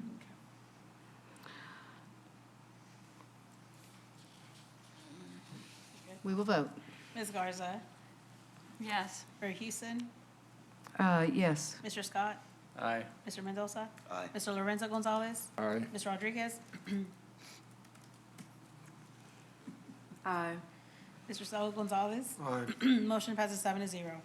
Housing Authority Board, 1 person who lives in San Marcos, Texas, but the Housing Authority resident is established and is already seated. So our nominations. I'm going to nominate Jessica Busio. Yeah. All right. Any other nominations? If not, it's 1 for 1. Can- Mr. Vina, oh, I'm sorry. I know that we received an email invalidating the selection that we all agreed unanimously on the last time, I think with the exception of 1, so not unanimous. Did we receive an application from the person you just named? Yeah, they were, they had applied So originally she had applied for Arts Commission. and This was something the else. second, and then Planning and Zoning. Was this the one that you were thinking about last time? No. Oh, I actually nominated her for Arts Commission. I did actually sit down and speak. Mr. Busy reached out to me this week. The reason why I like her is, I mean, the family alone goes back about 4 or 5 generations. Mr. Bizio is a graduate of Texas State. She has 6 children, and she is somebody who openly admitted to being on the system. She has received assistance many times. She had used the Housing Authority. I just think it's good for us to have somebody who has at one point in time used it. It's just, she's just an all-around Understands it. understandable person. I wish I could say she's. I was just making, because I remember we talked about her Yes, ma'am. qualifications. I agreed with you. I just couldn't remember if it was the Yes, same, ma'am. same person. It is. Yeah. I'm okay with that. I guess my question is, well, 1, I don't know why I don't see item number 28 in the interactive agenda. That I couldn't tell you because I don't use that. I use the For which PDF. one, Mayor? Sorry. Yeah, well, I don't think it's in the interactive. It's not, I don't see it either. Oh, but it wasn't the one I downloaded. But it's on our posted agenda for us to take action tonight, so Maybe the just the notice system to the didn't public pull has it. been made. Maybe the system didn't pull it from there. Yeah, You can fix that.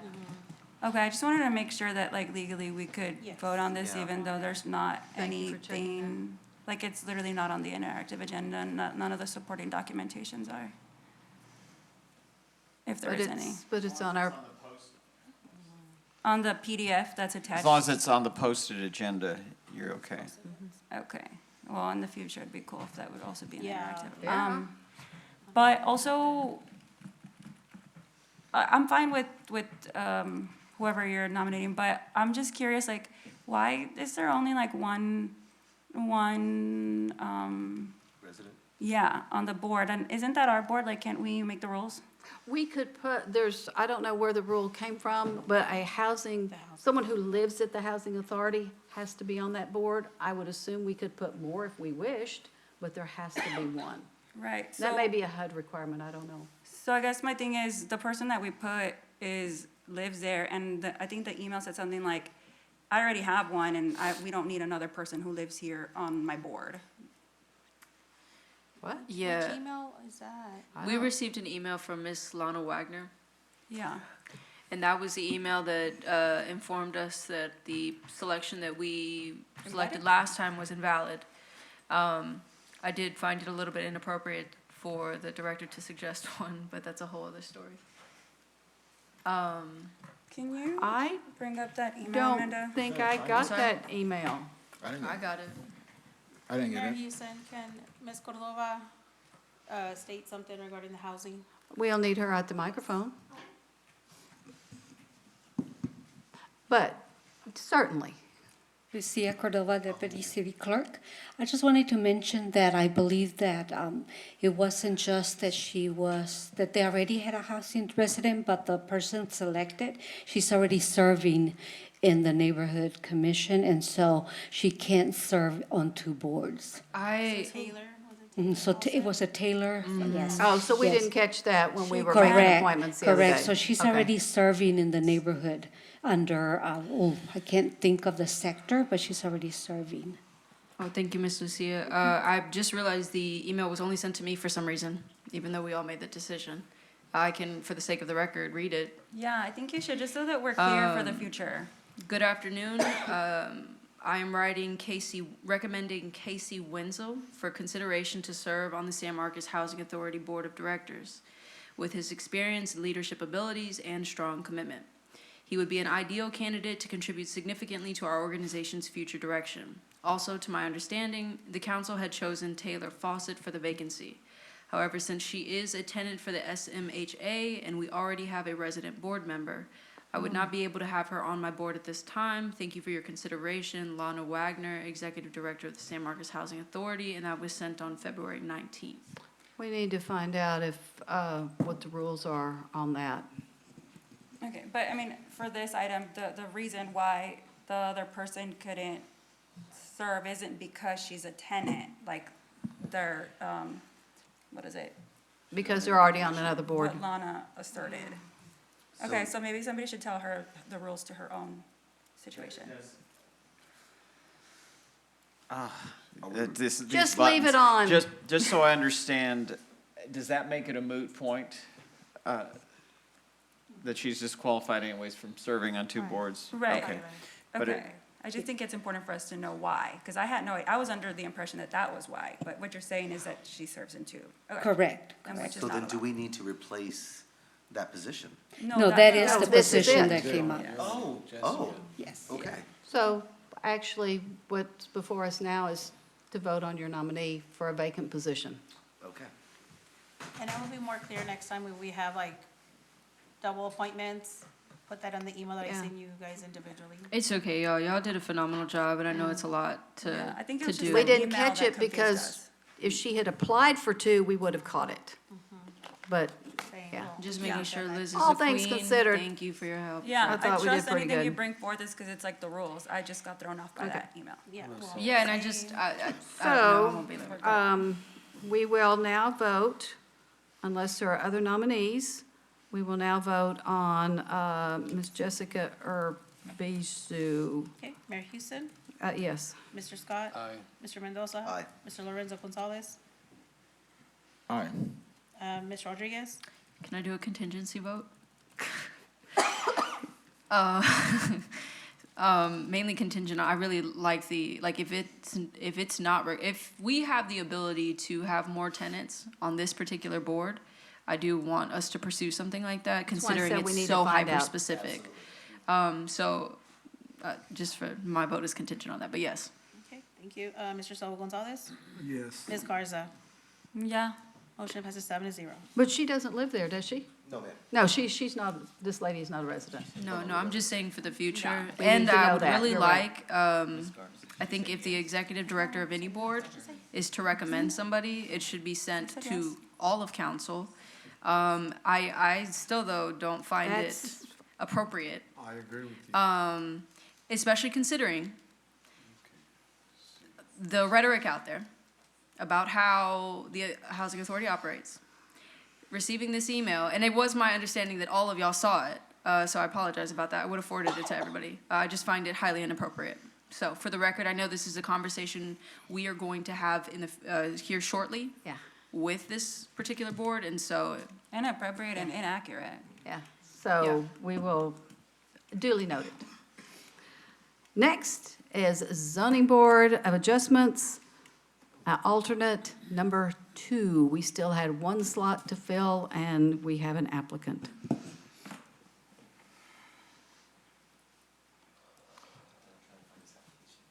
Do you want the name? Please. Hyatt and Qurunful. Curunful, I guess. I nominate that person. Thank you. Nominated by Mr. Gonzalez. If there are no further nominees, Is that the one that lives on La Via Pascal? I don't remember. No, she's on Old Ranch Road 12. That's Jessica. Okay. And you Okay, got her what did you appointed, say? right, Jessica? Oh, this lady lives on Old Ranch Road 12. Yeah. Oh, yeah. Yeah. I remember. Okay, 1 for 1. Ms. Trevino. Mr. Scott. Aye. Mr. Mendoza. Aye. Mr. Lorenzo Gonzalez. Aye. Ms. Rodriguez. Aye. Mr. Saul Gonzalez. Aye. Ms. Garza. Mayor Houston. Aye. Motion passes 7-0. Item 29. Excuse me. The city council will convene in executive session pursuant to section 551.071, consultation with attorney of the Texas Government Code to receive legal advice regarding, 1, the matter of Whisper Master Community LP versus City of San Marcos, cause number 24-2917, filed in Hayes County District Court, and possible settlement of offer, and 2, matters related to various contracts for the city's provision of emergency medical services. Ms. Reyes? Is there something in the first item that might be something fast that you need our decision on tonight? Or is that a fuller discussion to be had? I'm sorry, Mr. Gary. Information, Mayor, on that item, but it can be brief. Just an update. There was some Okay, information we that's didn't have. all I need to know. Yes, Okay. ma'am. So, council, do y'all want to go into executive session? It'll be for both, but just in case somebody thought it's 10:47 and maybe not, I just wanted to make sure that, there may be something kind of quick. Let's get it over with. So, looking for a motion to go into executive So session. move. I brought my camping bag, so. I've got my pillow. Okay. So that was a motion by Mr. Gonzalez, motion by Mr. Saul Gonzalez, seconded by Mr. Lorenzo Gonzalez. Ms. Yes. Trevino, we will vote as to whether or not to go into executive session. Yes. Mr. Mendoza. Aye. Mr. Lorenzo Gonzalez. Aye. Ms. Rodriguez. Mr. Saul Gonzalez. Aye. Ms. Garza. Aye. Mayor Houston. Aye. And Mr. Scott. Aye. Motion passes 7-0. Council, bio break and head to the conference room. We have concluded our executive session, which we concluded at 12:24. Ms. Trevino, I think we're on the next item. Yes, consider action by motion or provide directions to staff related to the following matters deliberated during the city council's executive session pursuant to section 551.071, consultation with attorney to receive legal advice regarding the matter of Whisper Master Community LP versus City of San Marcos, cause number 24-2917, filed in Hayes County District Court, and possible settlement of offer, and 2, matters related to various contracts for city's provision of emergency medical services. On item 1, we gave direction to staff. Item 2, we gave direction to staff. We are now to question and answer with press and public. There ain't nobody here but us chickens. It is 12:26. There being no further business on our agenda, we are adjourned. May